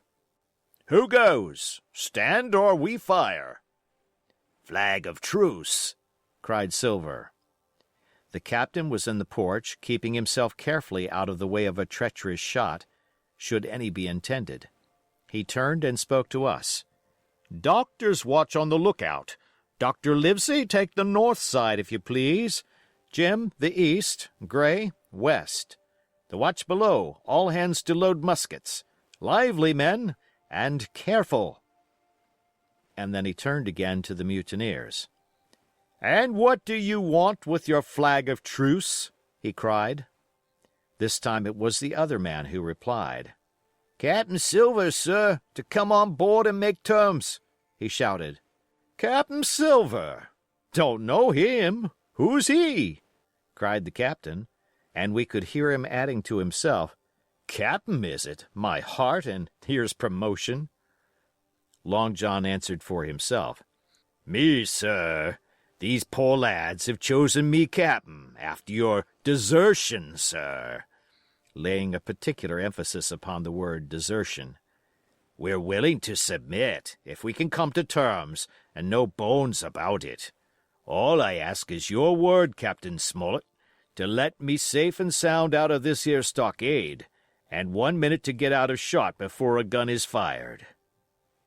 "My man," said Captain Smollett, "I have not the slightest desire to talk to you. If you wish to talk to me, you can come, that's all. If there's any treachery, it'll be on your side, and the Lord help you." "That's enough, Captain," shouted Long John cheerily. "A word from you's enough. I know a gentleman, and you may lay to that." We could see the man who carried the flag of truce attempting to hold Silver back. Nor was that wonderful, seeing how cavalier had been the captain's answer. But Silver laughed at him aloud and slapped him on the back as if the idea of alarm had been absurd. Then he advanced to the stockade, threw over his crutch, got a leg up, and with great vigor and skill succeeded in surmounting the fence and dropping safely to the other side. I will confess that I was far too much taken up with what was going on to be of the slightest use as sentry. Indeed, I had already deserted my eastern loophole and crept up behind the captain, who had now seated himself on the threshold with his elbows on his knees, his head in his hands, and his eyes fixed on the water as it bubbled out of the old iron kettle in the sand. He was whistling, "Come, lasses and lads." Silver had terrible hard work getting up the knoll. What with the steepness of the incline, the thick tree stumps, and the soft sand, he and his crutch were as helpless as a ship in stays. But he stuck to it like a man in silence, and at last arrived before the captain, whom he saluted in the handsomest style. He was tricked out in his best. An immense blue coat, thick with brass buttons, hung as low as to his knees, and a fine laced hat was set on the back of his head. "Here you are, my man," said the captain, raising his head. "You had better sit down." "You ain't a-goin' to let me inside, Captain," complained Long John. "It's a main cold morning, to be sure, sir, to sit outside upon the sand." "Why, Silver," said the captain, "if you had pleased to be an honest man, you might have been sitting in your galley. It's your own doing. You're either my ship's cook, and then you were treated handsome, or Captain Silver, a common mutineer and pirate, and then you can go hang." "Well, well, Captain," returned the sea cook, sitting down as he was bidden on the sand, "you'll have to give me a hand up again, that's all. A sweet, pretty place you have of it here. Ah, there's Jim. The top of the morning to you, Jim. Doctor, here's my service. Why, there you all are together like a happy family, in a manner of speaking." "If you have anything to say, my man, better say it," said the captain. "Right you were, Captain Smollett," replied Silver. "Duty is duty, to be sure. Well now, You look here. That was a good lay of yours last night. I don't deny it was a good lay. Some of you pretty handy with a handspike end. And I'll not deny neither but what some of my people was shook. Maybe all was shook. Maybe I was shook myself. Maybe that's why I'm here for terms. But you mark me, Captain, it won't do twice, by thunder. We'll have to do sentry go and ease off a point or so on the rum. Maybe you think we were all a sheet in the wind's eye, but I'll tell you I was sober. I was only dog-tired, and if I'd awoke a second sooner, I'd 'a' caught you at the act, I would. He wasn't dead when I got round to him, not he. Well, said Captain Smollett, as cool as can be. All that Silver said was a riddle to him, but you would never have guessed it from his tone.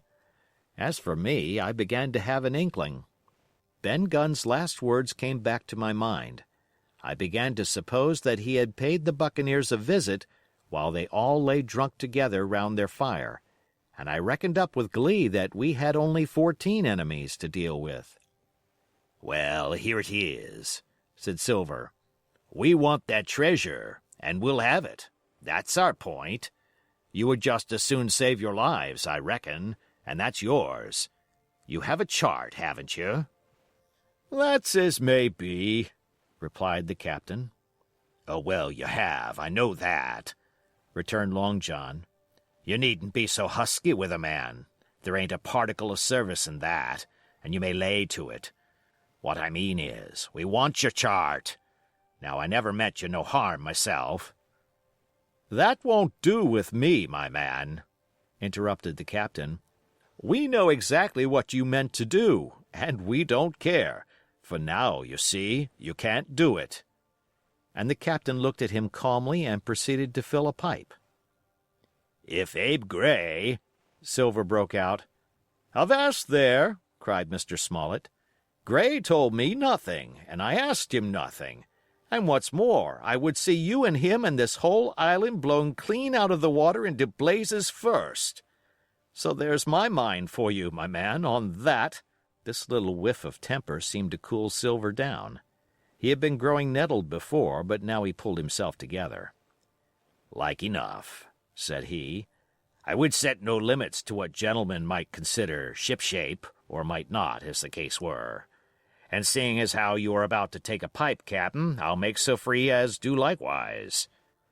And he filled the pipe and lighted it, and the two men sat silently smoking for quite a while, now looking each other in the face, now stopping their tobacco, now leaning forward to spit. It was as good as the play to see them. Now, resumed Silver, here it is. You give us the chart to get the treasure by, and drop shooting poor seamen and stoving of their heads in while asleep. You do that, and we'll offer you a choice. Either you come aboard along of us, once the treasure's shipped, and then I'll give you my affidavy upon my word of honor to clap you somewhere safe ashore.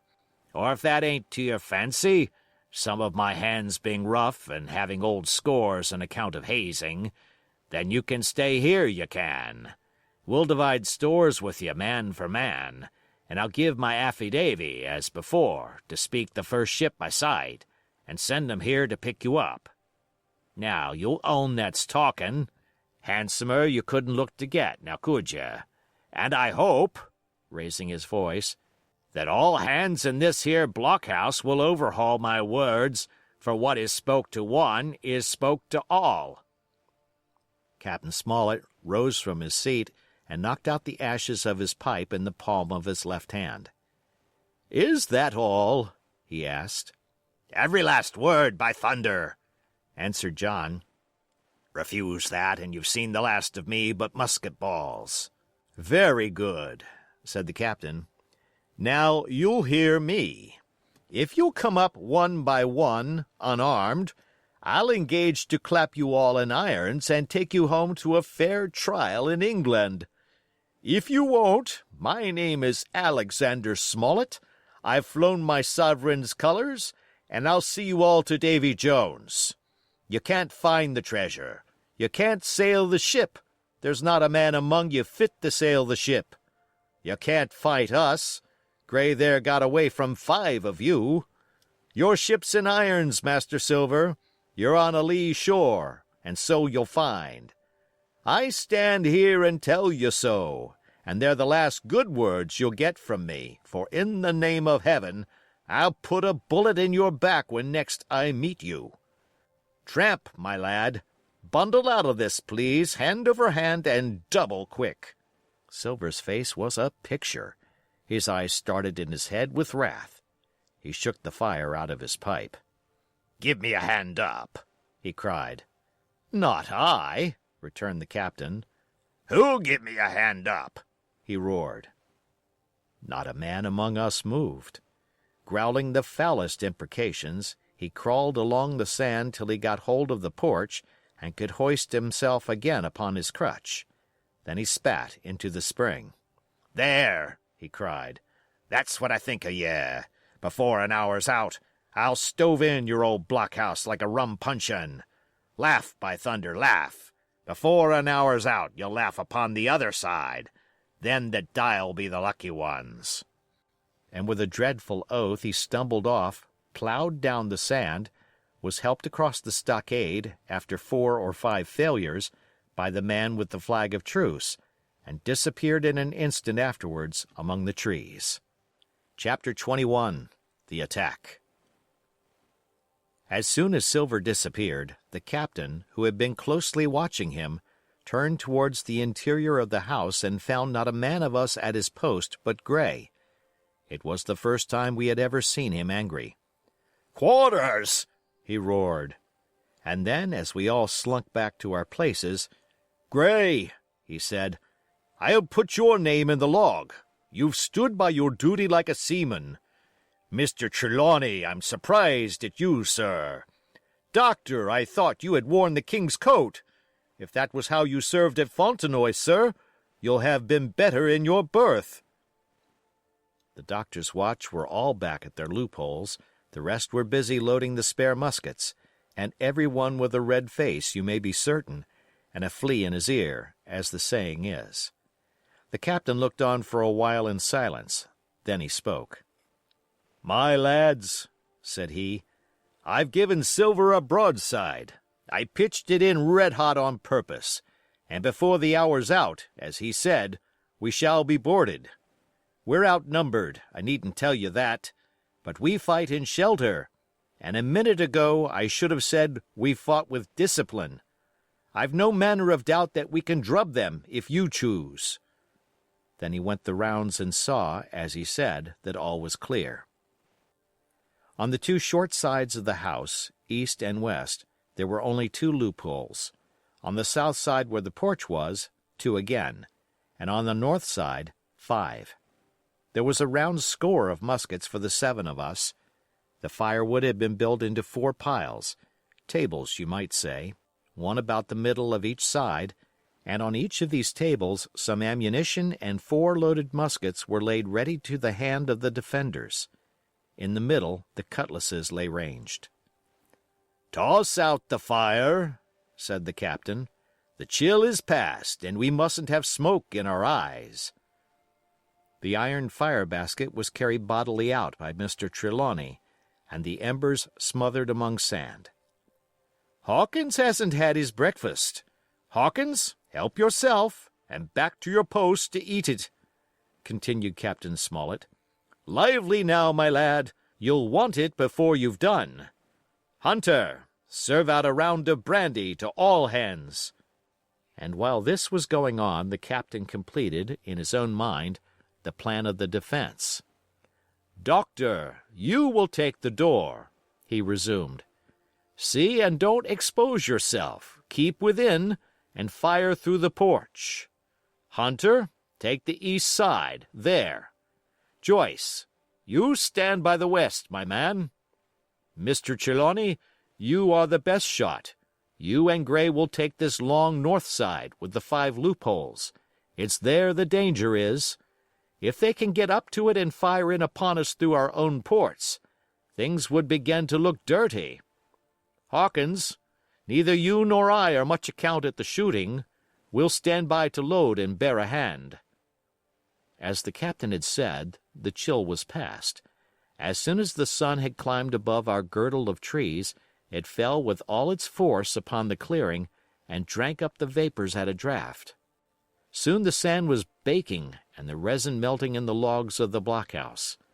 Jackets and coats were flung aside, shirts thrown open at the neck and rolled up to the shoulders, and we stood there, each at his post, in a fever of heat and anxiety. An hour passed away. "Hang them!" said the captain. "This is as dull as the doldrums. Gray, whistle for a wind." And just at that moment came the first news of the attack. "If you please, sir," said Joyce, "if I see anyone, am I to fire?" "I told you so," cried the captain. "Thank you, sir," returned Joyce with the same quiet civility. Nothing followed for a time, but the remark had set us all on the alert, straining ears and eyes, the musketeers with their pieces balanced in their hands, the captain out in the middle of the blockhouse with his mouth very tight and a frown on his face. So some seconds passed, till suddenly Joyce whipped up his musket and fired. The report had scarcely died away ere it was repeated and repeated from without in a scattering volley, shot behind shot, like a string of geese, from every side of the enclosure. Several bullets struck the log house, but not one entered, and as the smoke cleared away and vanished, the stockade and the woods around it looked as quiet and empty as before. Not a bough waved, not the gleam of a musket barrel betrayed the presence of our foes. "Did you hit your man?" asked the captain. "No, sir," replied Joyce. "I believe not, sir." "Next best thing to tell the truth," muttered Captain Smollett. "Load his gun, Hawkins. How many should say there were on your side, Doctor?" "I know precisely," said Dr. Livesey. "3 shots were fired on this side. I saw the 3 flashes, 2 close together, 1 farther to the west." "3," repeated the captain. "And how many on yours, Mr. Trelawney?" But this was not so easily answered. There had come many from the north, 7 by the squire's computation, 8 or 9 according to Gray. From the east and west only a single shot had been fired. It was plain, therefore, that the attack would be developed from the north, and that on the other 3 sides we were only to be annoyed by a show of hostilities. But Captain Smollett made no change in his arrangements. If the mutineers succeeded in crossing the stockade, he argued, they would take possession of any unprotected loophole and shoot us down like rats in our own stronghold. Nor had we much time left to us for thought. Suddenly, with a loud huzzah, a little cloud of pirates leaped from the woods on the north side and ran straight on the stockade. At the same moment the fire was once more opened from the woods, and a rifle ball sang through the doorway and knocked the doctor's musket into bits. The boarders swarmed over the fence like monkeys. Squire and Gray fired again and yet again. 3 men fell, 1 forwards into the enclosure, 2 back on the outside. But of these, 1 was evidently more frightened than hurt, for he was on his feet again in a crack, and instantly disappeared among the trees.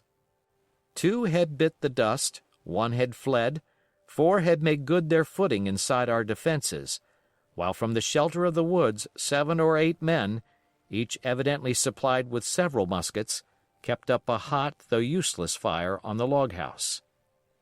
The 4 who had boarded made straight before them for the building, shouting as they ran, and the men among the trees shouted back to encourage them. Several shots were fired, but such was the hurry of the marksmen that not one appears to have taken effect. In a moment the 4 pirates had swarmed up the mound and were upon us. The head of Job Anderson, the boatswain, appeared at the middle loophole.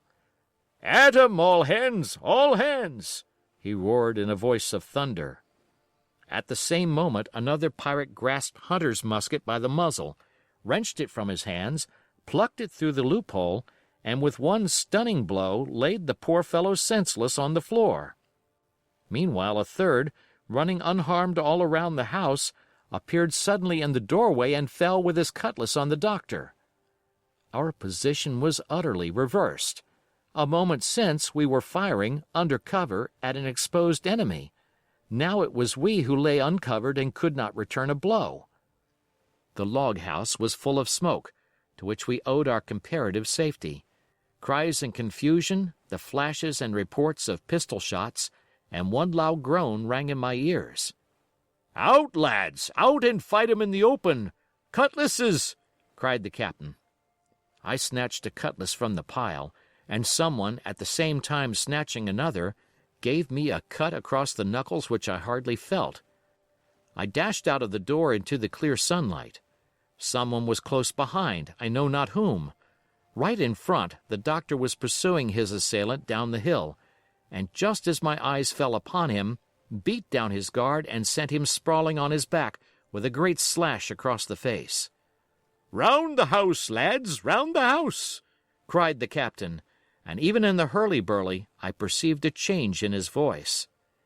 Mechanically I obeyed, turned eastwards, and with my cutlass raised, ran around the corner of the house. Next moment I was face to face with Anderson.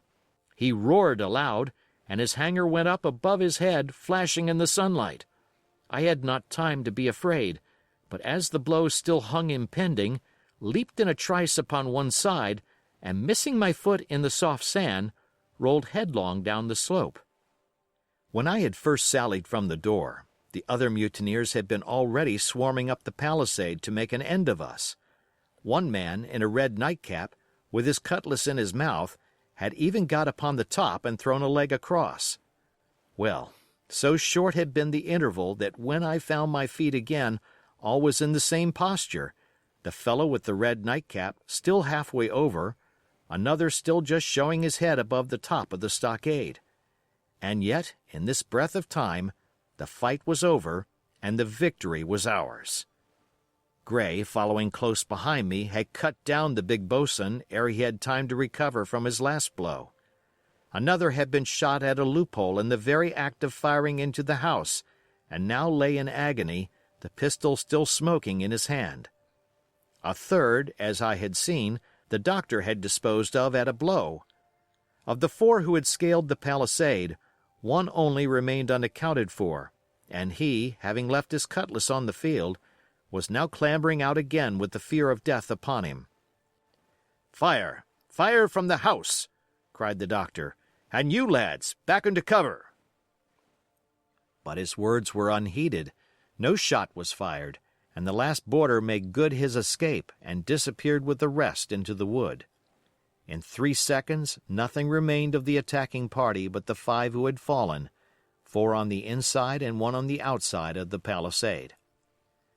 The doctor and Gray and I ran full speed for shelter. The survivors would soon be back where they had left their muskets, and at any moment the fire might recommence. The house was by this time somewhat cleared of smoke, and we saw at a glance the price we had paid for victory. Hunter lay beside his loophole, stunned. Joyce by his, shot through the head, never to move again, while right in the center the squire was supporting the captain, one as pale as the other. "The captain's wounded," said Mr. Trelawney. "Have they run?" asked Mr. Smollett. "All that could, you may be bound," returned the doctor. "But there's 5 of them will never run again." "5!" cried the captain. "Come, that's better. 5 against 3 leaves us 4 to 9. That's better odds than we had at starting. We were 7 to 19 then, or thought we were, and that's as bad to bear." The mutineers were soon only 8 in number, for the man shot by Mr. Trelawney on board the schooner died that same evening of his wound. But this was, of course, not known till after by the faithful party.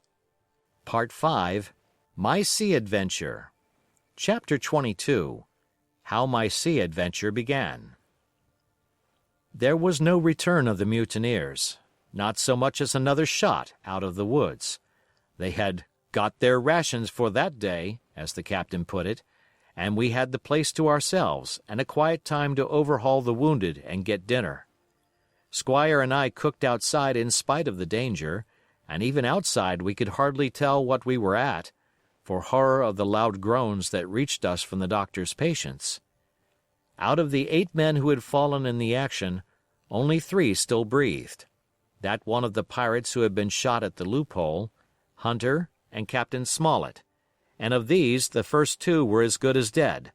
The mutineer indeed died under the doctor's knife, and Hunter, do what we could, never recovered consciousness in this world.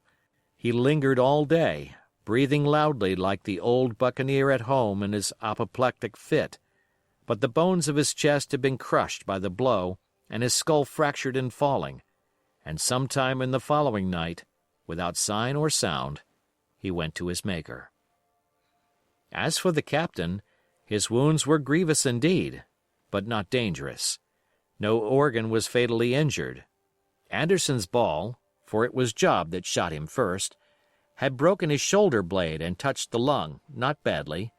The second had only torn and displaced some muscles in the calf. He was sure to recover, the doctor said, but in the meantime, and for weeks to come, he must not walk nor move his arm, nor so much as speak when he could help it. My own accidental cut across the knuckles was a flea bite. Dr. Livesey patched it up with plaster and pulled my ears for me into the bargain. After dinner the squire and the doctor sat by the captain's side a while in consultation, and when they had talked to their heart's content, it being then a little past noon, the doctor took up his hat and pistols, girt on a cutlass, put the chart in his pocket, and with a musket over his shoulder crossed the palisade on the north side and set off briskly through the trees. Gray and I were sitting together at the far end of the blockhouse, to be out of earshot of our officers consulting, and Gray took his pipe out of his mouth and fairly forgot to put it back again, so thunderstruck he was at this occurrence. "Why, in the name of Davy Jones," said he, "is Dr. Livesey mad?" "Why, no," says I. "He's about the last of this crew for that, I take it." "Well, shipmate," said Gray, "mad he may not be, but if he's not, you mark my words, I am." "I take it," replied I, "the doctor has his idea, and if I'm right, he's going now to see Ben Gunn." I was right, as appeared later, but in the meantime, the house being stifling hot, and the little patch of sand inside the palisade ablaze with midday sun, I began to get another thought into my head, which was not by any means so right. What I began to do was to envy the doctor walking in the cool shadow of the woods with the birds about him and the pleasant smell of the pines, while I sat grilling, with my clothes stuck to the hot resin, and so much blood about me, and so many poor dead bodies lying all around, that I took a disgust of the place that was almost as strong as fear. All the time I was washing out the blockhouse, and then washing up the things from dinner, this disgust and envy kept growing stronger and stronger, till at last, being near a bread bag, and no one then observing me, I took the first step towards my escapade and filled both pockets of my coat with biscuit. I was a fool, if you like, and certainly I was going to do a foolish, overbold act, but I was determined to do it with all the precautions in my power. These biscuits, should anything befall me, would keep me, at least, from starving till far on in the next day. The next thing I laid hold of was a brace of pistols, and as I already had a powder horn and bullets, I felt myself well supplied with arms. As for the scheme I had in my head, it was not a bad one in itself. I was to go down the sandy spit that divides the anchorage on the east from the open sea, find the white rock I had observed last evening, and ascertain whether it was there or not that Ben Gunn had hidden his boat, a thing quite worth doing, as I still believe. But as I was certain I should not be allowed to leave the enclosure, my only plan was to take French leave and slip out when nobody was watching, and that was so bad a way of doing it as made the thing itself wrong. But I was only a boy, and I had made my mind up. Well, as things at last fell out, I found an admirable opportunity. The squire and Gray were busy helping the captain with his bandages, The coast was clear. I made a bolt for it over the stockade and into the thickest of the trees, and before my absence was observed I was out of cry of my companions. This was my second folly, far worse than the first, as I left but 2 sound men to guard the house. But like the first, it was a help toward saving all of us. I took my way straight for the east coast of the island, for I was determined to go down the seaside of the spit to avoid all chance of observation from the anchorage. It was already late in the afternoon, although still warm and sunny. As I continued to thread the tall woods, I could hear from far before me not only the continuous thunder of the surf, but a certain tossing of foliage and grinding of boughs which showed me the sea breeze had set in higher than usual. Soon cool draughts of air began to reach me, and a few steps farther I came forth into the open borders of the grove, and saw the sea lying blue and sunny to the horizon, and the surf tumbling and tossing its foam along the beach. I have never seen the sea quiet round Treasure Island.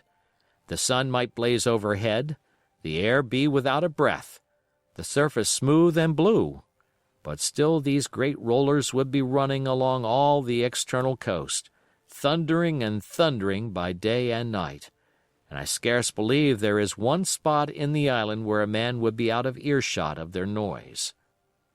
I walked along beside the surf with great enjoyment, till, thinking I was now got far enough to the south, I took the cover of some thick bushes and crept warily up to the ridge of the spit.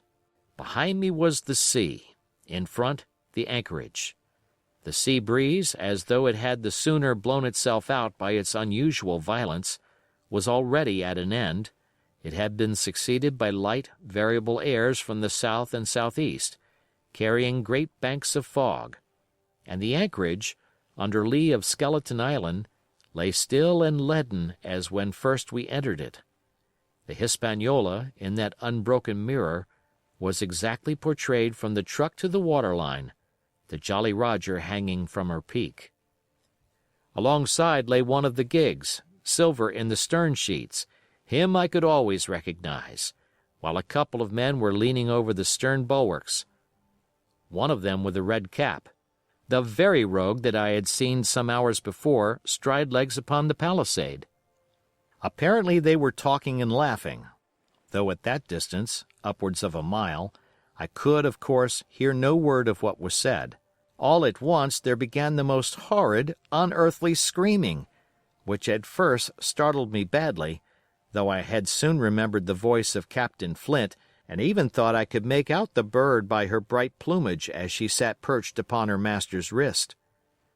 Soon after, the jolly boat shoved off and pulled for shore, and the man with the red cap and his comrade went below by the cabin companion. Just about the same time, the sun had gone down behind the spyglass, and as the fog was collecting rapidly, it began to grow dark in earnest. I saw I must lose no time if I were to find the boat that evening. The White Rock, visible enough above the brush, was still some eighth of a mile further down the spit, and it took me a goodish while to get up with it, crawling, often on all fours, among the scrub. Night had almost come when I laid my hand on its rough sides. Right below it there was an exceedingly small hollow of green turf, hidden by banks and a thick underwood about knee-deep, that grew there very plentifully, and in the center of the dell, sure enough, a little tent of goatskins, like what the gypsies carry about with them in England. I dropped into the hollow, lifted the side of the tent, and there was Ben Gunn's boat.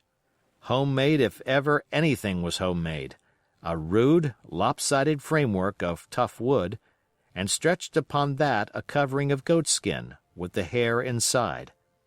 The thing was extremely small, even for me, and I can hardly imagine that it would have floated with a full-sized man. There was one thwart set as low as possible, a kind of stretcher in the bows, and a double paddle for propulsion. I had not then seen a coracle, such as the ancient Britons made, but I have seen one since, and I can give you no fairer idea of Ben Gunn's boat than by saying it was like the first and the worst coracle ever made by man. But the great advantage of the coracle it certainly possessed, for it was exceedingly light and portable. Well, now that I had found the boat, you would have thought I had had enough of truantry for once, but in the meantime I had taken another notion, and become so obstinately fond of it that I would have carried it out, I believe, in the teeth of Captain Smollett himself. This was to slip out under cover of the night, cut the Hispaniola adrift, and let her go ashore where she fancied. I had quite made up my mind that the mutineers, after their repulse of the morning, had nothing nearer their hearts than to up anchor and away to sea. This, I thought, it would be a fine thing to prevent, and now that I had seen how they left their watchman unprovided with a boat, I thought it might be done with little risk. Down I sat to wait for darkness, and made a hearty meal of biscuit. It was a night out of 10,000 for my purpose. The fog had now buried all heaven. As the last rays of daylight dwindled and disappeared, absolute blackness settled down on Treasure Island. And when, at last, I shouldered the coracle and groped my way stumblingly out of the hollow where I had supped, there were but 2 points visible on the whole anchorage. One was the great fire on shore, by which the defeated pirates lay carousing in the swamp. The other, a mere blur of light upon the darkness, indicated the position of the anchored ship. She had swung round to the ebb. Her bow was now towards me. The only lights on board were in the cabin, and what I saw was merely a reflection on the fog of the strong rays that flowed from the stern window. The ebb had already run some time, and I had to wade through a long belt of swampy sand, where I sank several times above the ankle, before I came to the edge of the retreating water, and wading a little way in, with some strength and dexterity, set my coracle, keel downwards, on the surface. Chapter 23. The Ebb Tide Runs. The coracle, as I had ample reason to know before I was done with her, was a very safe boat for a person of my height and weight, both buoyant and clever in a seaway, but she was the most cross-grained, lopsided craft to manage. Do as you pleased, she always made more leeway than anything else, and turning round and round was the maneuver she was best at. Even Ben Gunn himself has admitted that she was queer to handle till you knew her way. Certainly I did not know her way. She turned in every direction but the one I was bound to go. The most part of the time we were broadside on, and I am very sure I never should have made the ship at all but for the tide. By good fortune, paddle as I pleased, the tide was still sweeping me down, and there lay the Hispaniola right in the fairway, hardly to be missed. First she loomed before me like a blot of something yet blacker than darkness, then her spars and hull began to take shape, and the next moment, as it seemed, for the farther I went, the brisker grew the current of the ebb, I was alongside of her hawser and had laid hold. The hawser was as taut as a bowstring, and the current so strong she pulled upon her anchor. All round the hull, in the blackness, the rippling current bubbled and chattered like a little mountain stream. One cut with my sea gully, and the Hispaniola would go humming down the tide. So far so good, but it next occurred to my recollection that a taut hawser, suddenly cut, is a thing as dangerous as a kicking horse. 10 to 1, if I were so foolhardy as to cut the Hispaniola from her anchor, I and the coracle will be knocked clean out of the water. This brought me to a full stop, and if fortune had not again particularly favored me, I should have had to abandon my design. But the light airs which had begun blowing from the southeast and south had hauled round after nightfall into the southwest. Just while I was meditating, a puff came, caught the Hispaniola, and forced her up into the current, and to my great joy I felt the hawser slacken in my grasp, and the hand by which I held it dip for a second under water. With that I made my mind up, took out my gully, opened it with my teeth, and cut one strand after another till the vessel swung only by 2. Then I lay quiet, waiting to sever these last when the strain should be once more lightened by a breath of wind. All this time I had heard the sound of loud voices from the cabin, but to say truth, my mind had been so entirely taken up with other thoughts that I had scarcely given ear. Now, however, when I had nothing else to do, I began to pay more heed. One I recognized for the coxswain's, Israel Hands, that had been Flint's gunner in former days. The other was, of course, my friend of the red nightcap. Both men were plainly the worse of drink, and they were still drinking, for even while I was listening, one of them, with a drunken cry, opened the stern window and threw out something, which I divined to be an empty bottle. But they were not only tipsy, it was plain that they were furiously angry. Oaths flew like hailstones, and every now and then came forth such an explosion as I thought was sure to end in blows. But each time the quarrel passed off and the voices grumbled lower for a while, until the next crisis came and in its turn passed away without result. On shore I could see the glow of the great campfire burning warmly through the shoreside trees. Someone was singing, a dull, old, droning sailor's song, with a droop and a quaver at the end of every verse, and seemingly no end to it at all but the patience of the singer. I had heard it on the voyage more than once and remembered these words, "But one man of her crew alive, what put to sea with 75." And I thought it was a ditty rather too dolefully appropriate for a company that had met such cruel losses in the morning. But indeed, from what I saw, all these buccaneers were as callous as the sea they sailed on. At last the breeze came, the schooner sidled and drew nearer in the dark. I felt the hawsers slacken once more, and with a good tough effort cut the last fibres through. The breeze had but little action on the coracle, and I was almost instantly swept against the bows of the Hispaniola. At the same time the schooner began to turn upon her heel, spinning slowly, end for end, across the current. I wrought like a fiend, for I expected every moment to be swamped, and since I found I could not push the coracle directly off, I now shoved straight astern. At length I was clear of my dangerous neighbor, and just as I gave the last impulsion, my hands came across a light cord that was trailing overboard across the stern bulwarks. Instantly I grasped it. Why I should have done so I can hardly say. It was at first mere instinct, but once I had it in my hands and found it fast, curiosity began to get the upper hand, and I determined I should have one look through the cabin window. I pulled in hand over hand on the cord, and when I judged myself near enough, rose at infinite risk to about half my height, and thus commanded the roof and a slice of the interior of the cabin. By this time the schooner and her little consort were gliding pretty swiftly through the water. Indeed, we had already fetched up level with the campfire. The ship was talking, as sailors say, loudly, treading the innumerable ripples with an incessant weltering splash, and until I got my eye above the window sill I could not comprehend why the watchman had taken no alarm. One glance, however, was sufficient, and it was only one glance that I durst take from that unsteady skiff. It showed me Hans and his companion locked together in deadly wrestle, each with a hand upon the other's throat. I dropped upon the thwart again, none too soon, for I was near overboard. I could see nothing for the moment but these two furious, encrimsoned faces swaying together under the smoky lamp, and I shut my eyes to let them grow once more familiar with the darkness.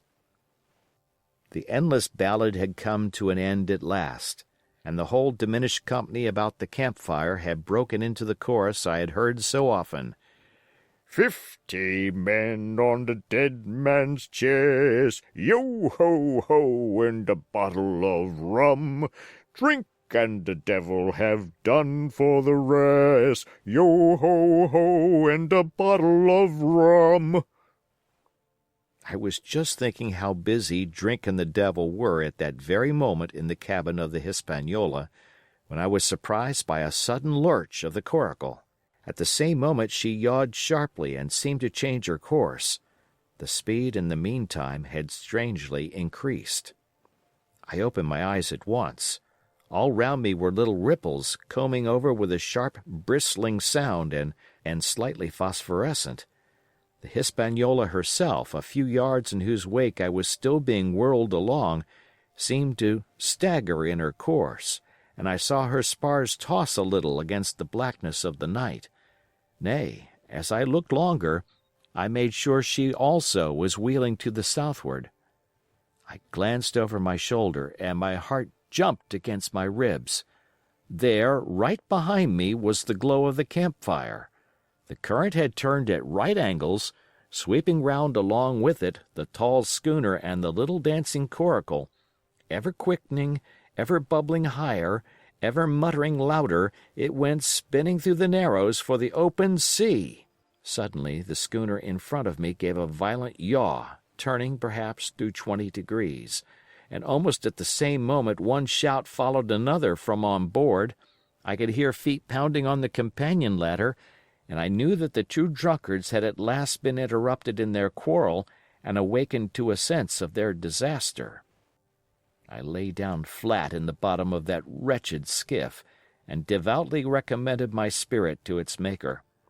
At the end of the straits I made sure we must fall into some bar of raging breakers where all my troubles would be ended speedily, and though I could perhaps bear to die, I could not bear to look upon my fate as it approached.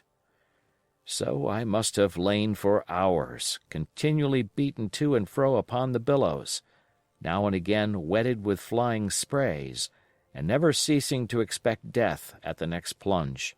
Gradually weariness grew upon me.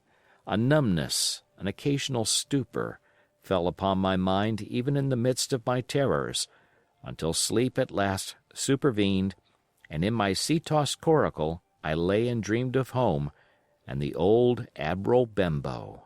Chapter 24. The Cruise of the Coracle. It was broad day when I awoke and found myself tossing at the southwest end of Treasure Island.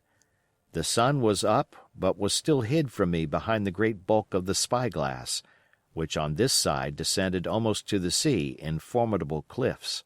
Haulbowline Head and Mizzenmast Hill were at my elbow, the hill bare and dark, the head bound with cliffs 40 or 50 feet high, and fringed with great masses of fallen rock. I was scarce a quarter of a mile to seaward, and it was my first thought to paddle in and land. That notion was soon given over. Among the fallen rocks the breakers spouted and bellowed. Loud reverberations, heavy sprays flying and falling, succeeded one another from second to second, and I saw myself, if I ventured nearer, dashed to death upon the rough shore, or spending my strength in vain to scale the beetling crags. Nor was that all, for crawling together on flat tables of rock or letting themselves drop into the sea with loud reports, I beheld huge slimy monsters, soft snails, as it were, of incredible bigness, 2 or 3 score of them together, making the rocks to echo with their barkings.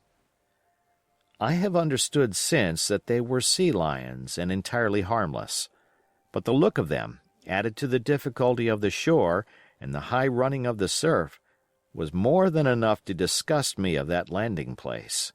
I felt willing rather to starve at sea than to confront such perils. In the meantime I had a better chance, as I supposed, before me.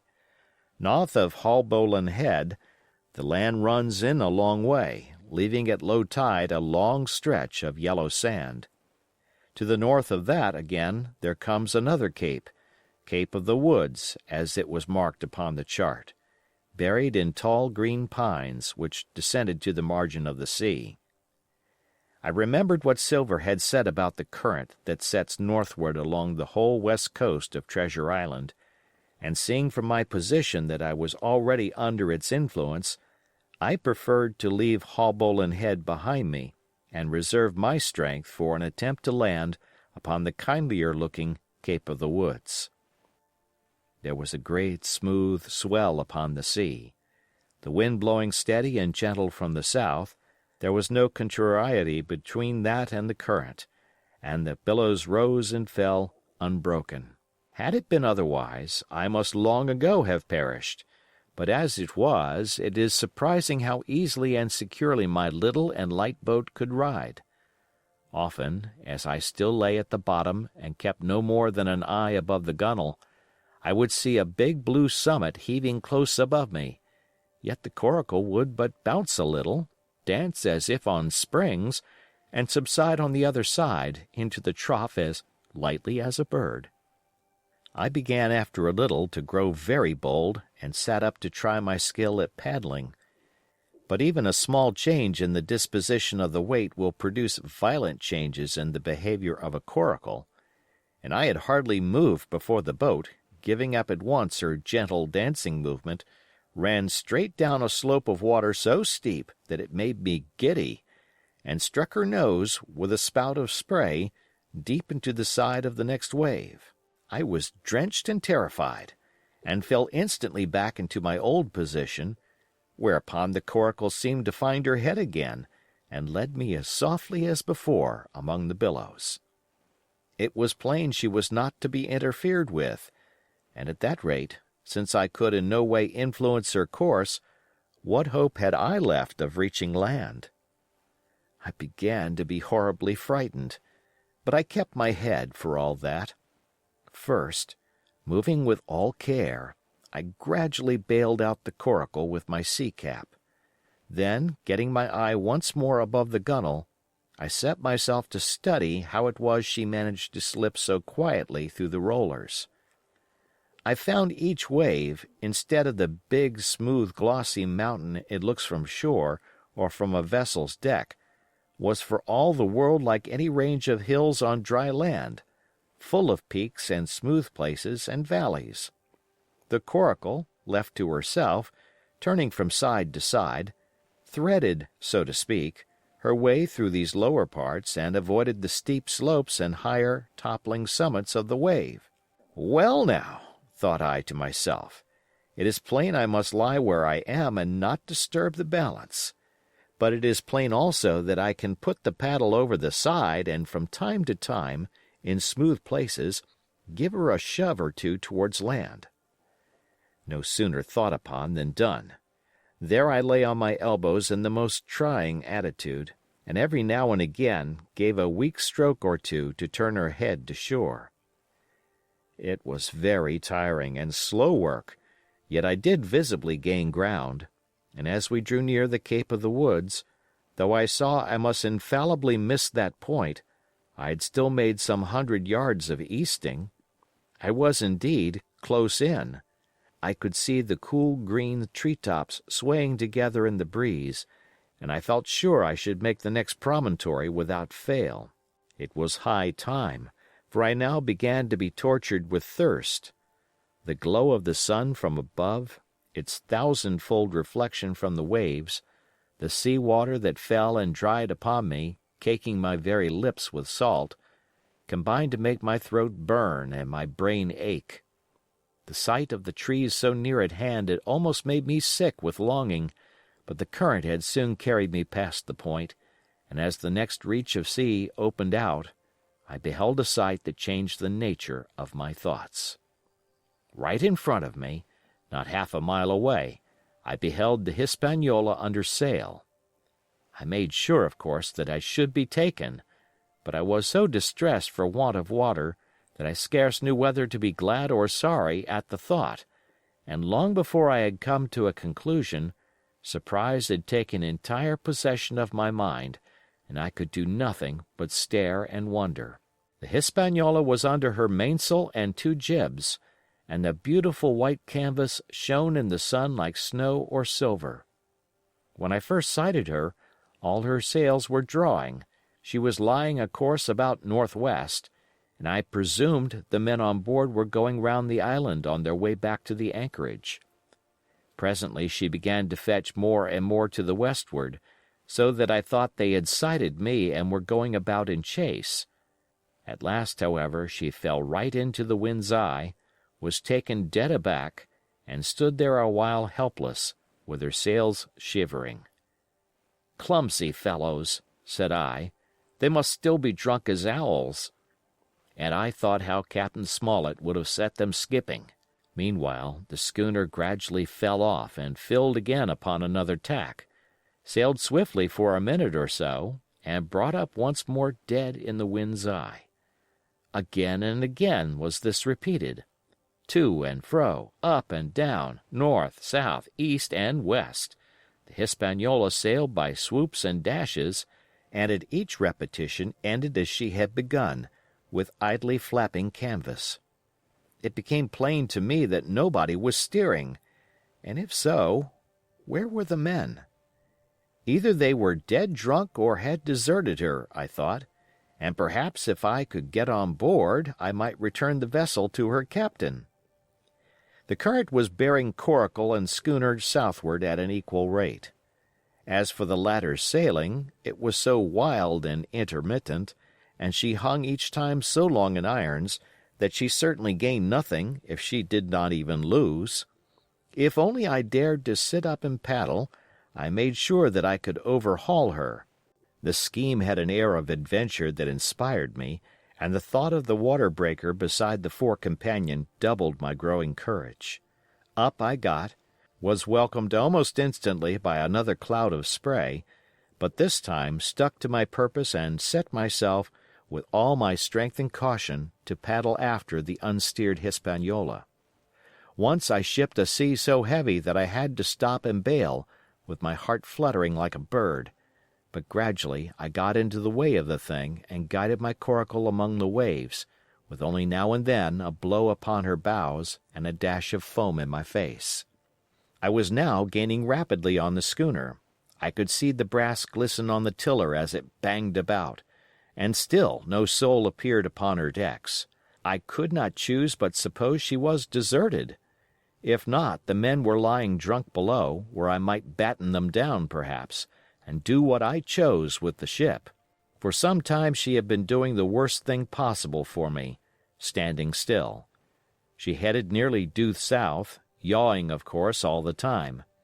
Each time she fell off, her sails partly filled, and these brought her in a moment right to the wind again.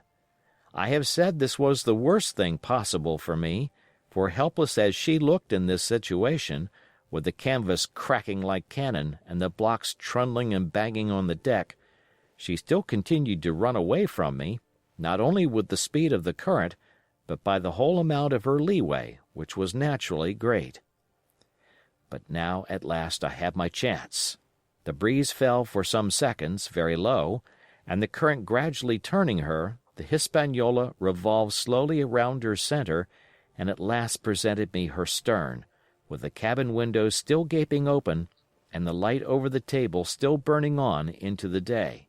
The mainsail hung drooped like a banner. She was stock still, but for the current. For the last little while I had even lost, but now, redoubling my efforts, I began once more to overhaul the chase. I was not 100 yards from her when the wind came again in a clap. She filled on the port tack and was off again, stooping and skimming like a swallow. My first impulse was one of despair, but my second was towards joy. Round she came till she was broadside on to me, round still till she had covered a half and then 2/3 and then 3/4 of the distance that separated us. I could see the waves boiling white under her forefoot. Immensely tall she looked to me from my low station in the coracle, and then, of a second, I began to comprehend. I had scarce time to think, scarce time to act and save myself. I was on the summit of one swell when the schooner came stooping over the next. The bowsprit was over my head. I sprang to my feet and leaped, stamping the coracle under water. With one hand I caught the jib boom, while my foot was lodged between the stay and the brace, and as I still clung there panting, a dull blow told me that the schooner had charged down upon and struck the coracle, and that I was left without retreat on the Hispaniola. Chapter 25. I Strike the Jolly Roger. I had scarce gained a position on the bowsprit when the flying jib flapped and filled upon the other tack, with a report like a gun. The schooner trembled to her keel under the reverse, but next moment, the other sails still drawing, the jib flapped back again and hung idle. This had nearly tossed me off into the sea, and now I lost no time, crawled back along the bowsprit, and tumbled head foremost on the deck. I was on the lee side of the forecastle, and the mainsail, which was still drawing, concealed from me a certain portion of the after deck. Not a soul was to be seen. The planks, which had not been swabbed since the mutiny, bore the print of many feet, and an empty bottle, broken by the neck, tumbled to and fro like a live thing in the scuppers. Suddenly the Hispaniola came right into the wind. The jibs behind me cracked aloud, the rudder slammed to, the whole ship gave a sickening heave and shudder, and at the same moment the main boom swung inboard, the sheet groaning in the blocks, and showed me the lee after deck.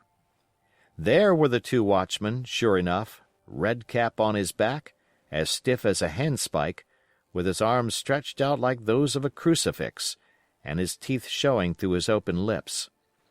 Israel Hands propped against the bulwarks, his chin on his chest, his hands lying open before him on the deck, his face as white under its tan as a tallow candle. For a while the ship kept bucking and sidling like a vicious horse, the sails filling, now on one tack, now on another, and the boom swinging to and fro till the mast groaned aloud under the strain. Now and again, too, there would come a cloud of light sprays over the bulwark, and a heavy blow of the ship's bows against the swells. So much heavier weather was made of it by this great rigged ship than by my home-made lopsided coracle, now gone to the bottom of the sea. At every jump of the schooner, Red Cap slipped to and fro, but, what was ghastly to behold, neither his attitude nor his fixed, teeth-disclosing grin was any way disturbed by this rough usage. At every jump, too, Hands appeared still more to sink into himself and settle down upon the deck, his feet sliding ever the farther out, and the whole body canting towards the stern, so that his face became, little by little, hid from me, and at last I could see nothing beyond his ear and the frayed ringlet of one whisker. At the same time I observed, around both of them, splashes of dark blood upon the planks, and began to feel sure that they had killed each other in their drunken wrath.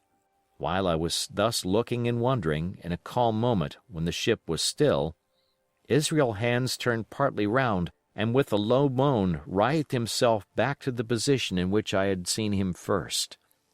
The moan, which told of pain and deadly weakness, and the way in which his jaw hung open went right to my heart. But when I remembered the talk I had overheard from the apple barrel, all pity left me. I walked aft until I reached the mainmast. "Come aboard, Mr. Hands," I said ironically. He rolled his eyes round heavily, but he was too far gone to express surprise. All he could do was to utter one word, "Brandy." It occurred to me there was no time to lose, and dodging the boom as it once more lurched across the deck, I slipped aft and down the companion stairs into the cabin. It was such a scene of confusion as you can hardly fancy. All the lockfast places had been broken open in quest of the chart. The floor was thick with mud where ruffians had sat down to drink or consult after wading in the marshes round their camp. The bulkheads, all painted in clear white and beaded round with gilt, bore a pattern of dirty hands. Dozens of empty bottles clinked together in corners to the rolling of the ship. One of the doctor's medicinal books lay open on the table, half of the leaves gutted out, I suppose, for pipe lights. In the midst of all this the lamp still cast a smoky glow, obscure and brown as umber. I went into the cellar. All the barrels were gone, and of the bottles a most surprising number had been drunk out and thrown away. Certainly, since the mutiny began, not a man of them could ever have been sober. Foraging about, I found a bottle with some brandy left, for Hands, and for myself I routed out some biscuit, some pickled fruits, a great bunch of raisins, and a piece of cheese. With these I came on deck, put down my own stock behind the rudder head and well out of the coxswain's reach, went forward to the water breaker, and had a good deep drink of water, and then, and not till then, gave Hans the brandy. He must have drunk a gill before he took the bottle from his mouth. "Hi," said he, "by thunder, but I wanted some of that." I had sat down already in my own corner and begun to eat. "Much hurt?" I asked him. He grunted, or rather I might say, he barked. "If that doctor was aboard," he said, "I'd be right enough in a couple of turns, but I don't have no manner of luck, you see, and that's what's the matter with me. As for that swab, he's good and dead, he is," he added, indicating the man with the red cap. "He warn't no seaman anyhow. And where might you have come from?" "Well," said I, "I've come aboard to take possession of this ship, Mr. Hans, and you'll please regard me as your captain until further notice." He looked at me sourly enough, but said nothing. Some of the color had come back into his cheeks, though he still looked very sick and still continued to slip out and settle down as the ship banged about.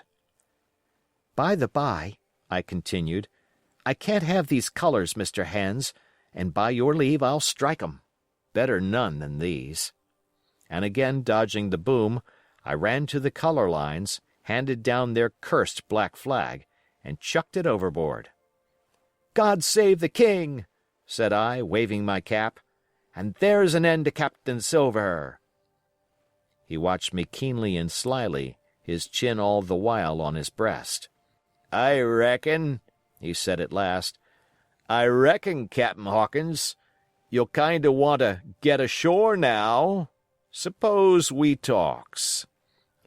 "Why, yes," says I, "with all my heart, Mr. Hans, say on." And I went back to my meal with a good appetite.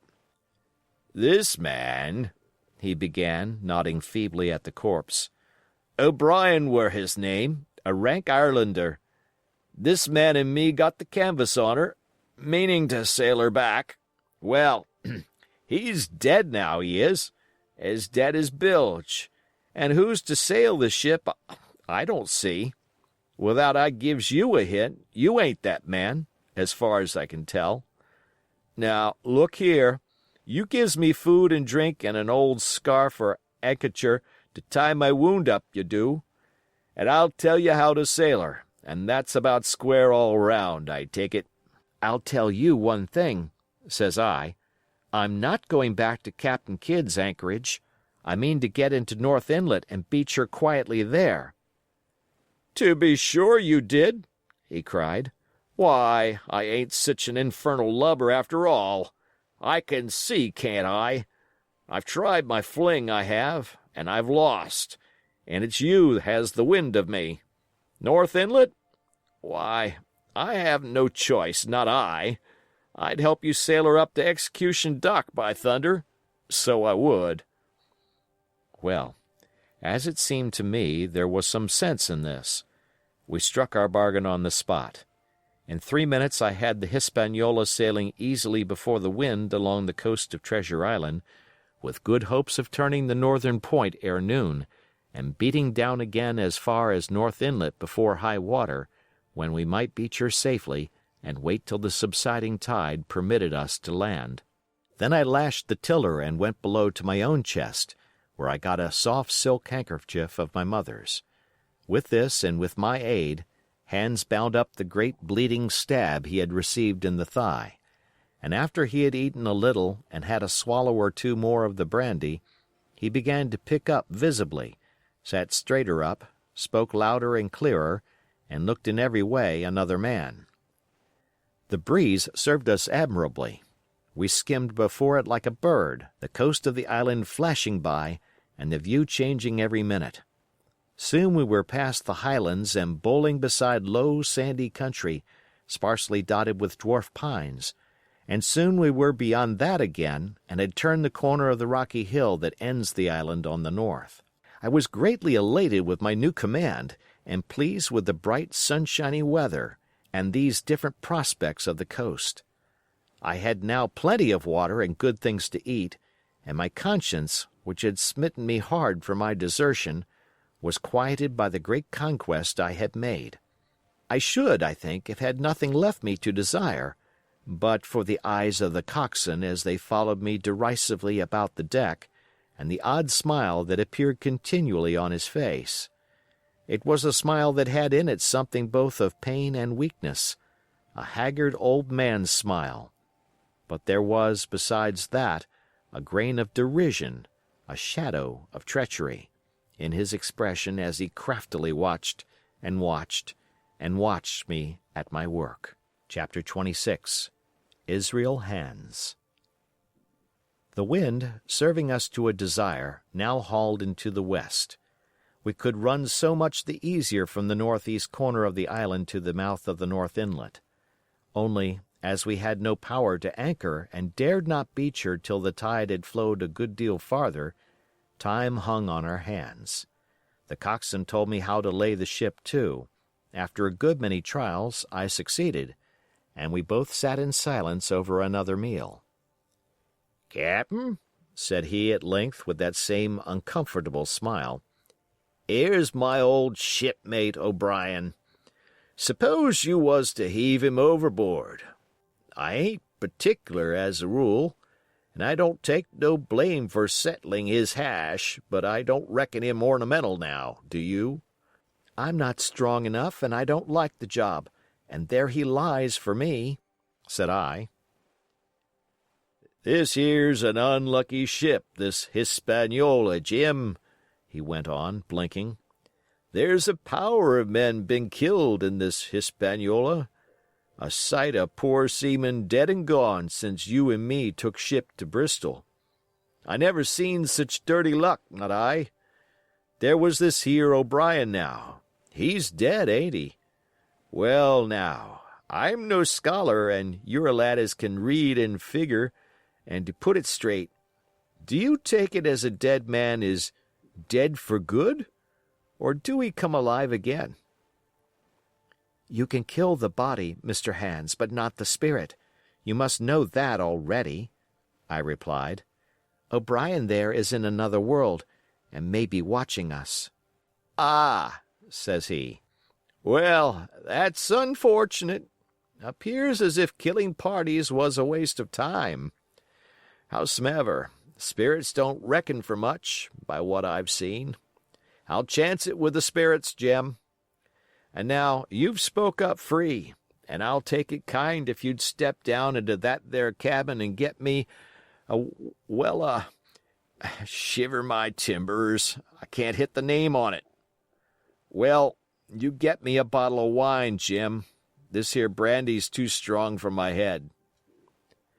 Now the coxswain's hesitation seemed to be unnatural, and as for the notion of his preferring wine to brandy, I entirely disbelieved it.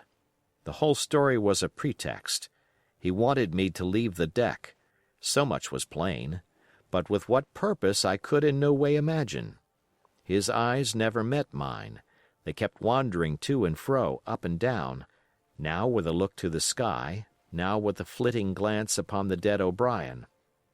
All the time he kept smiling and putting his tongue out in the most guilty, embarrassed manner, so that a child could have told that he was bent on some deception.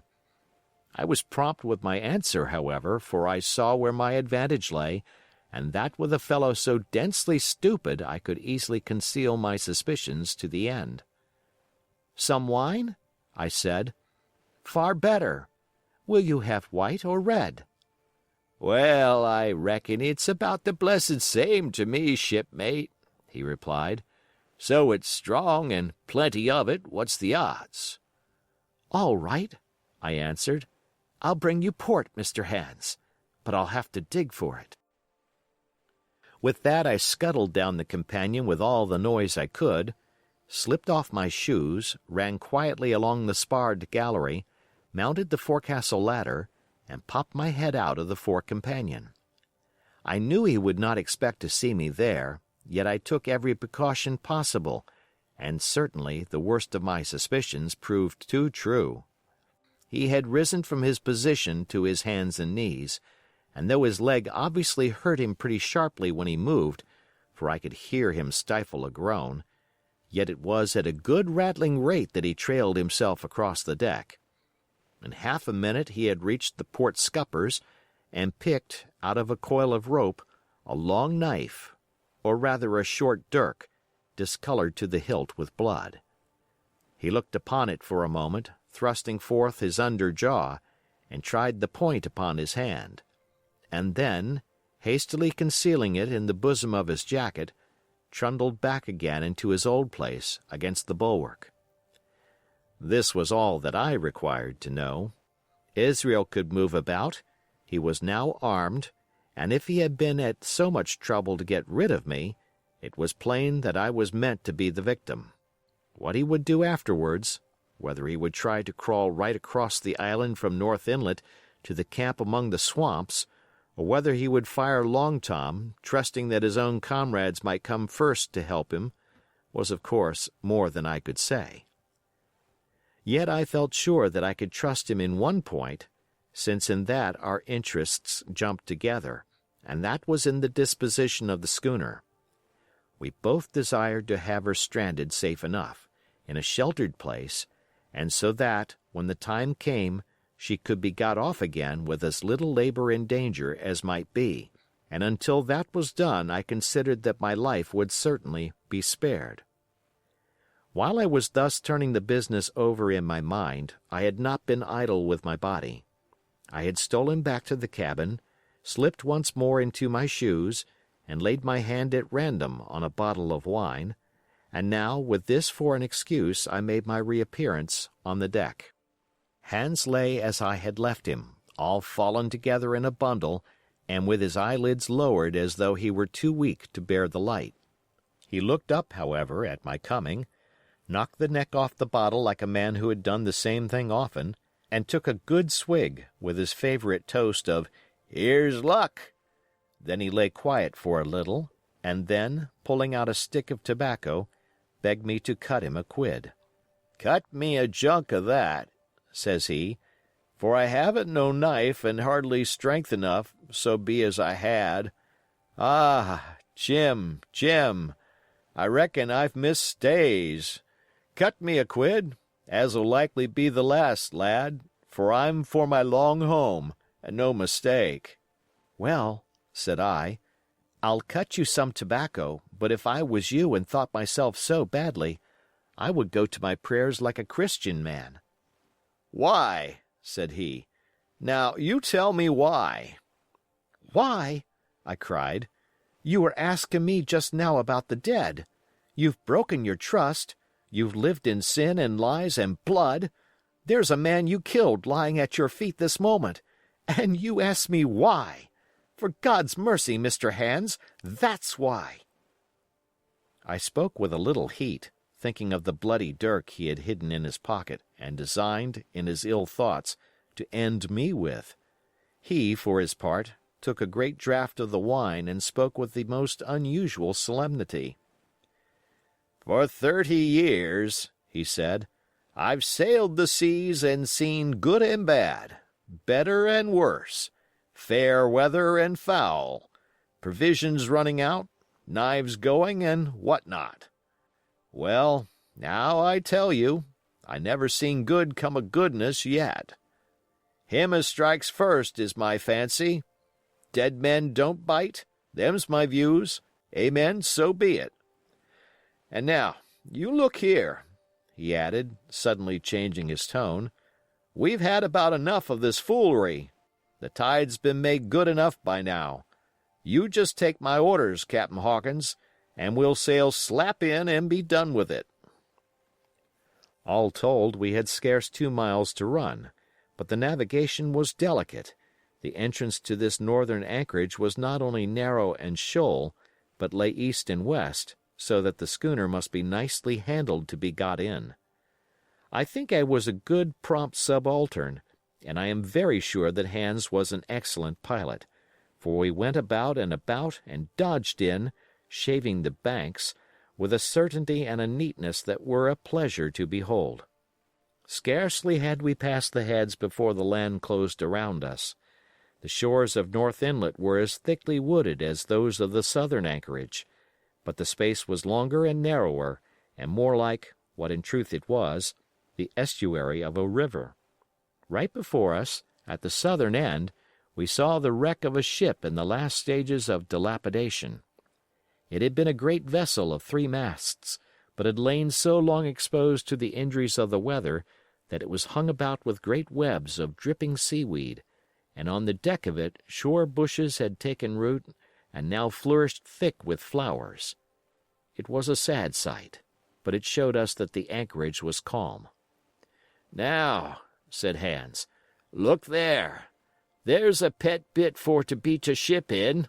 Fine flat sand, never a cat's paw, trees all around of it, and flowers a-blowin' like a garden on that old ship." "And once beached," I inquired, "how shall we get her off again?" "Why so," he replied, "you take a line ashore there on the other side at low water. Take a turn about one of them big pines, bring it back, take a turn around the capstan, and lay to for the tide. Come high water, all hands take a pull upon the line, and off she comes as sweet as nature. And now, boy, you stand by.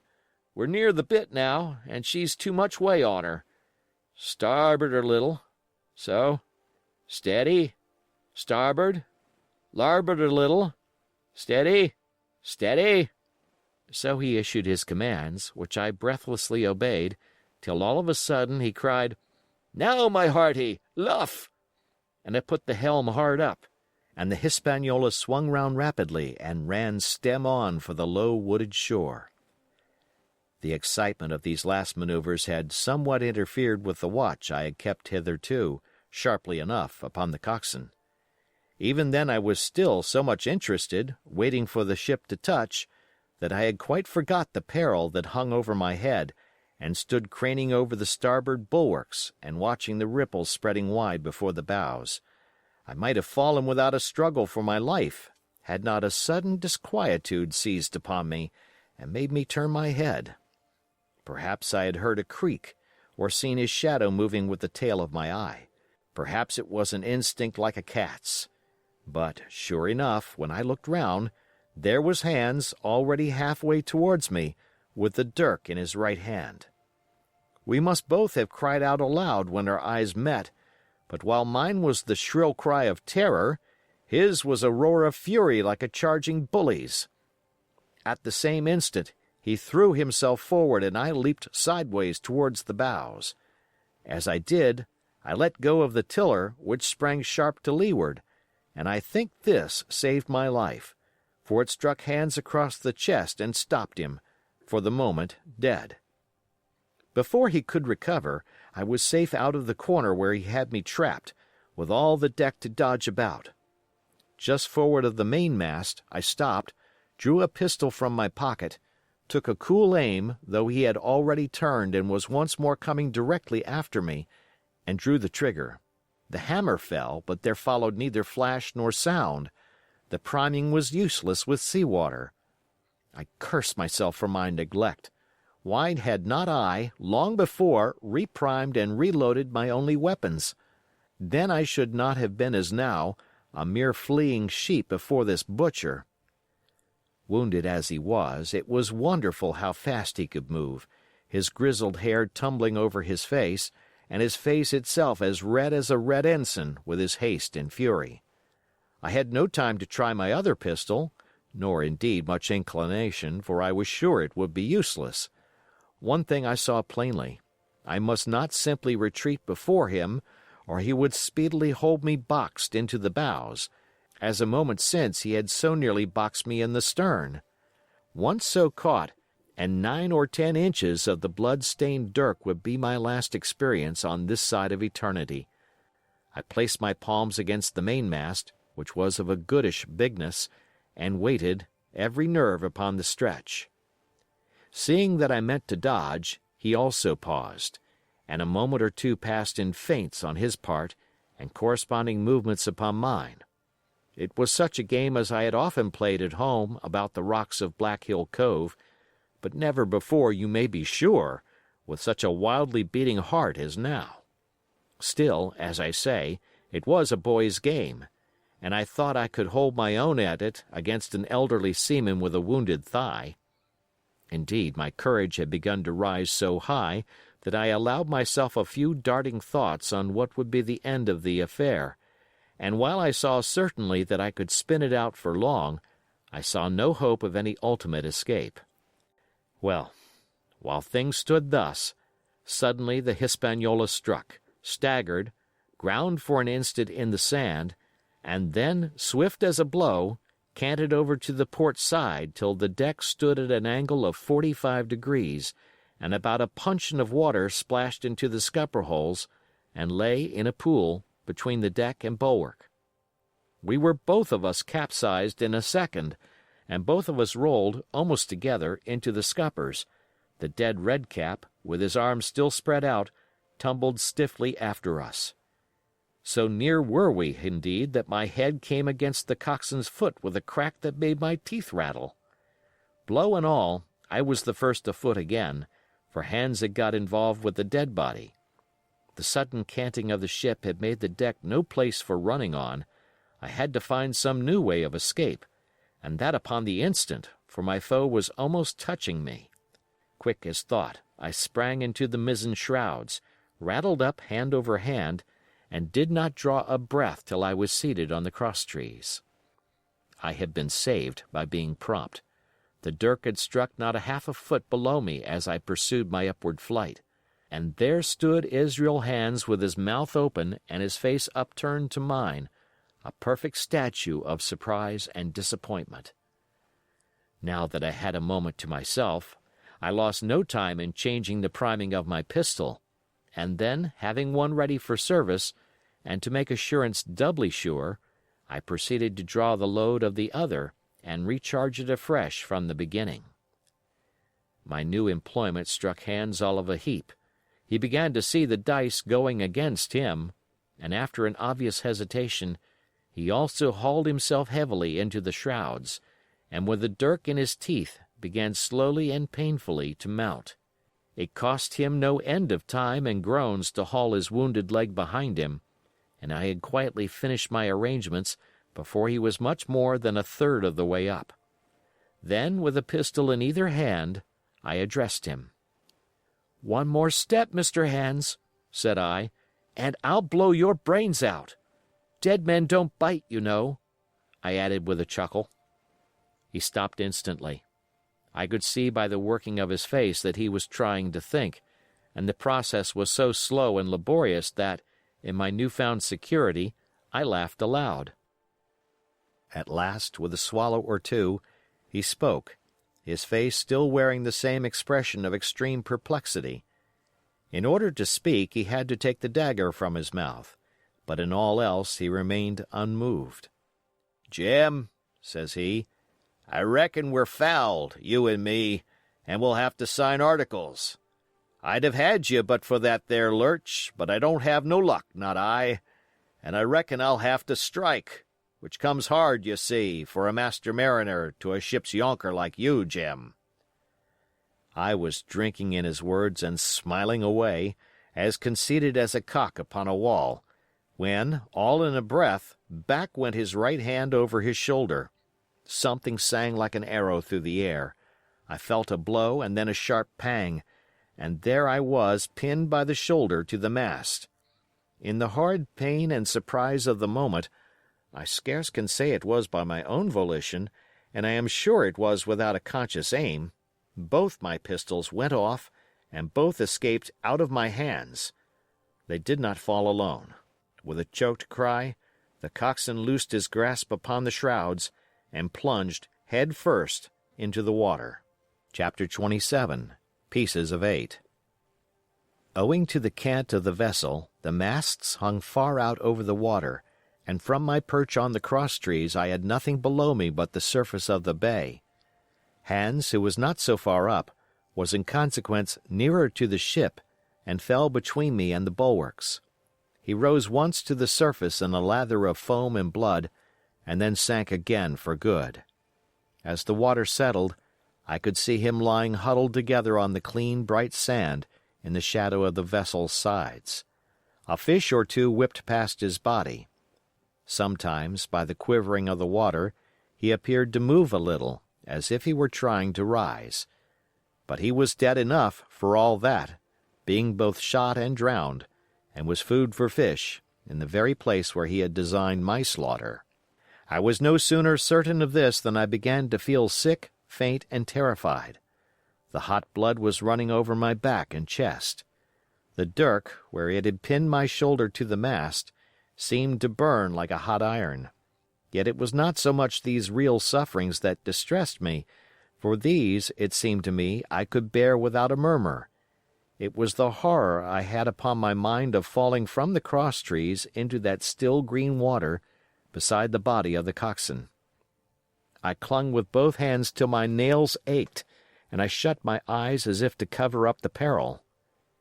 Gradually my mind came back again, my pulses quieted down to a more natural time, and I was once more in possession of myself. It was my first thought to pluck forth the dirk, but either it stuck too hard or my nerve failed me, and I desisted with a violent shudder. Oddly enough, that very shudder did the business. The knife, in fact, had come the nearest in the world to missing me altogether. It held me by a mere pinch of skin, and this the shudder tore away. The blood ran down the faster, to be sure, but I was my own master again, and only tacked to the mast by my coat and shirt. These last I broke through with a sudden jerk, and then regained the deck by the starboard shrouds. For nothing in the world would I have again ventured, shaken as I was, upon the overhanging port shrouds from which Israel had so lately fallen. I went below and did what I could for my wound. It pained me a good deal and still bled freely, but it was neither deep nor dangerous, nor did it greatly gall me when I used my arm. Then I looked around me, and as the ship was now, in a sense, my own, I began to think of clearing it from its last passenger, the dead man O'Brien. He had pitched, as I have said, against the bulwarks, where he lay like some horrible, ungainly sort of puppet. Life-size, indeed, but how different from life's color or life's comeliness. In that position I could easily have my way with him, and as the habit of tragical adventures had worn off almost all my terror for the dead, I took him by the waist as if he had been a sack of bran, and with one good heave tumbled him overboard. He went in with a sounding plunge, the red cap came off and remained floating on the surface, and as soon as the splash subsided, I could see him and Israel lying side by side, both wavering with the tremulous movement of the water. O'Brien, though still quite a young man, was very bald. There he lay, with that bald head across the knees of the man who had killed him, and the quick fishes steering to and fro over both. I was now alone upon the ship. The tide had just turned. The sun was within so few degrees of setting that already the shadow of the pines upon the western shore began to reach right across the anchorage and fall in patterns on the deck.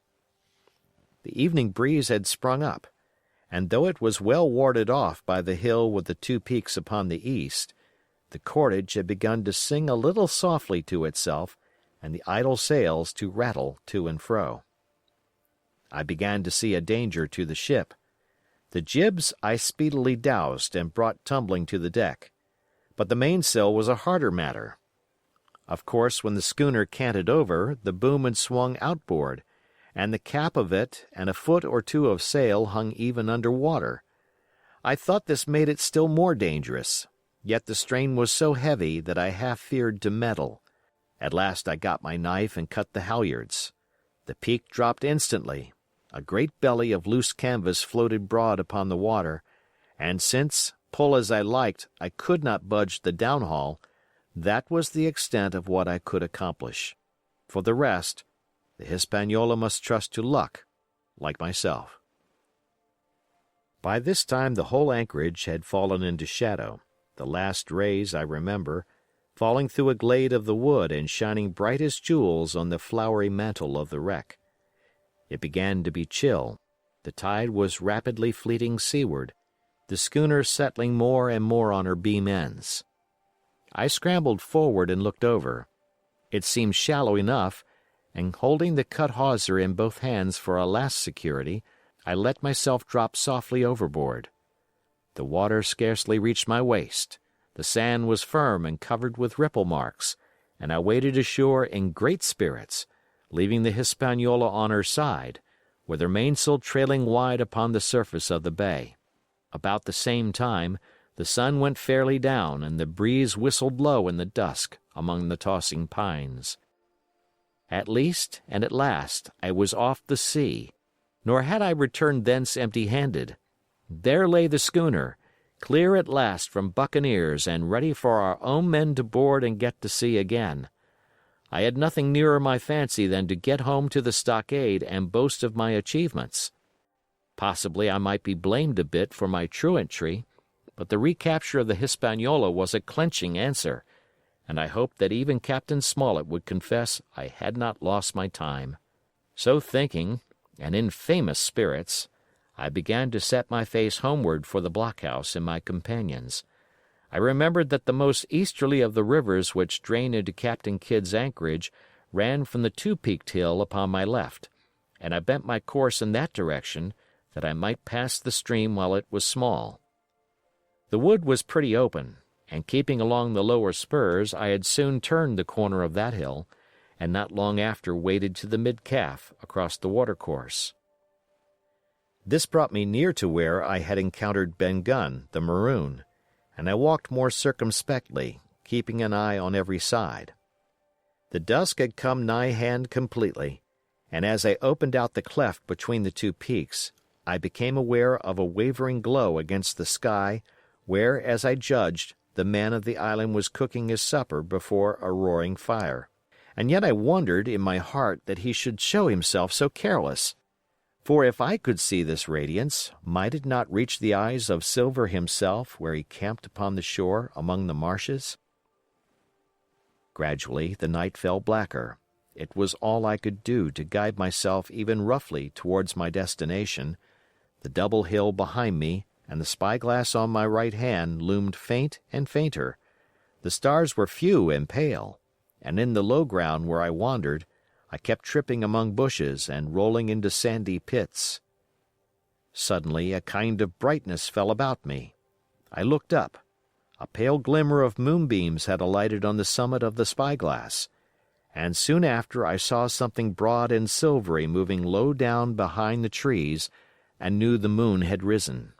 With this to help me, I passed rapidly over what remained to me of my journey, and sometimes walking, sometimes running, impatiently drew near to the stockade. Yet, as I began to thread the grove that lies before it, I was not so thoughtless but that I slacked my pace and went a trifle warily. It would have been a poor end of my adventures to get shot down by my own party in mistake. The moon was climbing higher and higher. Its light began to fall here and there in masses through the more open districts of the wood, and right in front of me a glow of a different color appeared among the trees. It was red and hot, and now and again it was a little darkened, as it were the embers of a bonfire smoldering. For the life of me I could not think what it might be. At last I came right down upon the borders of the clearing. The western end was already steeped in moonshine. The rest, and the blockhouse itself, still lay in a black shadow checkered with long silvery streaks of light. On the other side of the house an immense fire had burned itself into clear embers, and shed a steady, red reverberation, contrasted strongly with the mellow paleness of the moon. There was not a soul stirring nor a sound beside the noises of the breeze. I stopped, with much wonder in my heart, and perhaps a little terror also. It had not been our way to build great fires. We were indeed, by the captain's orders, somewhat niggardly of firewood, and I began to fear that something had gone wrong while I was absent. I stole round by the eastern end, keeping close in shadow, and at a convenient place where the darkness was thickest crossed the palisade. To make assurance surer, I got upon my hands and knees and crawled, without a sound, towards the corner of the house. As I drew nearer, my heart was suddenly and greatly lightened. It was not a pleasant noise in itself, and I have often complained of it at other times, but just then it was like music to hear my friends snoring together so loud and peaceful in their sleep. The sea cry of the watch, that beautiful "All's well," never fell more reassuringly on my ear. In the meantime, there was no doubt of one thing: they kept an infamous bad watch. If it had been Silver and his lads that were now creeping in on them, not a soul would have seen daybreak. That was what it was, thought I, to have the captain wounded, and again I blamed myself sharply for leaving them in that danger with so few to mount guard. By this time I had got to the door and stood up. All was dark within, so that I could distinguish nothing by the eye. As for sounds, there was the steady drone of the snorers, and a small occasional noise, a flickering or pecking, that I could in no way account for. With my arms before me, I walked steadily in. I should lie down in my own place, I thought with a silent chuckle, and enjoy their faces when they found me in the morning. My foot struck something yielding. It was a sleeper's leg, and he turned and groaned, but without awaking. And then, all of a sudden, a shrill voice broke forth out of the darkness. "Pieces of 8! Pieces of 8! Pieces of 8! Pieces of 8! Pieces of 8!" And so forth, without pause or change, like the clacking of a tiny mill. Silver's green parrot, Captain Flint! It was she whom I had heard pecking at a piece of bark.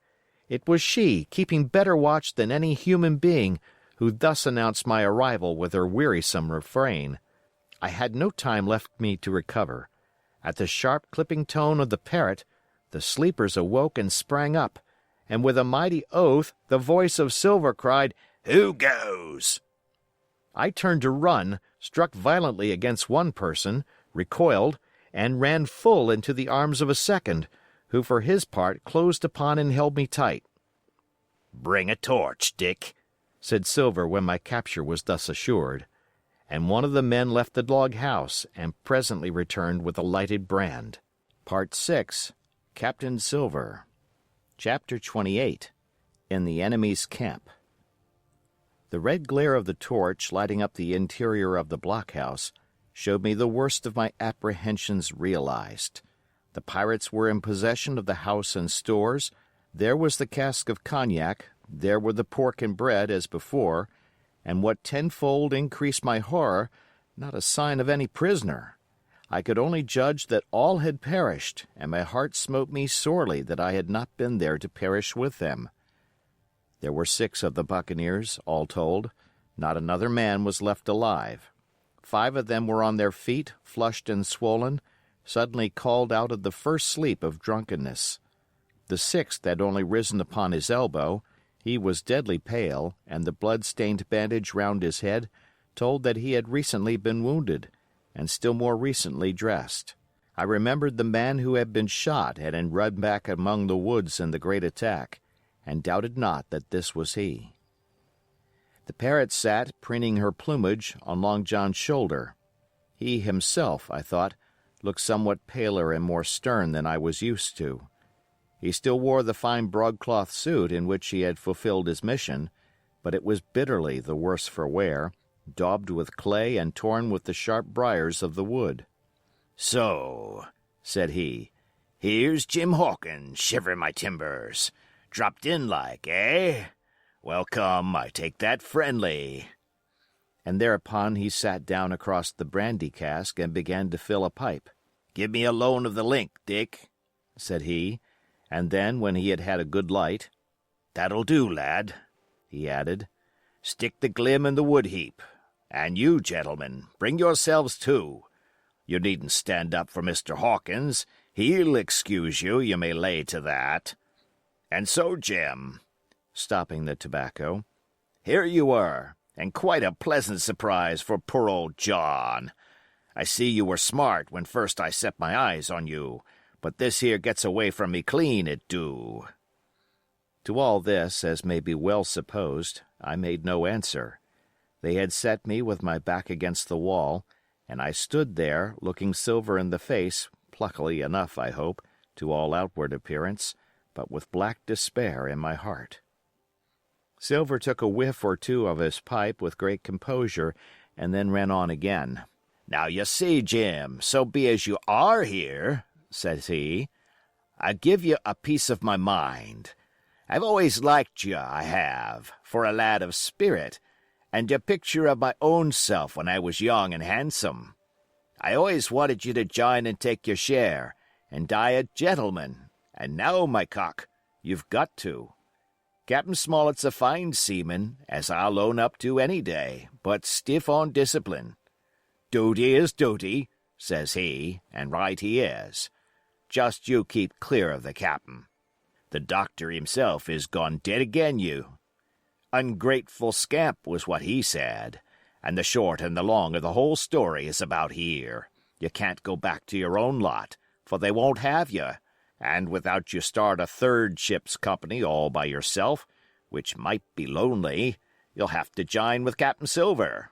So far, so good. My friends then were still alive, and though I partly believed the truth of Silver's statement that the cabin party were incensed at me for my desertion, I was more relieved than distressed by what I heard. "I don't say nothing as to your being in our hands," continued Silver, "though there you are, and you may lay to it. I'm all for argument. I never seen good come out of threatening. If you like the service, well, you'll join.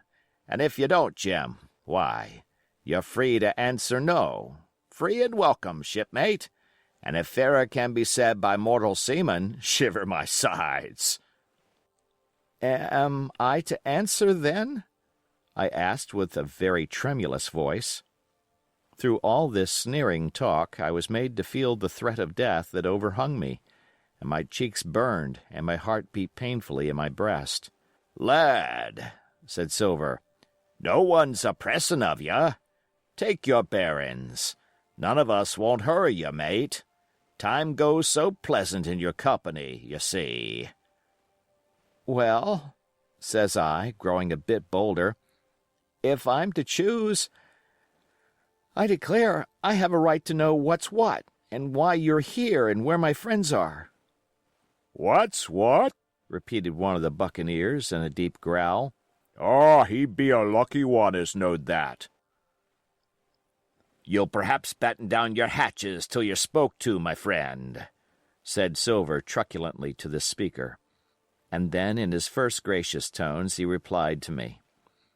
"Yesterday morning, Mr. Hawkins," said he, "in the dog watch, down came Dr. Livesey with a flag of truce. Says he, 'Captain Silver, you're sold out. Ship's gone.' Well, maybe we'd been taking a glass and a song to help it round. I won't say no.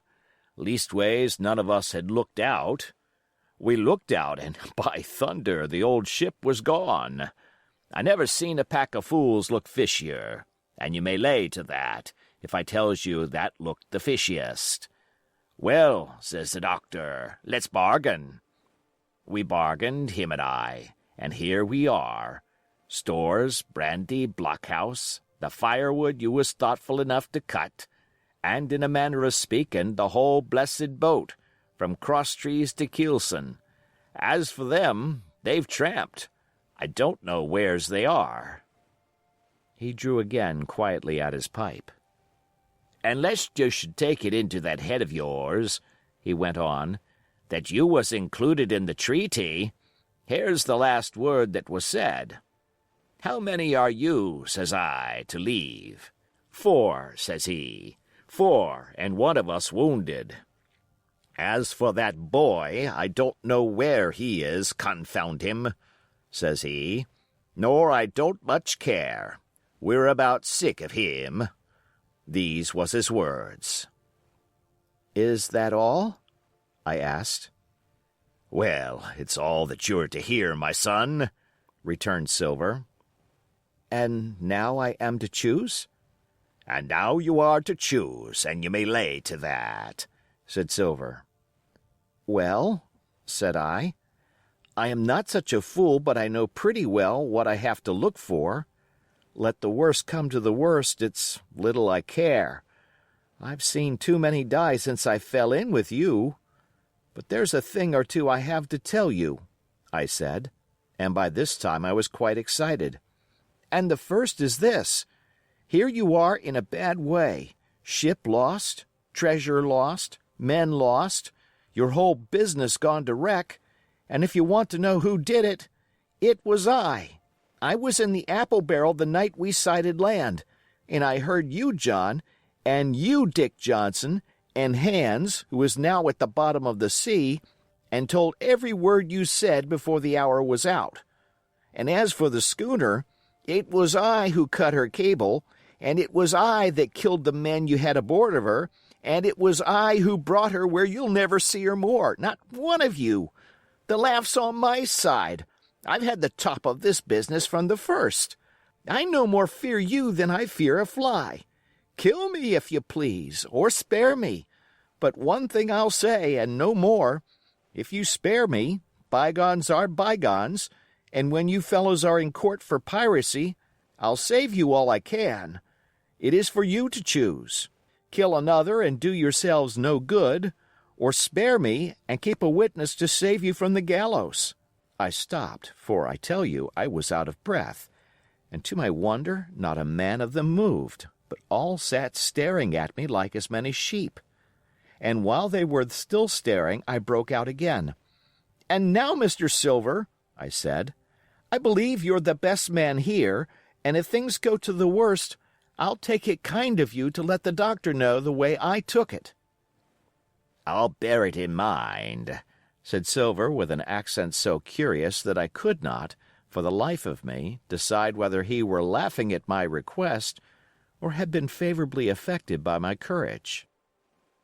"I'll put one to that," cried the old mahogany-faced seaman, Morgan by name, whom I had seen in Long John's public-house upon the quays of Bristol. "It was him that knowed Black Dog." "Well, and see here," added the sea cook, "I'll put another again to that, by thunder. For it was the same boy that faked the chart from Billy Bones. First and last we've split upon Jim Hawkins." "Then here goes," said Morgan with an oath, and he sprang up, drawing his knife as if he had been 20. "Avast there!" cried Silver. "Who are you, Tom Morgan? Maybe you thought you was captain here, perhaps. By the powers, but I'll teach you better. Cross me, and you'll go where many a good man's gone before you, first and last, these 30 years back. Some to the yardarm, shiver my timbers, and some by the board, and all to feed the fishes. There's never a man looked me between the eyes and seen a good day afterwards, Tom Morgan, you may lay to that." Morgan paused, but a hoarse murmur rose from the others. "Tom's right," said one.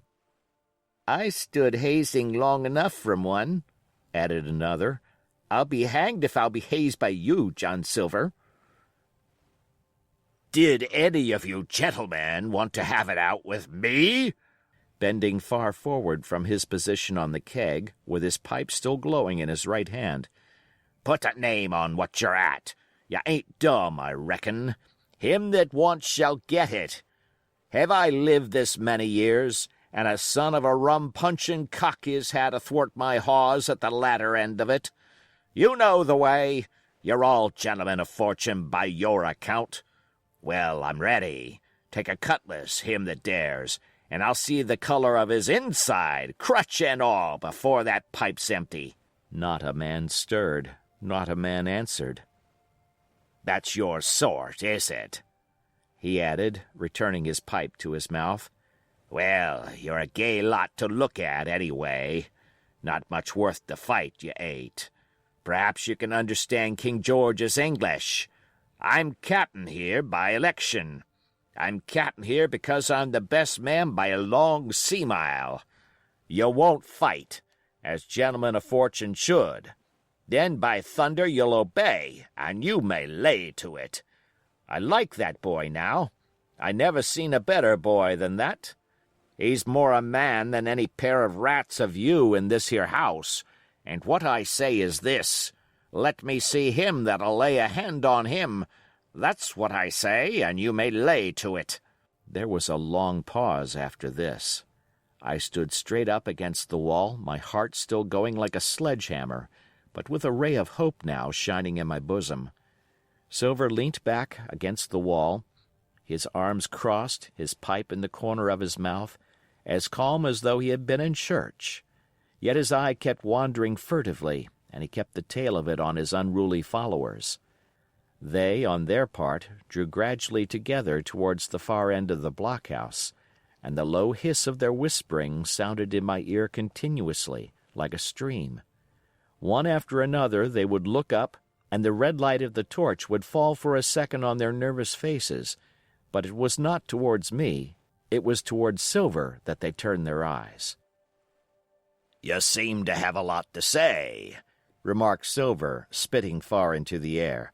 "Pipe up and let me hear it, or lay to." "Ax your pardon, sir," returned one of the men. "You're pretty free with some of the rules. Maybe you'll kindly keep an eye upon the rest. This crew's dissatisfied. This crew don't vally bullying a marlinspike. This crew has its rights like other crews, I'll make so free as that. And by your own rules, I take it we can talk together. I ax your pardon, sir, acknowledging you for to be capting at this present, but I claim my right, and steps outside for a council." And with an elaborate sea salute, this fellow, a long, ill-looking, yellow-eyed man of 35, stepped coolly towards the door and disappeared out of the house. One after another the rest followed his example, each making a salute as he passed, each adding some apology. "According to rules," said one. "Forecastle council," said Morgan. And so with one remark or another all marched out and left Silver and me alone with the torch. The sea cook instantly removed his pipe. "Now look you here, Jim Hawkins," he said in a steady whisper that was no more than audible. "You're within half a plank of death, and what's a long sight worse, of torture. They're going to throw me off. But you mark, I stand by you through thick and thin. I didn't mean to, no, not till you spoke up. I was about desperate to lose that much blunt, and be hanged into the bargain. But I see you was the right sort. I says to myself, you stand by Hawkins, John, and Hawkins'll stand by you. You're his last card, and by the living thunder, John, he's yours. Back to back, says I. You save his witness, and he'll save your neck." I began dimly to understand. "You mean all's lost?" I asked. "Aye, by gum, I do," he answered. "Ship gone, neck gone, that's the size of it. Once I looked into that bay, Jim Hawkins, and seen no schooner. Well, I'm tough, but I gave out. As for that lot and their counsel, mark me, they're outright fools and cowards. I'll save your life, if so be as I can, from them. But see here, Jim, tit for tat. You save Long John from swinging." I was bewildered. It seemed a thing so hopeless he was asking. He, the old buccaneer, the ringleader throughout. "What I can do, that I'll do," I said. "It's a bargain," cried Long John. "You speak up plucky, and by thunder, I've a chance." He hobbled to the torch, where it stood propped among the firewood, and took a fresh light to his pipe. "Understand me, Jim," he said, returning. "I've a head on my shoulders, I have. I'm on Squire's side now. I know you've got that ship safe somewheres. How you done it, I don't know, but safe it is. I guess Hans and O'Brien turned soft. I never much believed in neither of them. Now, you mark me. I ask no questions, nor I won't let others. I know when a game's up, I do, and I know a lad that's staunch. Ah, you that's young, you and me might have done a power of good together." He drew some cognac from the cask into a tin cannikin. "Will you taste, messmate?" he asked, and when I had refused, "Well, I'll take a drain myself, Jim," said he. "I need a caulker, for there's trouble on hand. And talking of trouble, Why did that doctor give me the chart, Jim?" My face expressed a wonder so unaffected that he saw the needlessness of further questions. "Ah, well, he did, though," said he. "And there's something under that, no doubt. Something surely under that, Jim, bad or good." And he took another swallow of the brandy, shaking his great fair head like a man who looks forward to the worst. Chapter 29. The Black Spot Again. The council of buccaneers had lasted some time, when one of them re-entered the house, and with the repetition of the same salute, which had in my eyes an ironical air, begged for a moment's loan of the torch. Silver briefly agreed, and this emissary retired again, leaving us together in the dark. "There's a breeze comin', Jim," said Silver, who had by this time adopted quite a friendly and familiar tone. I turned to the loophole nearest me and looked out. The embers of the great fire had so far burned themselves out, and now glowed so low and duskily that I understood why these conspirators desired a torch. About halfway down the slope to the stockade, they were collected in a group. One held the light, another was on his knees in their midst, and I saw the blade of an open knife shine in his hand with varying colors in the moon and torchlight. The rest were all somewhat stooping, as though watching the maneuvers of this last. I could just make out that he had a book as well as a knife in his hand, and was still wondering how anything so incongruous had come in their possession, when the kneeling figure rose once more to his feet, and the whole party began to move together towards the house. "Here they come," said I, and I returned to my former position, for it seemed beneath my dignity that they should find me watching them. "Well, let them come, lad, let them come," said Silver cheerily. "I've still a shot in my locker." The door opened, and the 5 men, standing huddled together just inside, pushed one of their number forward.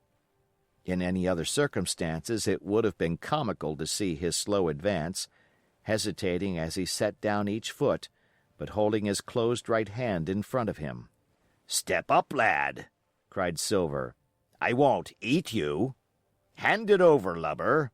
I know the rules, I do. I won't hurt a deputation." Thus encouraged, the buccaneer stepped forth more briskly, and having passed something to Silver, from hand to hand, slipped yet more smartly back again to his companions. The sea cook looked at what had been given him. "The Black Spot. I thought so," he observed. "Where might you have got the paper? Why, hello! Look here now, this ain't lucky. You've gone and cut this out of a Bible. What fools cut a Bible?" "Ah, there," said Morgan. "There, what did I say? No good'll come of that, I said."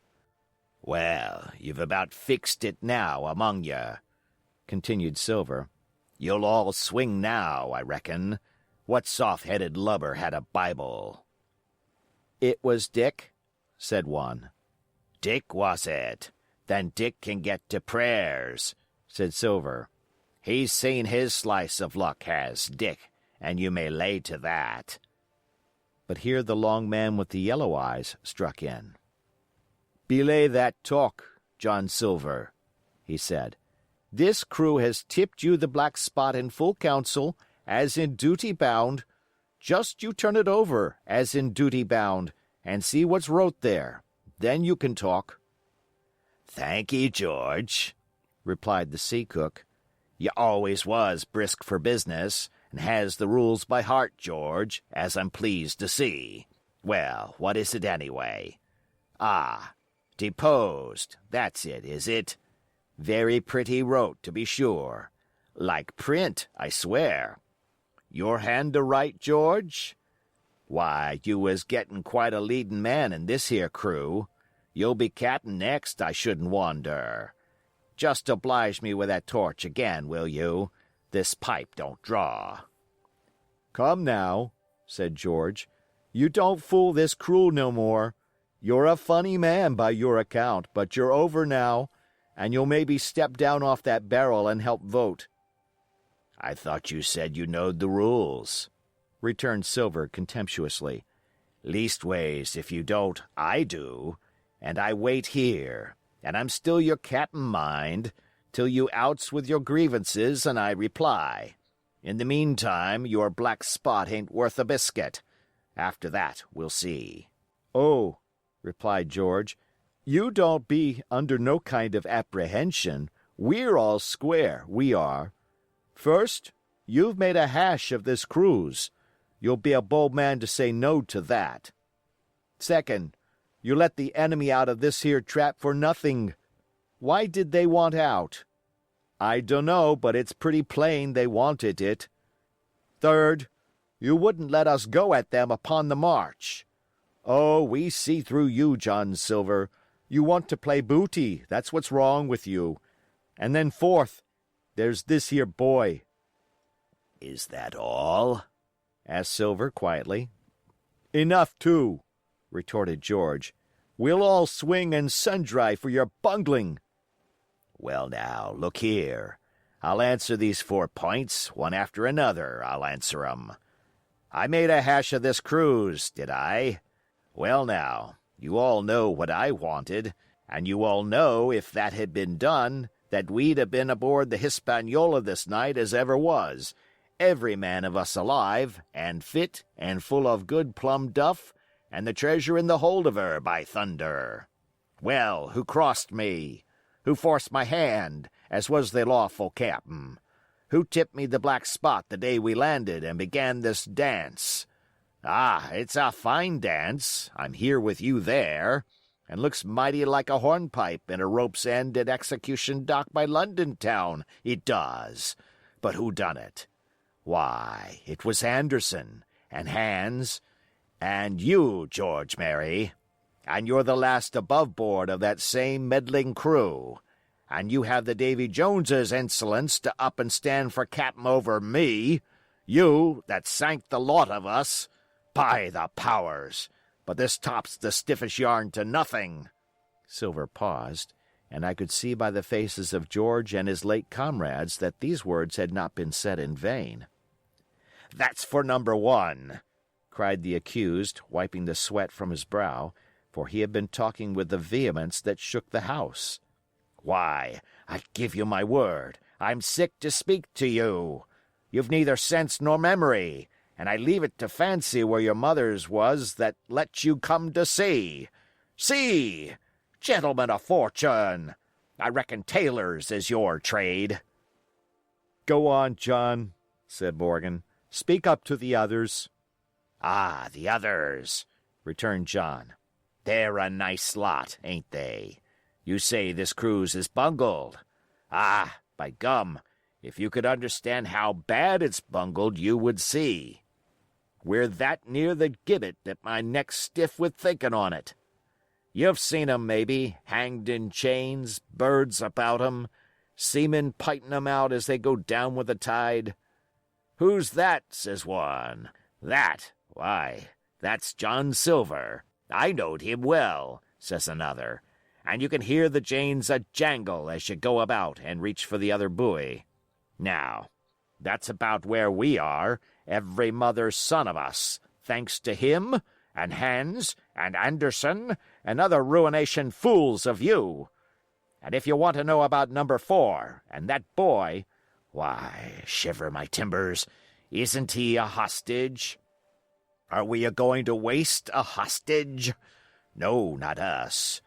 He might be our last chance, and I shouldn't wonder. Kill that boy? Not me, mates. And number 3. Ah, well, there's a deal to say to number 3.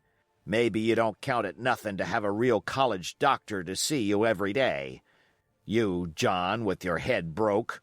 Or you, George Mary, that had the ague shakes upon you not 6 hours agone, and has your eyes the color of lemon peel to the same moment on the clock. And maybe, perhaps, you didn't know there was a consort coming either. But there is, and not so long till then, and we'll see who'll be glad to have a hostage when it comes to that. And as for number 2, and why I made a bargain, well, you came a-crawling on your knees to me to make it. On your knees you came, you was that downhearted. And you'd have starved, too, if I hadn't. But that's a trifle. You look there, that's why." And he cast down upon the floor a paper that I instantly recognized, none other than the chart on yellow paper, with the 3 red crosses that I had found in the oilcloth at the bottom of the captain's chest. Why the doctor had given it to him was more than I could fancy. But if it was inexplicable to me, the appearance of the chart was incredible to the surviving mutineers. They leaped upon it like cats upon a mouse. It went from hand to hand, one tearing it from another, and by the oaths and the cries and the childish laughter with which they accompanied their examination, you would have thought not only they were fingering the very gold, but were at sea with it, besides, in safety. "Yes," said one, "that's Flint, sure enough. J. F. and a score below, with a clove hitch to it, so he's done ever." "Mighty pretty," said George, "but how are we to get away with it, and us no ship?" Silver suddenly sprang up, and supporting himself with a hand against the wall, "Now I give you warning, George," he cried. "One more word of your sauce, and I'll call you down and fight you. How? Why, how do I know? You had ought to tell me that, you and the rest, that lost me my schooner with your interference, burn you. But not you, you can't. You hain't got the invention of a cockroach. But civil you can speak, and shall, George Merry, you may lay to that." "That's fair enough," said the old man Morgan. "Fair, I reckon so," said the sea cook. "You lost the ship. I found the treasure. Who's the better man at that? And now I resign, by thunder. Elect whom you please to be your captain now. I'm done with it." "Silver," they cried, "barbecue forever! Barbecue for captain!" "So that's the tune, is it?" cried the cook. "George, I reckon you'll have to wait another turn, friend, and lucky for you as I'm not a revengeful man. But that was never my way. And now, shipmates, this black spot. 'Tain't much good now, is it? Dick's crossed his luck and spoiled his Bible, and that's about all." "It'll do to kiss the book on still, won't it?"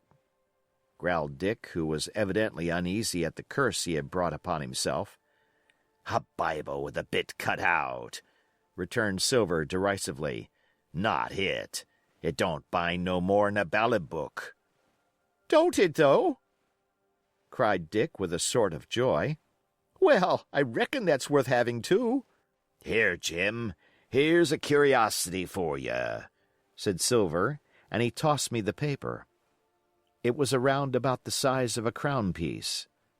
One side was blank, for it had been the last leaf. The other contained a verse or two of Revelation, these words among the rest, which struck sharply home upon my mind: "Without are dogs and murderers." The printed side had been blackened with wood ash, which already began to come off and soil my fingers. On the blank side had been written with the same material the one word, "deposed."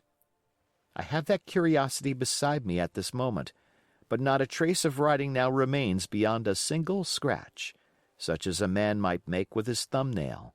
That was the end of the night's business. Soon after, with a drink all round, we lay down to sleep, and the outside of Silver's vengeance was to put George Merry up for sentinel and threaten him with death if he should prove unfaithful. It was long ere I could close an eye, and heaven knows I had matter enough for thought in the man whom I had slain that afternoon, in my own most perilous position, and above all, in the remarkable game that I saw Silver now engaged upon, keeping the mutineers together with one hand and grasping with the other after every means, possible and impossible, to make his peace and save his miserable life. He himself slept peacefully and snored aloud, yet my heart was sore for him, wicked as he was, to think on the dark perils that environed and the shameful gibbet that awaited him. Chapter 30. On Parole. I was wakened. Indeed, we were all wakened, for I could see even the sentinel shake himself together from where he had fallen against the doorpost, by a clear, hearty voice hailing us from the margin of the wood. "Blockhouse, ahoy!" it cried. "Here's the doctor!" And the doctor it was. Although I was glad to hear the sound, yet my gladness was not without admixture. I remembered with confusion my insubordinate and stealthy conduct, and when I saw where it had brought me, among what companions and surrounded by what dangers, I felt ashamed to look him in the face. He must have risen in the dark, for the day had hardly come, and when I ran to a loophole and looked out, I saw him standing, like Silver once before, up to the mid-leg in creeping vapor. "You, doctor! Top of the morning to you, sir!" cried Silver, broad awake and beaming with good nature in a moment. "Bright and early, to be sure, and it's the early bird, as the saying goes, that gets the rations.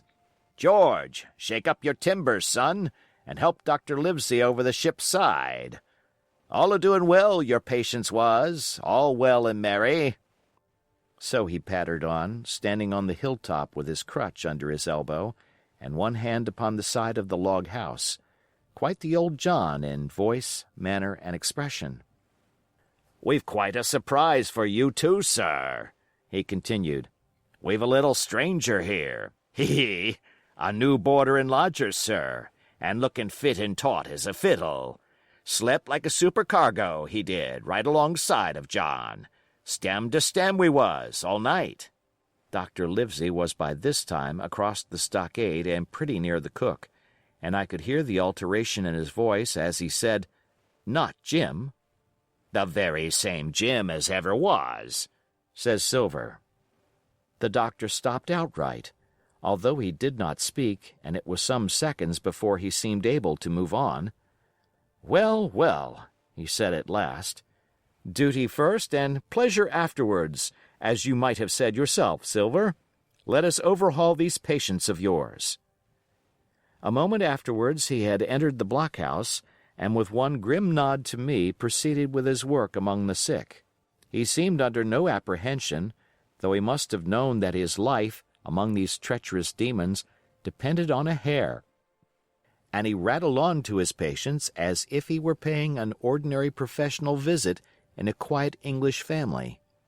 His manner, I suppose, reacted on the men, for they behaved to him as if nothing had occurred, as if he were still ship's doctor and they still faithful hands before the mast. "You're doing well, my friend," he said to the fellow with the bandaged head. "And if ever any person had a close shave, it was you. Your head must be hard as iron. Well, George, how goes it? You're a pretty color, certainly. Why, your liverman is upside down. Did you take that medicine? Did he take that medicine, men?" Aye, he took it, sure enough," returned Morgan. "Because, you see, since I am mutineer's doctor, or prison doctor as I prefer to call it," says Dr. Livesey in his pleasantest way, "I make it a point of honor not to lose a man for King George, God bless him, and the gallows." The rogues looked at each other but swallowed the home thrust in silence. "Dick don't feel well, sir," said one. "Don't he?" replied the doctor. "Well, step up here, Dick, and let me see your tongue." "No, I should be surprised if he did. The man's tongue is fit to frighten the French. Another fever." "Ah, there," said Morgan, "that come to spilin' Bibles." "That comes, as you call it, of being arrant asses," retorted the doctor, "and not having sense enough to know honest air from poison, and the dry land from a vile pestiferous slough. I think it most probable, though of course it's only an opinion, that you'll all have the deuce to pay before you get that malaria out of your systems. Camp in a bog, would you? Silver, I'm surprised at you. You're less of a fool than many, take you all round, but you don't appear to me to have the rudiments of a notion of the rules of health. Well," he added after he had dosed them round and they had taken his prescriptions, with really laughable humility, more like charity schoolchildren than blood-guilty mutineers and pirates. Well, that's done for today. And now I should wish to have a talk with that boy, please. And he nodded his head in my direction carelessly. George Merry was at the door, spitting and spluttering over some bad-tasted medicine, but at the first word of the doctor's proposal, he swung round with a deep flush and cried, "No!" and swore. Silver struck the barrel with his open hand. "Silence!" he roared, and looked about him positively like a lion. "Doctor," he went on in his usual tones, "I was a-thinking of that, knowing as how you had a fancy for the boy. We're all humbly grateful for your kindness, and as you see, puts faith in you and takes the drugs down like that much grog. And I take it I've found a way as'll suit all. Hawkins, will you give me your word of honor as a young gentleman, for a young gentleman you are, although poor born, your word of honor not to slip your cable?" I readily gave the pledge required. "Then, Doctor," said Silver, "you just step outside of that stockade, and once you're there I'll bring the boy down on the inside, and I reckon you can yarn through the spars. Good day to you, sir, and all our duties to the squire and Captain Smollett." The explosion of disapproval, which nothing but Silver's black looks had restrained, broke out immediately the doctor had left the house. Silver was roundly accused of playing double, of trying to make a separate peace for himself, of sacrificing the interests of his accomplices and victims, and, in one word, of the identical exact thing that he was doing. It seemed to me so obvious, in this case, that I could not imagine how he was to turn their anger. But he was twice the man the rest were, and his last night's victory had given him a huge preponderance on their minds. He called them all the fools and dolts you can imagine, said it was necessary I should talk to the doctor, flooded the chart in their faces, asked them if they could afford to break the treaty the very day they were bound to treasure hunting. "No, by thunder!" he cried. "It's us must break the treaty when the time comes, and till then I'll gammon that doctor if I have to ile his boots with brandy." And then he bade them get the fire lit, and stalked out upon his crutch, with his hand on my shoulder, leaving them in a disarray, and silenced by his volubility rather than convinced. "Slow, lad, slow," he said. "They might round upon us in a twinkle of an eye if we was seen to hurry." Very deliberately, then, did we advance across the sand to where the doctor awaited us on the other side of the stockade, and as soon as we were within easy speaking distance, Silver stopped. "You'll make a note of this here also, Doctor," says he, "and the boy'll tell you how I saved his life, and were deposed for it too, and you may lay to that. Doctor, when a man's steering as near the wind as me, playing chuck-farthing with the last breath in his body like, you wouldn't think it too much, mayhap, to give him one good word. You'll please bear in mind that it's not my life only now, it's that boy's into the bargain, and you'll speak me fair, Doctor, and give me a bit of hope to go on, for the sake of mercy." Silver was a changed man once he was out there and had his back to his friends in the blockhouse. His cheeks seemed to have fallen in, his voice trembled, never was a soul more dead in earnest. "Why, John, you're not afraid?" asked Dr. Livesey. "Doctor, I'm no coward, no, not I, not so much." And he snapped his fingers. "If I was, I wouldn't say it. But I'll own up fairly, I've the shakes upon me for the gallows. You're a good man and a true. I never seen a better man. And you'll not forget what I done good, not any more than you'll forget the bad, I know. And I step aside, see here, and leave you and Jim alone. And you'll put that down for me too, for it's a long stretch, is that." So saying, he stepped back a little way till he was out of earshot, and there sat down upon a tree stump and began to whistle, spinning round now and again upon his seat so as to command a sight, sometimes of me and the doctor, and sometimes of his unruly ruffians as they went to and fro in the sand between the fire, which they were busy rekindling, and the house, from which they brought forth pork and bread to make the breakfast. "So, Jim," said the doctor sadly, "here you are.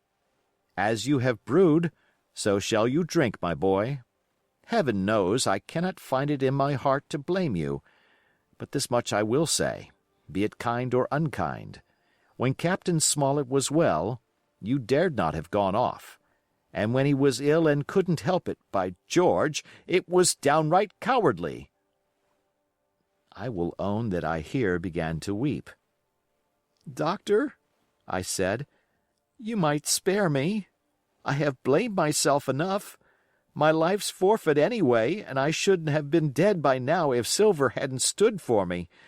And, doctor, believe this. I can die, and I dare say I deserve it, but what I fear is torture. If they come to torture me—" "Jim," the doctor interrupted, and his voice was quite changed. "Jim, I can't have this. Whip over and we'll run for it." "Doctor," said I pass my word." I know," he cried. "We can't help that, Jim, now. I'll take it on my shoulders, holus, bolus, blame and shame, my boy. But stay here I cannot let you. Jump. One jump and you're out, and we'll run for it like antelopes." "No," I replied. "You know right well you wouldn't do the thing yourself, neither you nor Squire nor Captain, and no more will I. Silver trusted me. I pass my word, and back I go. But, doctor, you did not let me finish. If they come to torture me, I might let slip a word of where the ship is, for I got the ship, part by luck and part by risking, and she lies in North Inlet on the southern beach, and just below high water. At half-tide she must be high and dry." "The ship!" exclaimed the doctor. Rapidly I described to him my adventures, and he heard me out in silence. "There is a kind of fate in this," he observed when I had done. "Every step, it's you that saves our lives. And do you suppose by any chance that we are going to let you lose yours? That would be a poor return, my boy. You found out the plot. You found Ben Gunn, the best deed that ever you did or will do, though you live to 90. Oh, by Jupiter! And talking of Ben Gunn, why, this is the mischief in person. Silver!" he cried. "Silver! I'll give you a piece of advice," he continued as the cook drew near again. "Don't you be in any great hurry after that treasure." "Why, sir, I do my possible, which that ain't," said Silver. "I can only, asking your pardon, save my life and the boys by seeking for that treasure, and you may lay to that." "Well, Silver," replied the doctor, "if that is so, I'll go one step further. Look out for squalls when you find it." "Sir," said Silver, "as between man and man, that's too much and too little. What you're after, why you left the blockhouse, why you given me that there chart, I don't know now, do I? And yet I done your biddin' with my eyes shut, and never a word of hope. But no, this here's too much. If you won't tell me what you mean plain out, just say so, and I'll leave the helm." "No," said the doctor musingly, "I've no right to say more. It's not my secret, you see, Silver. Or, I give you my word, I'd tell it you. But I'll go as far with you as I dare go, and a step beyond, for I'll have my wigs sorted by the captain or I'm mistaken. And first, I'll give you a bit of hope. Silver, if we both get alive out of this wolf trap, I'll do my best to save you, short of perjury." Silver's face was radiant. "You couldn't say more, I'm sure, sir, not if you was my mother," he cried. "Well, that's my first concession," added the doctor. "My second is a piece of advice. Keep the boy close beside you, and when you need help, halloo. I'm off to seek it for you, and that itself will show you if I speak at random. Good-bye, Jim." and Dr. Livesey shook hands with me through the stockade, nodded to Silver, and set off at a brisk pace into the wood. Chapter 31.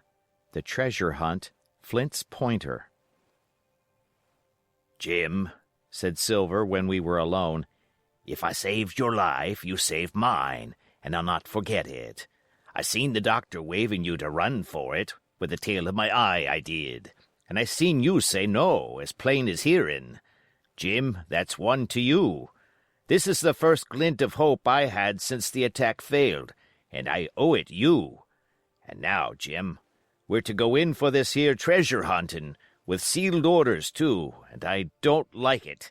And you and me must stick close, back to back like, and we'll save our necks in spite of fate and fortune. Just then a man hailed us from the fire that breakfast was ready, and we were soon seated here and there about the sand over biscuit and fried junk. They had lit a fire fit to roast an ox, and it was now grown so hot that they could only approach it from the windward, and even there not without precaution. In the same wasteful spirit they had cooked, I suppose, 3 times more than we could eat, and one of them, with an empty laugh, threw what was left into the fire, which blazed and roared again over this unusual fuel. I never in my life saw men so careless of the morrow. Hand to mouth is the only word that can describe their way of doing, and what with wasted food and sleeping sentries, though they were bold enough for a brush and be done with it, I could see their entire unfitness for anything like a prolonged campaign. Even Silver, eating away, with Captain Flint upon his shoulder, had not a word of blame for their recklessness. And this the more surprised me, for I thought he had never shown himself so cunning as he did then. "Aye, mates," said he, "it's lucky you have barbecue to think for you with this here head. I got what I wanted, I did. Sure enough, they have the ship. Where they have it, I don't know yet, but once we hit the treasure, we'll have to jump about and find out. And then, mates, us that has the boats, I reckon, has the upper hand." Thus he kept running on, with his mouth full of the hot bacon. Thus he restored their hope and confidence, and, I more than suspect, repaired his own at the same time. "As for hostage," he continued, "that's his last talk, I guess, with them he loves so dear. I've got my piece of news, and thank you to him for that, but it's over and done. I'll take him in a line when we go treasure hunting, for we'll keep him like so much gold, in case of accidents, you mark, and in the meantime. Once we got the ship and treasure both, and off to sea like jolly companions, why then we'll talk Mr. Hawkins over, we will, and we'll give him his share, to be sure, for all his kindness." It was no wonder the men were in such a good humor now. For my part, I was horribly cast down. Should the scheme he had now sketched prove feasible, Silver, already doubly a traitor, would not hesitate to adopt it. He had still a foot in either camp, and there was no doubt he would prefer wealth and freedom with the pirates to a bare escape from hanging, which was the best he had to hope on our side. Nay, and even if things so fell out that he was forced to keep his faith with Dr. Livesey, even then what danger lay before us? What a moment that would be when the suspicions of his followers turned to certainty and he and I should have to fight for dear life, he a cripple and I a boy, against 5 strong and active seamen. Add to this double apprehension the mystery that still hung over the behavior of my friends, their unexplained desertion of the stockade, their inexplicable cession of the chart, or harder still to understand, the doctor's last warning to Silver, "Look out for squalls when you find it," and you will readily believe how little taste I found in my breakfast, and with how uneasy a heart I set forth behind my captors on the quest for treasure. We made a curious figure, had anyone been there to see us, all in soiled sailor clothes and all but me armed to the teeth. Silver had 2 guns slung about him, one before and one behind, besides the great cutlass at his waist, and a pistol in each pocket of his square-tailed coat. To complete his strange appearance, Captain Flint sat perched upon his shoulder and gabbling odds and ends of purposeless sea-talk. I had a line about my waist and followed obediently after the sea cook, who held the loose end of the rope, now in his free hand, now between his powerful teeth. For all the world, I was led like a dancing bear. The other men were variously burthened, some carrying picks and shovels, for that had been the very first necessary they had brought ashore from the Hispaniola, others laden with pork, bread, and brandy for the midday meal. All the stores, I observed, came from our stock, and I could see the truth of Silver's words the night before. Had he not struck a bargain with the doctor, he and his mutineers, deserted by the ship, must have been driven to subsist on clear water and the proceeds of their hunting. Water would have been little to their taste. A sailor is not usually a good shot, and besides all that, when they were so short of eatables, it was not likely they would be very flush of powder. Well, thus equipped, we all set out, even the fellow with the broken head, who should certainly have kept in shadow, and straggled, one after another, to the beach, where the two gigs awaited us. Even these bore trace of the drunken folly of the pirates, one in a broken thwart, and both in their muddy and unbaled condition. Both were to be carried along with us for the sake of safety, and so, with our numbers divided between them, we set forth upon the bosom of the anchorage. As we pulled over, there was some discussion on the chart. The Red Cross was, of course, far too large to be a guide, and the terms of the note on the back, as you will hear, admitted of some ambiguity.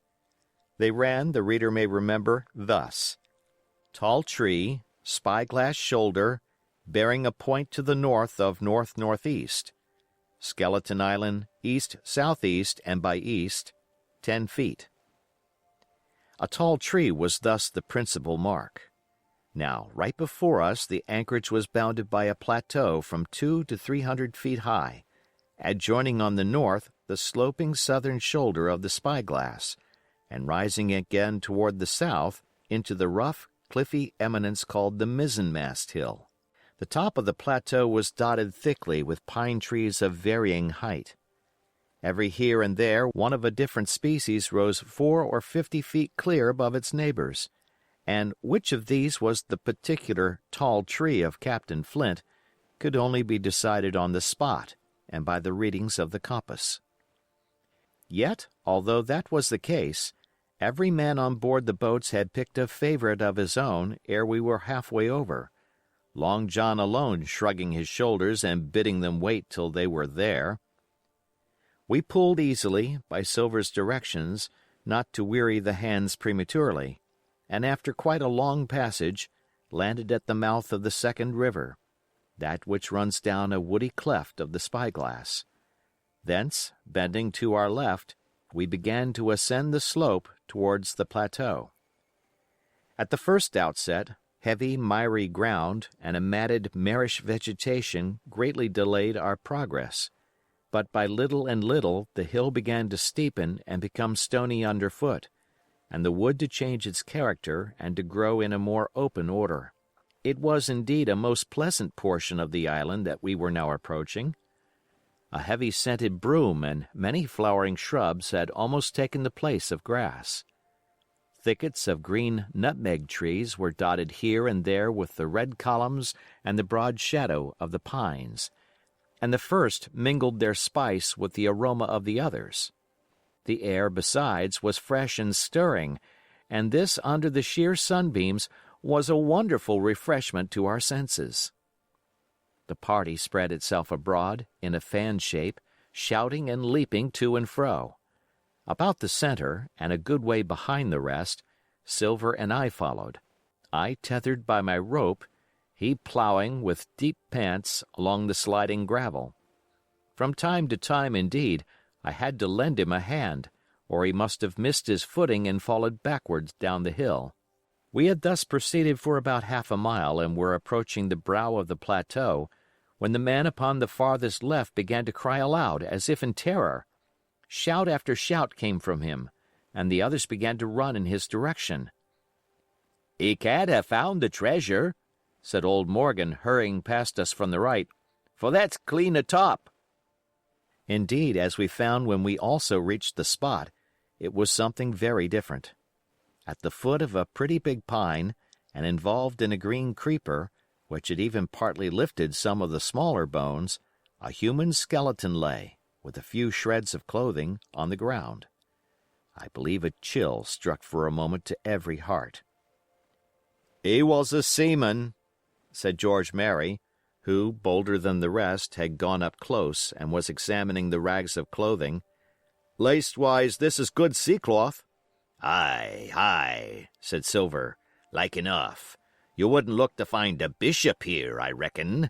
But what sort of a way is that for bones to lie? 'Tain't in nature." Indeed, on a second glance it seemed impossible to fancy that the body was in a natural position.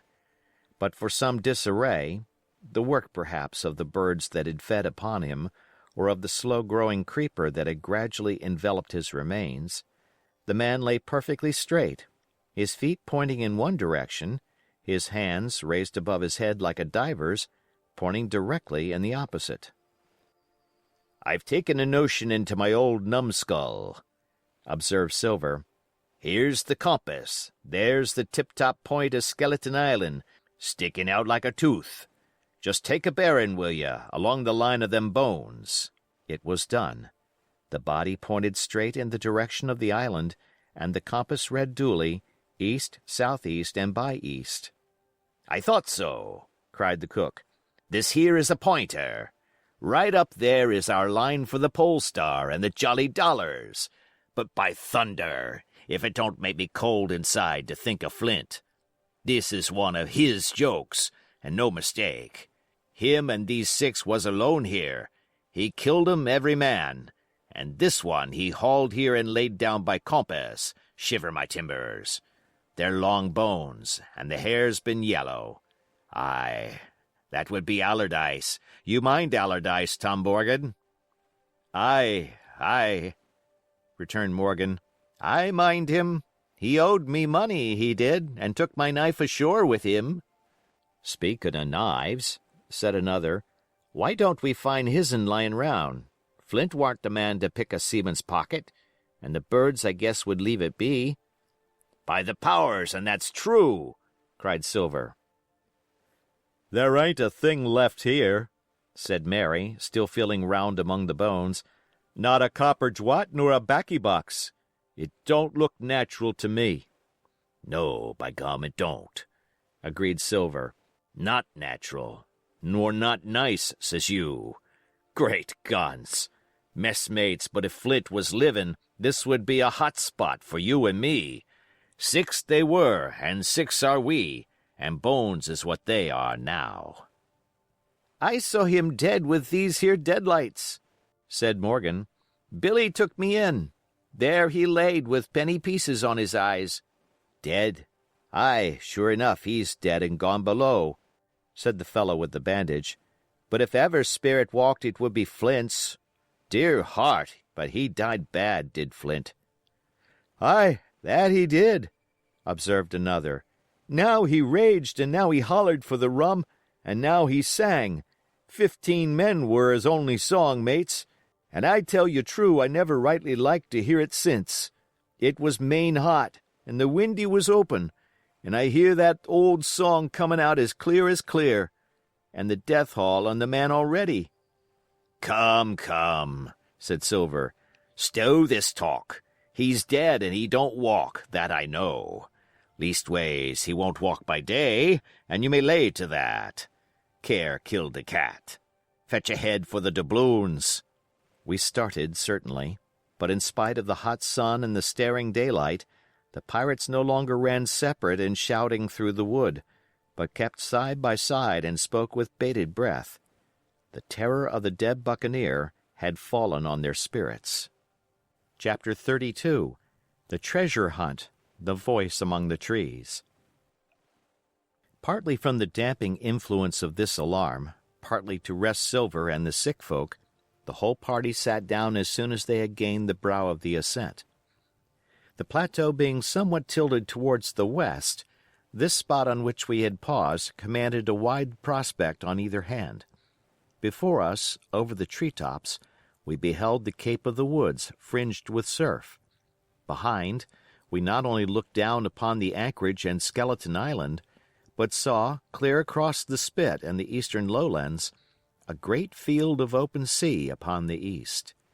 Sheer above us rose the Spyglass, here dotted with single pines, there black with precipices. There was no sound but that of the distant breakers, mounting from all round, and the chirp of countless insects in the brush. Not a man, not a sail, upon the sea. The very largeness of the view increased the sense of solitude.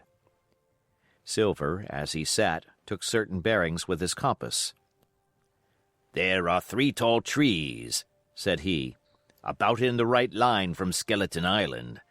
Spyglass Shoulder, I take it, means that lower point there. It's child's play to find the stuff now. I've half a mind to dine first." "I don't feel sharp," growled Morgan. "Thinkin' of Flint, I think it were as done me." "Ah, well, my son, you praise your stars he's dead," said Silver. "He were an ugly devil," cried a third pirate with a shudder. "That blue in the face, too." "That was how the rum took him," added Mary. "Blue. Well, I reckon he was blue. That's a true word." Ever since they had found the skeleton and got upon this train of thought, they had spoken lower and lower, and they had almost got to whispering by now, so that the sound of their talk hardly interrupted the silence of the wood. All of a sudden, out of the middle of the trees in front of us, a thin, high, trembling voice struck up the well-known air and words. 15 men on the dead man's chest, yo-ho-ho, and a bottle of rum. I never have seen men more dreadfully affected than the pirates. The color went from their 6 faces like enchantment. Some leaped to their feet, some clawed hold of others. Morgan groveled on the ground. "It's Flint cried Mary. The song had stopped, as suddenly as it began. Broken off, you would have said, in the middle of a note, as though someone had laid his hand upon the singer's mouth. Coming through the clear, sunny atmosphere among the green tree-tops, I thought it had sounded airily and sweetly, and the effect on my companions was the stranger. "Come," said Silver, struggling with his ashen lips to get the word out. "This won't do. Stand by to go about. This is a rum start, and I can't name the voice, but it's someone skylarking. Someone that's flesh and blood, and you may lay to that." His courage had come back as he spoke, and some of the color to his face along with it. Already the others had begun to lend an ear to this encouragement, and were coming a little to themselves, when the same voice broke out again, not this time singing, but in a faint, distant hail that echoed yet fainter among the clefts of the spyglass. "Darby McGraw!" it wailed, for that is the word that best describes the sound. "Darby McGraw! Darby McGraw!" Again and again and again, and then rising a little higher, and with an oath that I leave out, "Fetch off the rum, Darby!" The buccaneers remained rooted to the ground, their eyes starting from their heads. Long after the voice had died away, they still stared in silence, dreadfully, before them. "That fixes it," gasped one. "Let's go." "They were his last words," moaned Morgan. "His last words above board." Dick had his Bible out and was praying volubly. He had been well brought up, had Dick, before he came to sea and fell among bad companions. Still Silver was unconquered. I could hear his teeth rattle in his head, but he had not yet surrendered. "Nobody in this here island ever heard of Darby," he muttered. "Not one but us that's here." And then, making a great effort, "Shipmates," he cried, "I'm here to get that stuff, and I'll not be beat by man or devil. I never was feared of Flint in his life, and by the powers I'll face him dead. There's 700,000 pound not a quarter of a mile from here.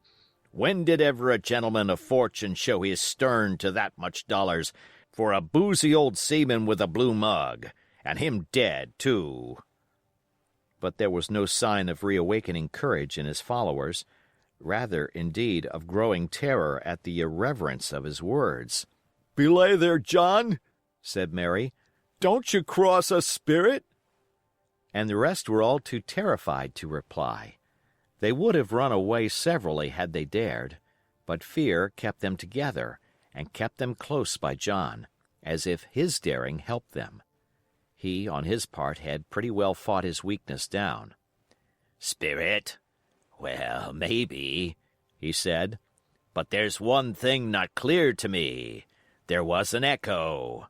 Now, no man ever seen a spirit with a shadow. Well, then, what's he doing with an echo to him, I should like to know? That ain't in nature, surely." This argument seemed weak enough to me, but you can never tell what will affect the superstitious, and to my wonder, George Merry was greatly relieved. "Well, that's so," he said. "You've a head upon your shoulders, John, and no mistake.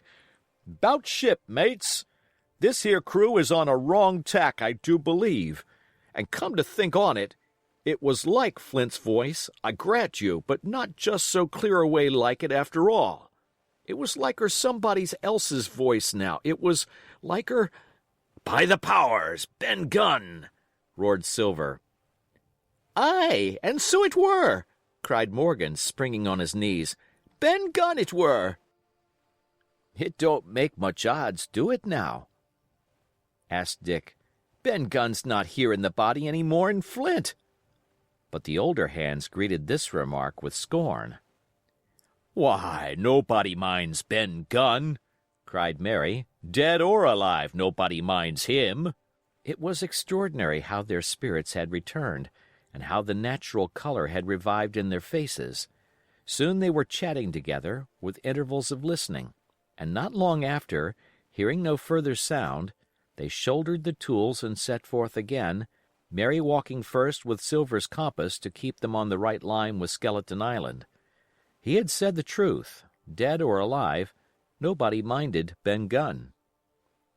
Dick alone still held his Bible, and looked around him as he went, with fearful glances, but he found no sympathy, and Silver even joked him on his precautions. "I told you," said he. "I told you had spoiled your Bible. If it ain't no good to swear by, what do you suppose a spirit would give for it? Not that." And he snapped his big fingers, halting a moment on his crutch. But Dick was not to be comforted. Indeed, it was soon plain to me that the lad was falling sick. Hastened by heat, exhaustion, and the shock of his alarm, the fever, predicted by Dr. Livesey, was evidently growing swiftly higher. It was fine open walking here upon the summit. Our way lay a little downhill, for, as I have said, the plateau tilted towards the west. The pines, great and small, grew wide apart, and even between the clumps of nutmeg and azalea, wide open spaces baked in the hot sunshine. Striking as we did pretty near northwest across the island, we drew on the one hand ever nearer under the shoulders of the spyglass, and on the other looked ever wider over that western bay where I had once tossed and trembled in the coracle. The first of the tall trees was reached, and by the bearings proved the wrong one. So with the second. The third rose nearly 200 feet into the air above a clump of underwood, a giant of a vegetable, with a red column as big as a cottage, and a wide shadow around in which a company could have maneuvered. It was conspicuous far to sea both on the east and west, and might have been entered as a sailing mark upon the chart.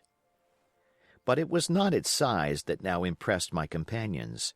It was the knowledge that 700,000 pounds in gold lay somewhere buried below its spreading shadow.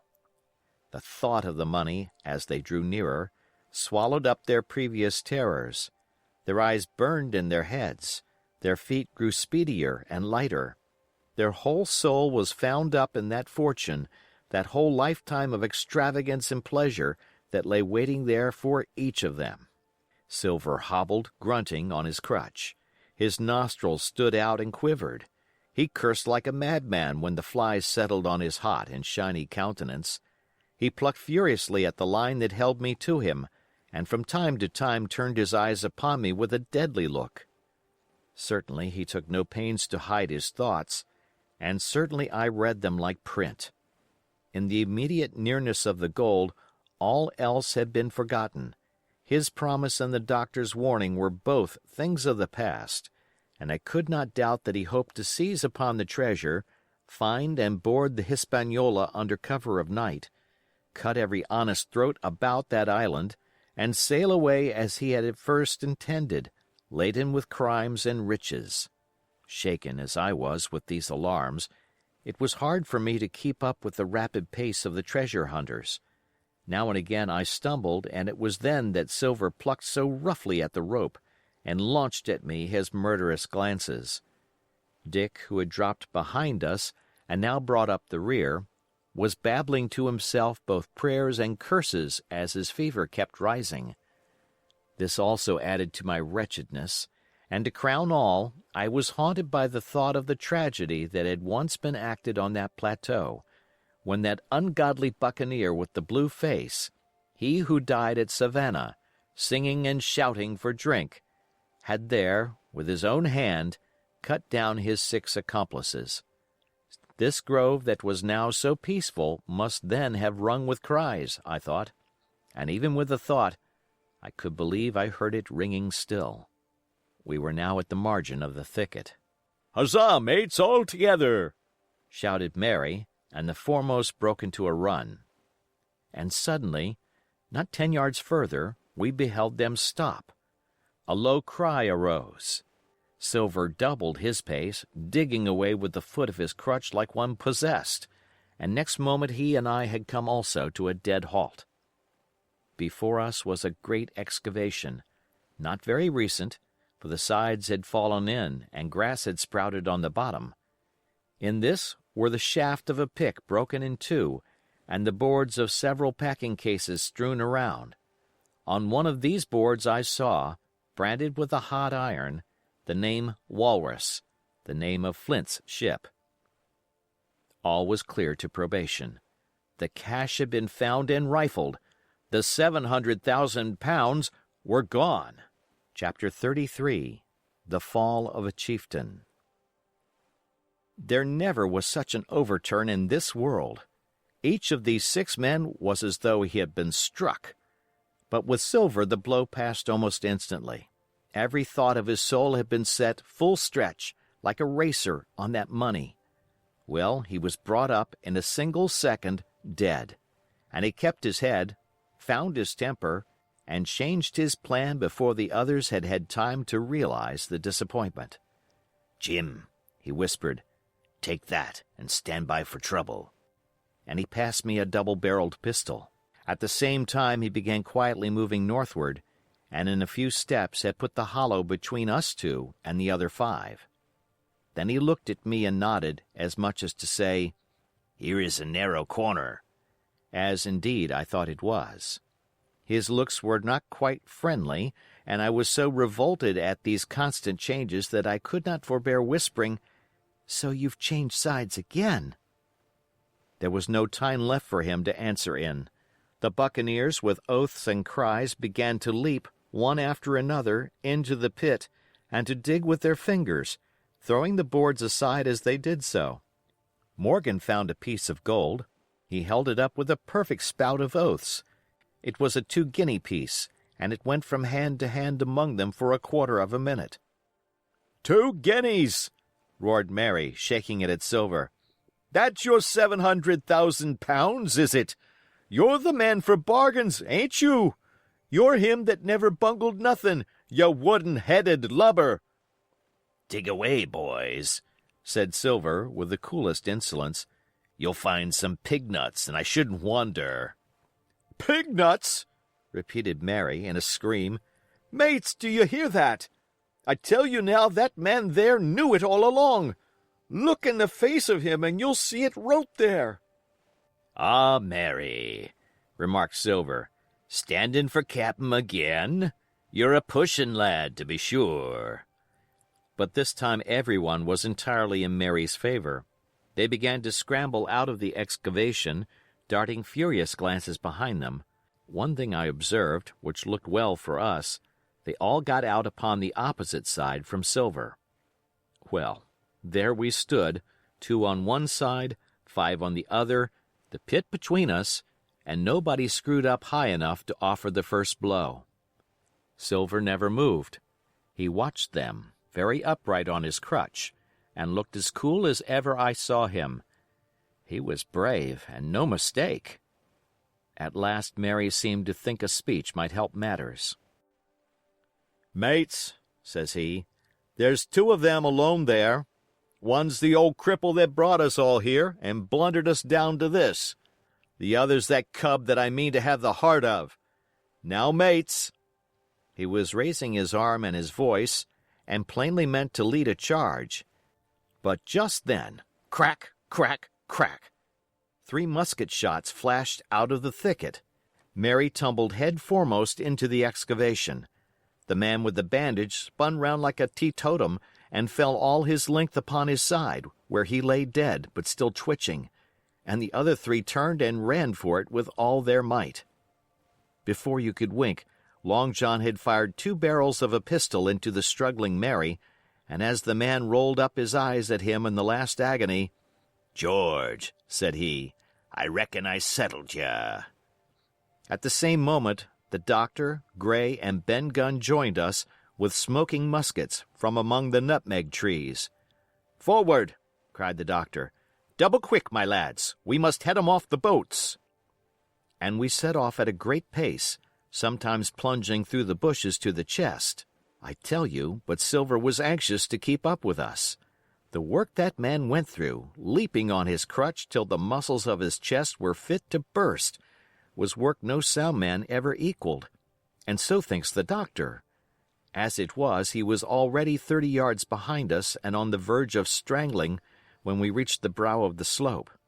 "Doctor," he hailed, "see there? No hurry." Sure enough, there was no hurry. In a more open part of the plateau, we could see the 3 survivors still running in the same direction as they had started, right for Mizzenmast Hill.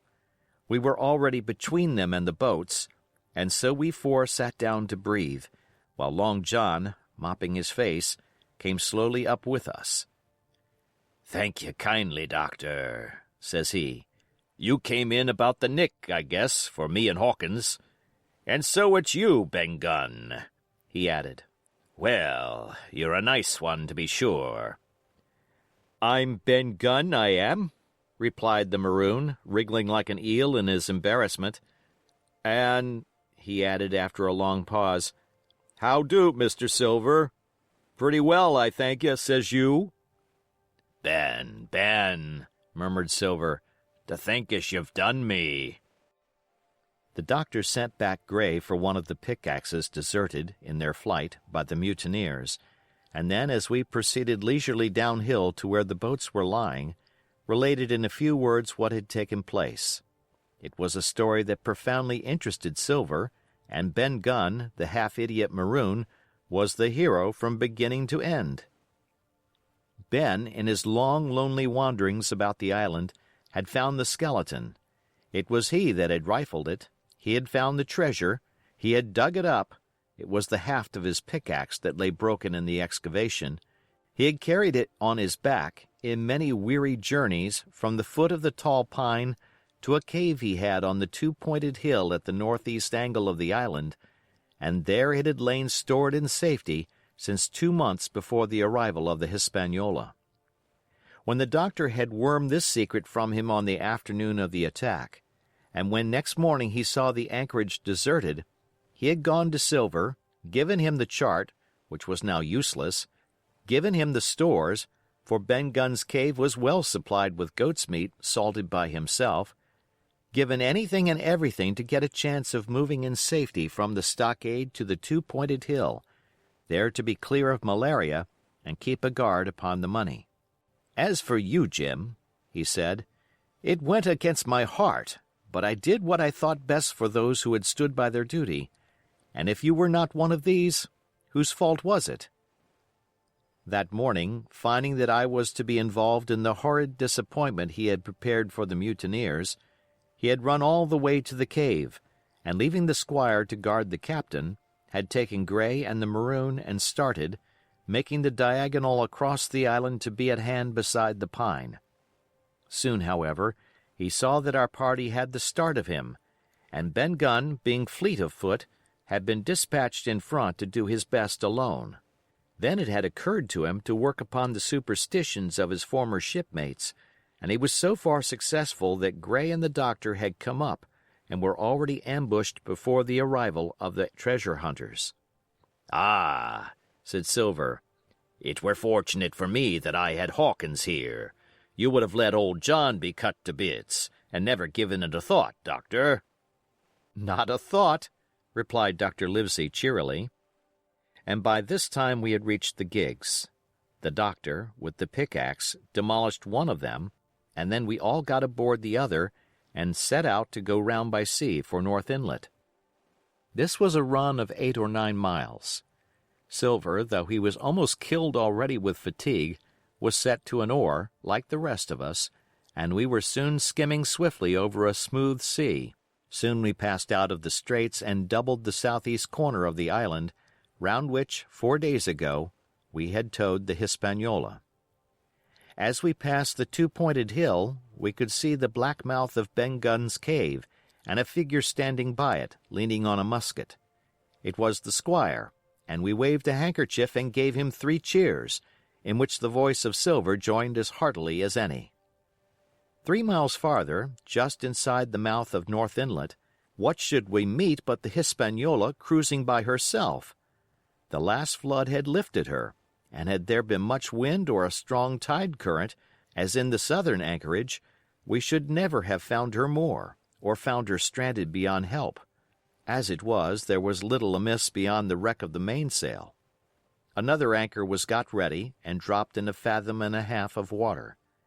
We all pulled round again to Rum Cove, the nearest point for Ben Gunn's treasure house, and then Gray, single-handed, returned with the gig to the Hispaniola, where he was to pass the night on guard.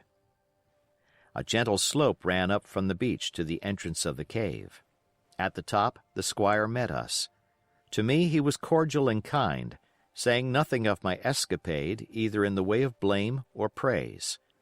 At Silver's polite salute, he somewhat flushed. "John Silver," he said, "you're a prodigious villain and impostor. A monstrous impostor, sir. I am told I am not to prosecute you. Well, then, I will not. But the dead men, sir, hang about your neck like millstones." "Thank you kindly, sir," replied Long John, again saluting. "I dare you to thank me," cried the squire. "It is a gross dereliction of my duty. Stand back." And thereupon we all entered the cave. It was a large, airy place, with a little spring and a pool of clear water, overhung with ferns. The floor was sand.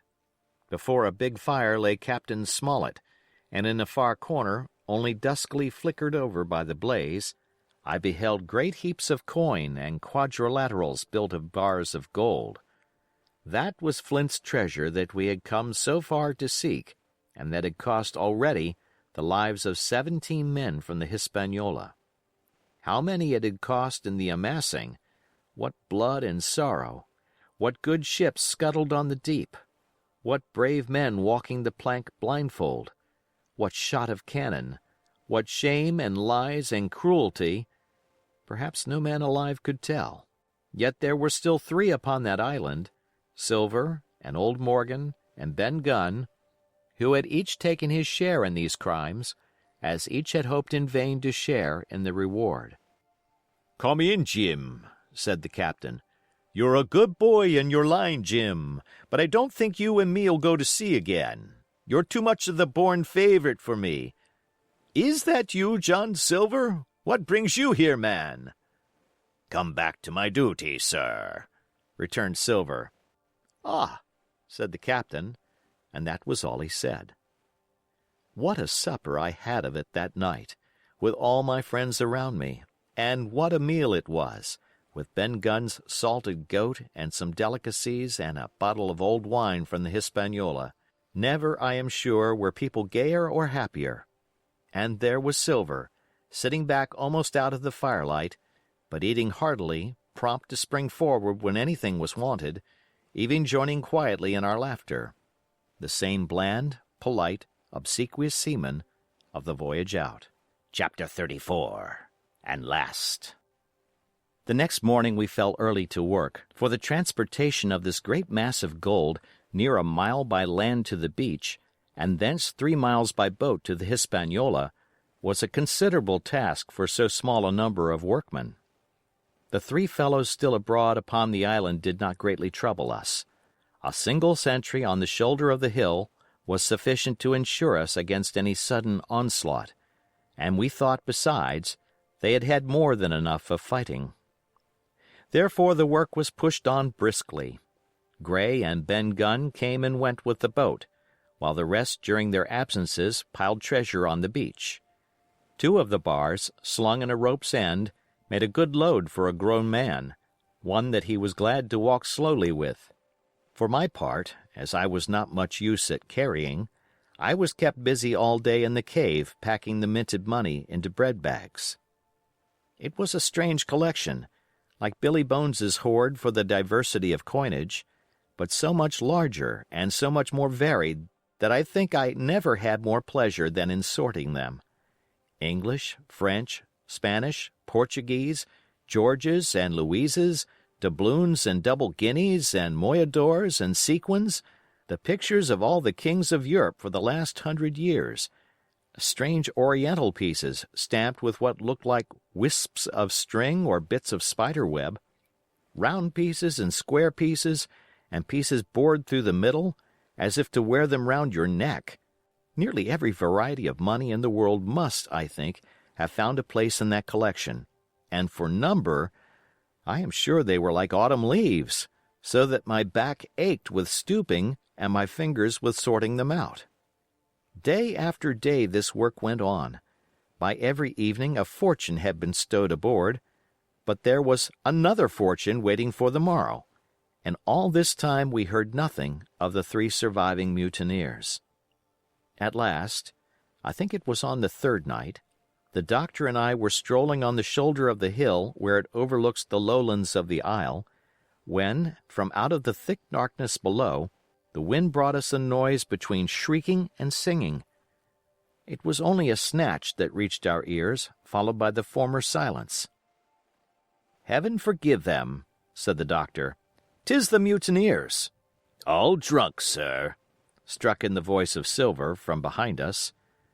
Silver, I should say, was allowed his entire liberty, and in spite of daily rebuffs, seemed to regard himself once more as quite a privileged and friendly dependent. Indeed, it was remarkable how well he bore these slights and with what unwearying politeness he kept on trying to ingratiate himself with all. Yet, I think, none treated him better than a dog, unless it was Ben Gunn, who was still terribly afraid of his old quartermaster, or myself, who had really something to thank him for, although for that matter, I suppose, I had reason to think even worse of him than anybody else, for I had seen him meditating a fresh treachery upon the plateau. Accordingly, it was pretty gruffly that the doctor answered him. "Drunk or raving," said he. Right you were, sir, replied Silver, and precious little odds which, to you and me. "I suppose you would hardly ask me to call you a humane man," returned the doctor with a sneer, "and so my feelings may surprise you, Master Silver.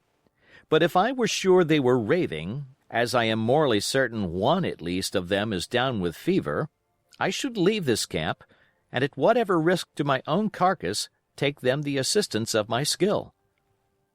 "Ask your pardon, sir, you would be very wrong," quoth Silver. "You would lose your precious life, and you may lay to that. I'm on your side now, hand in glove, and I shouldn't wish for to see the party weakened, let alone yourself, seeing as I know what I owes you. But these men down there, they couldn't keep their word. No, not supposing they wished to. And what's more, they couldn't believe as you could." "No," said the doctor. "You're the man to keep your word. We know that." Well, that was about the last news we had of the three pirates. Only once we heard a gunshot a great way off, and supposed them to be hunting. A council was held, and it was decided that we must desert them on the island, to the huge glee, I must say, of Ben Gunn, and with a strong approval of Gray.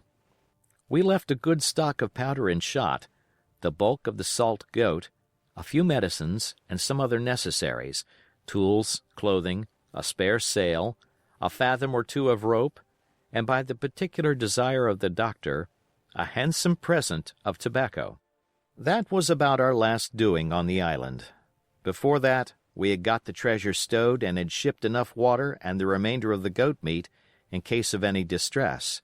And at last, one fine morning, we weighed anchor, which was about all that we could manage, and stood out of North Inlet, the same colors flying that the captain had flown and fought under at the Palisade. The three fellows must have been watching us closer than we thought for, as we soon had proved. For coming through the Narrows, we had to lie very near the southern point, and there we saw all three of them kneeling together on a spit of land, with their arms raised in supplication. It went to all our hearts, I think, to leave them in that wretched state, but we could not risk another mutiny, and to take them home for the gibbet would have been a cruel sort of kindness. The doctor hailed them and told them of the stores we had left, and where they were to find them. But they continued to call us by name and appealed to us, for God's sake, to be merciful and not leave them to die in such a place. At last, seeing the ship still bore on her course and was now swiftly drawing out of earshot, one of them, I know not which it was, leaped to his feet with a hoarse cry, whipped his musket to his shoulder, and sent a shot whistling over Silver's head and through the mainsail. After that, we kept under cover of the bulwarks, and when next I looked out they had disappeared from the spit, and the spit itself had almost melted out of sight in the growing distance. That was at least the end of that, and before noon, to my inexpressible joy, the highest rock of Treasure Island had sunk into the blue round of sea. We were so short of men that everyone on board had to bear a hand. Only the captain lying on a mattress in the stern and giving his orders, for though greatly recovered, he was still in want of quiet. We laid her head for the nearest port in Spanish America, for we could not risk the voyage home without fresh hands, and as it was, what with baffling winds and a couple of fresh gales, we were all worn out before we reached it. It was just at sundown when we cast anchor in a most beautiful landlocked gulf, and were immediately surrounded by shore boats full of negroes and Mexican Indians and half-bloods selling fruits and vegetables and offering to dive for bits of money. The sight of so many good-humored faces, especially the blacks, the taste of the tropical fruits, and above all the lights that began to shine in the town, made a most charming contrast to our dark and bloody sojourn on the island, and the doctor and the squire, taking me along with them, went ashore to pass the early part of the night. Here they met the captain of an English man-of-war, fell in talk with him, went on board his ship, and in short, had so agreeable a time that day was breaking when we came alongside the Hispaniola. Ben Gunn was on deck alone, and as soon as we came on board he began, with wonderful contortions, to make us a confession. Silver was gone. The maroon had connived at his escape in a shore boat some hours ago, and he now assured us he had only done so to preserve our lives, which would certainly have been forfeit if "that man with the one leg had stayed aboard." And this was not all. The sea cook had not gone empty-handed.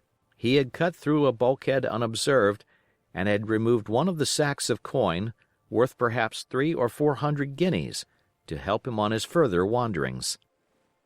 I think we were all pleased to be so cheaply quit of him.